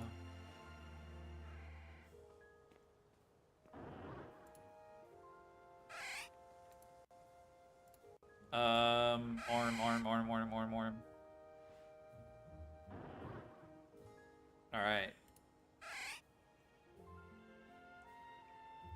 As far as I know, I think Sao Paulo didn't really have that many FTKs or whatever. But... Alright.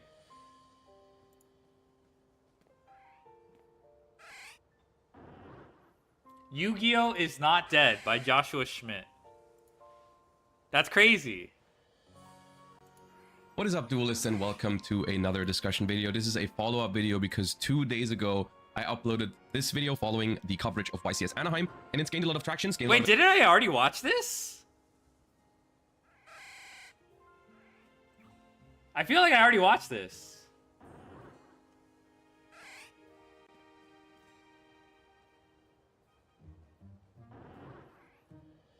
You know what? Fuck it. attention, started a lot of discourse over on the internet. So first of all, I do want to say this channel is not going to turn into a Yu-Gi Doomer channel where I keep uploading stuff just shitting on modern Yu-Gi-Oh. That is not going to happen. But since there was so much discourse about this video, I felt like it was appropriate to make a little bit of a follow-up video to this, to like about what I'm taking away from this entire discussion, maybe a little bit of a response to some of the discourse that's happened over on the internet, as well as solutions, possible solutions. Because one thing that at the moment is not an option for me, or something that I don't want to do, is I'm not quitting Yu-Gi-Oh. You know, that's something that people have been saying in the comments, like, oh, Josh quit Master Duel, now he's going to quit TCG. I didn't quit Master Duel. I'm taking a break from the full power Malice format, but I am also not planning on quitting the TCG anytime soon. But I do want to talk about some of the things that I'm taking away from this whole discussion, and what it means for me moving forward, and some outlook on the game as a whole, and, you know, Genesis format compared to modern, and what I'm going to do, and so on and so forth.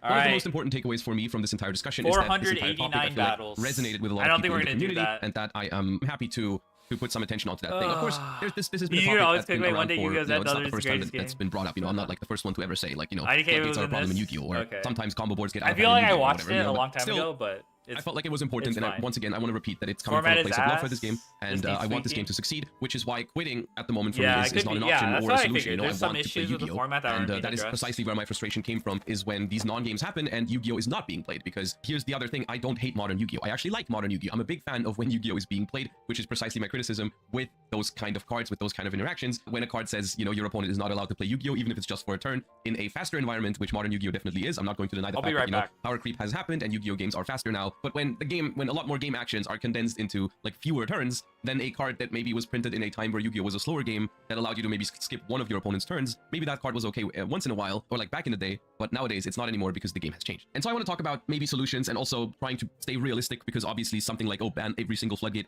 is also something that some people have said, but I want to join in on that discussion as well, where, you know, some people have made the argument of like, oh, if you ban some floodgates, then people are going to play other floodgates. You cannot prevent this because they've made way too many of these cards. They're not going to put all 200, 300 floodgates in Yu-Gi-Oh! Onto the ban list, because that would make the ban list way too bloated, and so on and so forth. So here is my response to that particular argument. I do think that there's a difference in quality between floodgates, plain and simple, and there's a reason why certain floodgates are more popular than others. And that is obviously because they are more reliable and they finish more games on the spot. And I think if you ban these kind of cards, then if people start resorting to other floodgates, then you can either go after those, or you can say that's fine because those floodgates are not being played at the moment for a reason. You know, like people are playing cards like Dimensional Barrier for specific reasons, which is that it's not outable. You cannot answer a Dimensional Barrier except for very, very niche exceptions, like, I don't know, a Cyframe Gear Epsilon, when you happen to have no monsters when they activate it or whatever. But for the most part, lingering floodgates in particular, in my opinion, are one of the biggest problems in modern Yu-Gi-Oh! Because they are not outable even in the slightest. And I'm not saying that a card like there can be only one is okay or whatever, but at least it's been limited, so it doesn't happen quite as often. And also, in theory, you can out it if you cite that cards like Lightning Storm, Feather Duster, or whatever. You in theory have a way to answer those cards. None of that works against a Dimensional Barrier, against a different Dimension Ground, against a Dimension Shifter, or against the Harpy's Featherstorm. And those four cards in particular,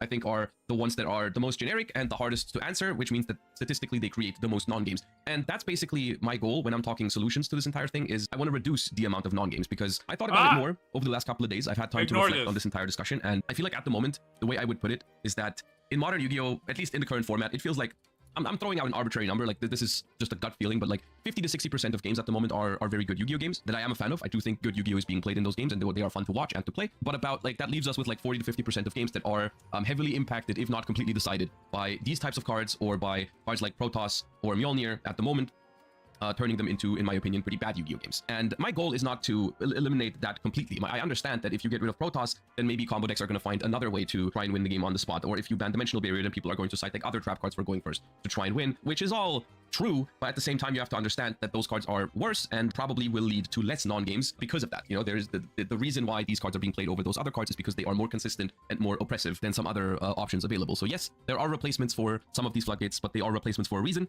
And so if that ends up making it that, like, instead of 40 to 50% of Yu-Gi-Oh! Games are non-games, let's say we get those numbers to 20 to 30%, obviously, I'm still going to be frustrated 20 to 30% of the time, but I'm still going to be way happier than before. And that ultimately is my goal, which I feel like that part is realistic. You know, that's my whole point here. I'm trying to stay realistic with this entire thing. I'm not trying to say they should get rid of all of those cards with no exceptions. I'm just saying, like, some of these cards are way too generic. Some of these cards are way too easy to use. Some of those cards are way too hard to out, or impossible to out in the case of lingering floodgates. And they've been around for, in this case, 9 years. In different Dimension Ground case, 15 years. Dimension Shifter, 6 years. Harpy's Featherstorm, 8 years, and so on and so forth. You know, Protoss, 5 years. Mjolnir, 7 years. Like, these cards are old. This is not a problem with modern archetype design philosophy. This is not even a problem with power creep. This is just a problem with old cards messing up the game, and for some reason we're not getting rid of them. And I honestly think if we just get rid of these 4 cards, Shifter, Dimension Ground, Barrier, Harpy's Featherstorm, you have a majority of lingering floodgates out of the game, which is already a huge step in the right direction. And if we then just get into a mindset, I'm talking from the perspective of like the ban list designers, if we get into a mindset where we properly handle these searchable floodgates for combo decks, because that's a whole other topic. You know, I think strong combo boards,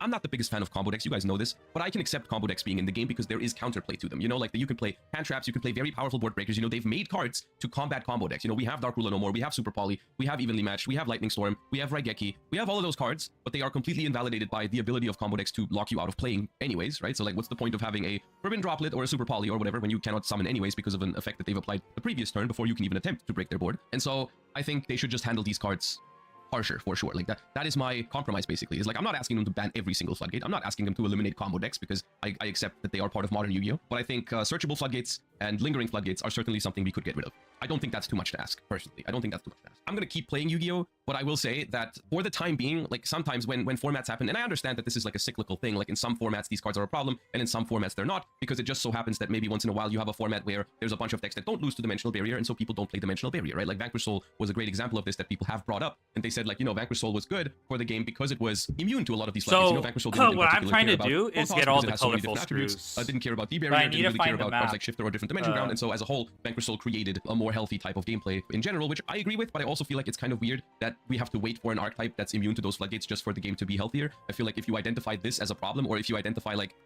that people have to keep playing certain decks just to not get floodgated, I feel like at that point you still reach the conclusion that, you know, we could have this all the time and not just when Vanquish Soul is meta, for example, right? Like we could have this more often and we would all be happier. Next argument, people have been saying floodgates need to exist to a certain extent because there needs to be something for more casual or weaker players to have a chance at beating better opponents every once in a while, which sure, fair enough. And whether I agree with that logic or not, I guess that it does make sense, you know, like you want to incentivize people to play your game, and winning is fun, and so even people that maybe have just started or people that are a little bit worse of a player want a chance to win. I understand that, that's fair enough, but once again, like I said, there are replacements for these cards, weaker replacements that are going to offer them less of an auto win. You know, every once in a while you're going to activate a floodgate, but it will get lightning stormed or whatever, and then you're still going to beat better players than you with those cards sometimes, but just not as consistently. And so once again, I think the compromise here is to not get rid of all of the floodgates, but to show some willingness to handle the cards that have been way too oppressive and way too generic for format after format after format after format, right? So the ones that I'm bringing up here, it feels inconsistent, right? Because we acknowledge that Shifter is good enough to be limited, but different Dimension Ground, Dimensional Barrier, Harpy's Featherstorm are all running free at 3, right? We recognize that Paradise Smasher is a problematic card because it locks the opponent out of activating monster effects the next turn, and rank 5 decks are doing it very consistently.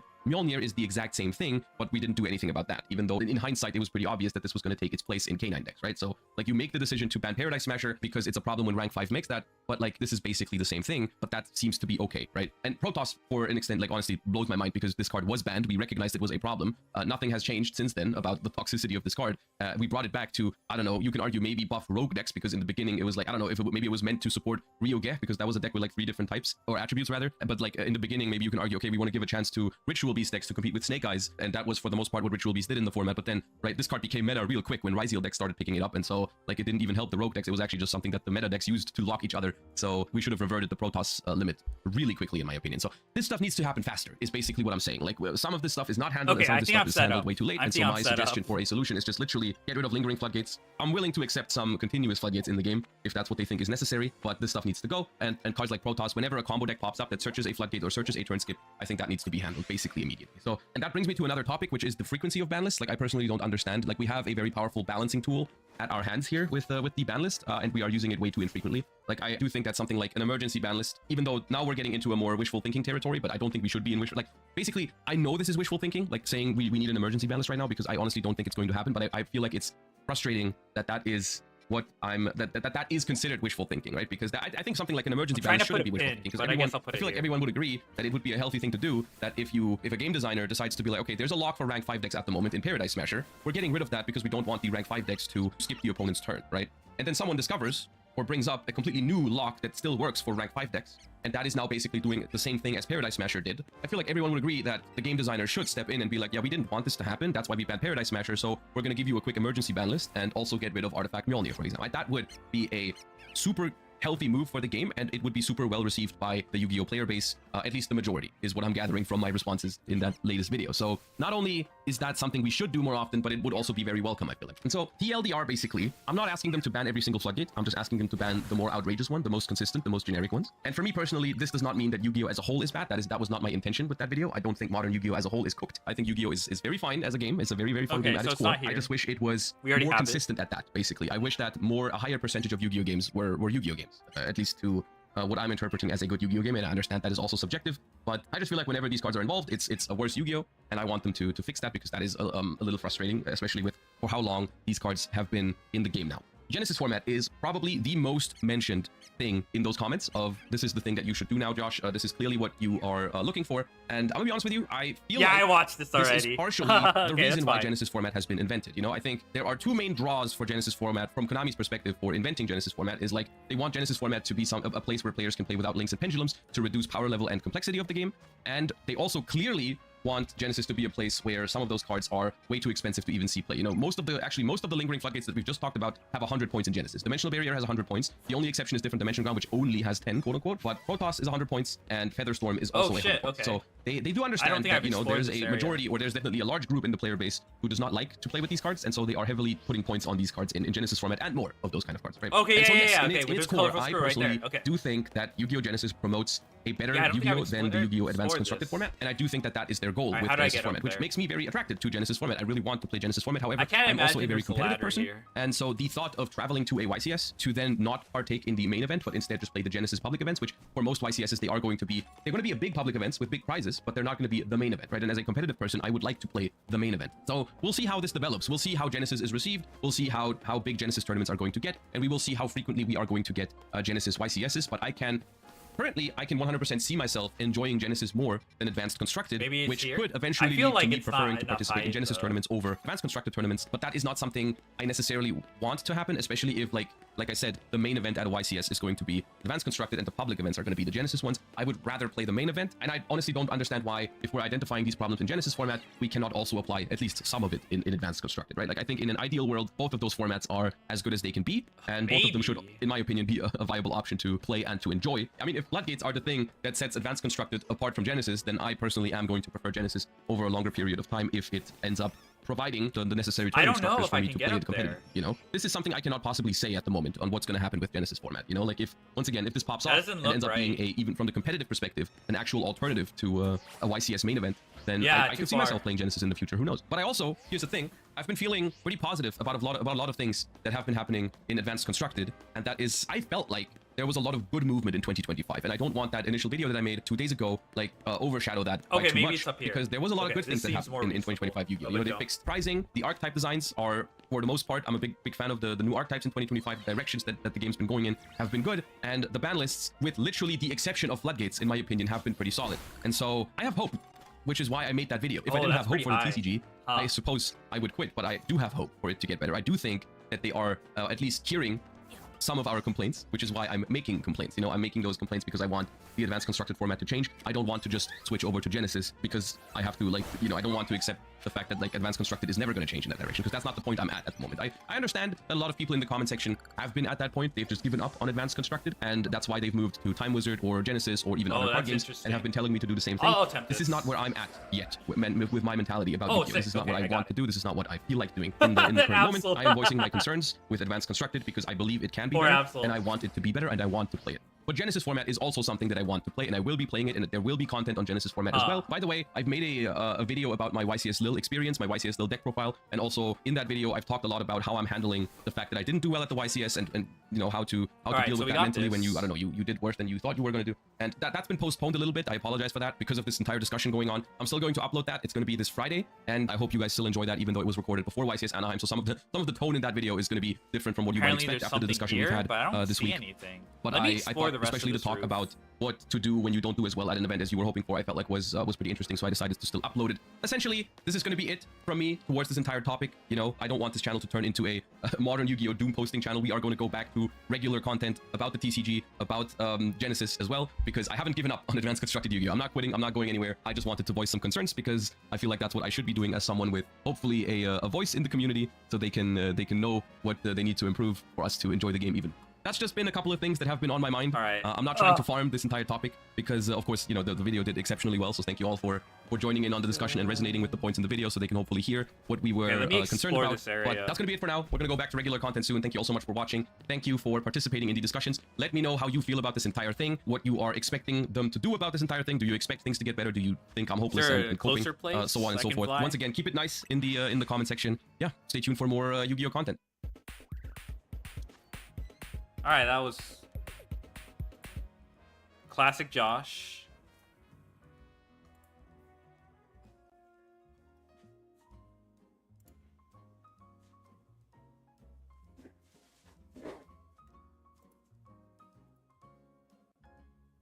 When is it time to stop playing Yu-Gi-Oh?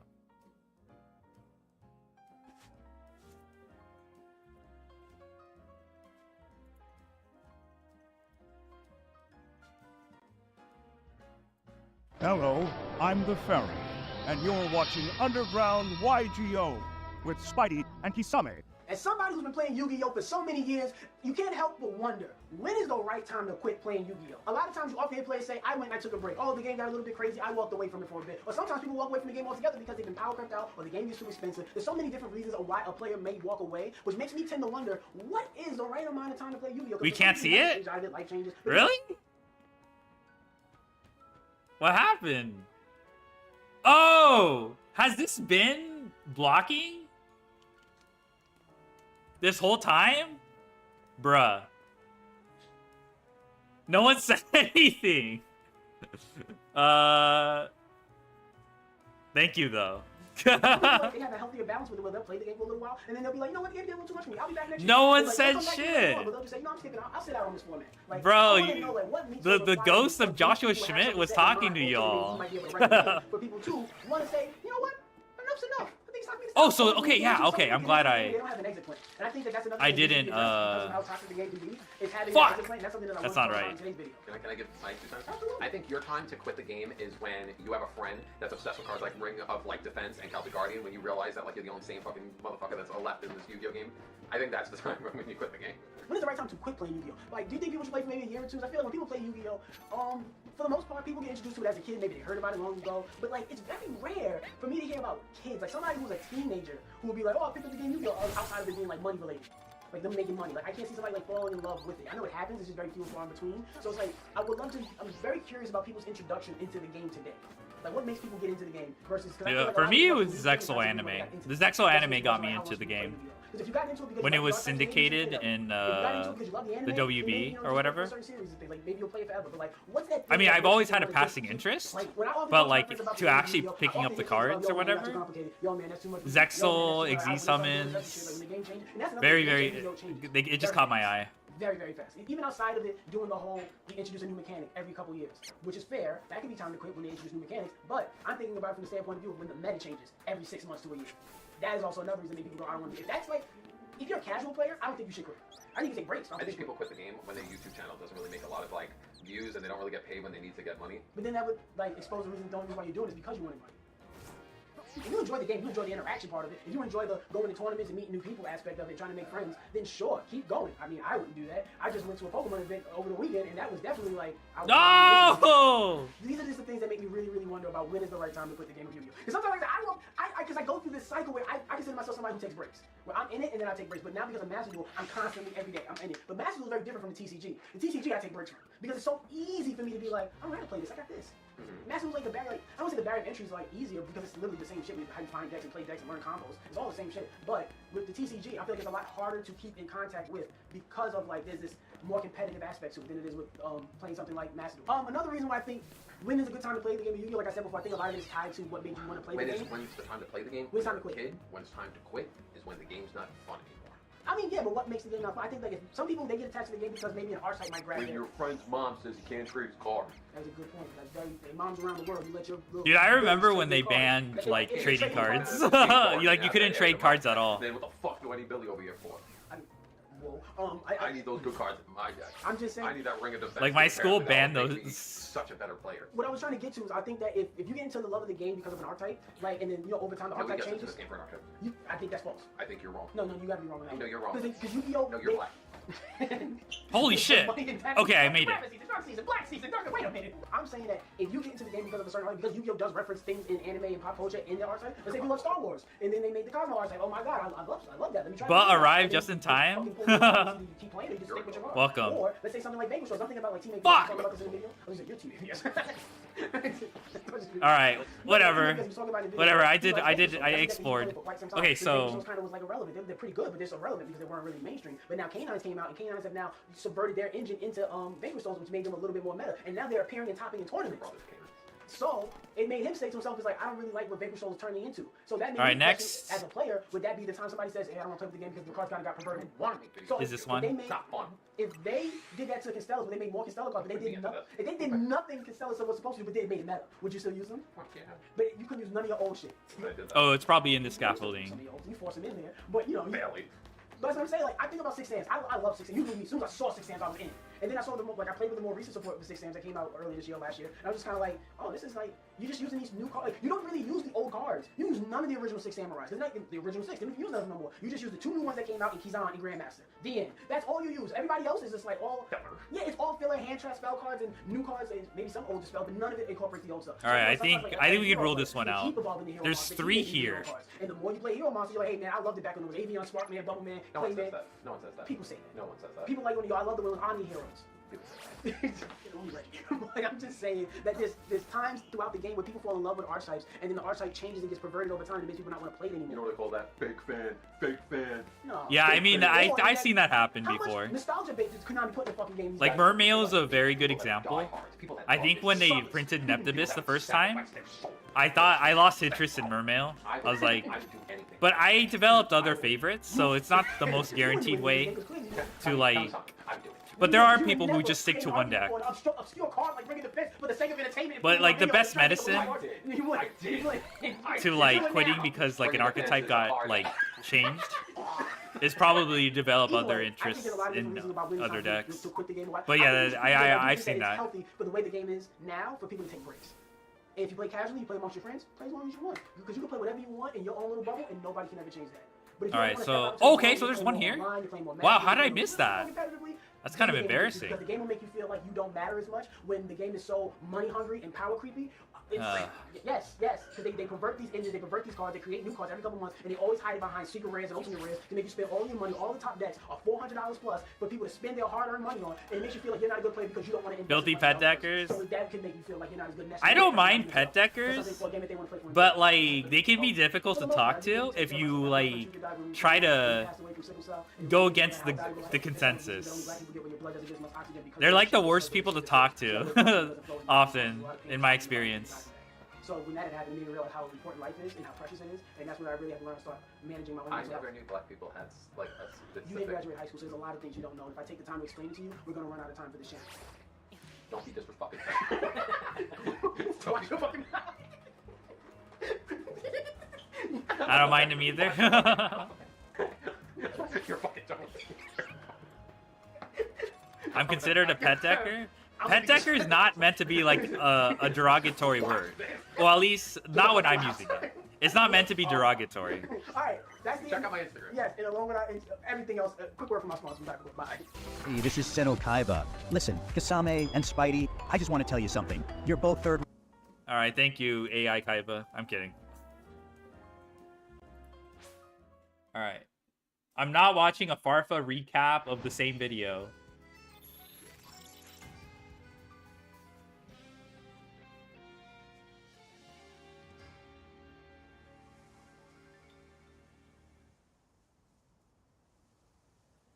I was wrong about Yu-Gi-Oh! Genesis. Okay, last time we watched Coder, I thought the video wasn't bad, but the premise of him being mad at I never thought that they would... at the Genesis system because of one specific combo, and it turns out for Art Mage that he couldn't play, which was a cool interaction, but it wasn't playable after this new update or whatever. Pretty silly. I might add. Like, it's not like Art Mage was dead after that. That deck is still strong. So, I don't know. Thank you for the food. You seen how I am? It's fine. Thank you for the food and karaoke? Of course. Yeah. Come where I would have to say this, I would have to admit Thanks I was for wrong. joining me. Okay, I it was was fun. wrong. I had was fun. wrong. Let's talk about it. Alright, now that he's wrong, we need to string up Coder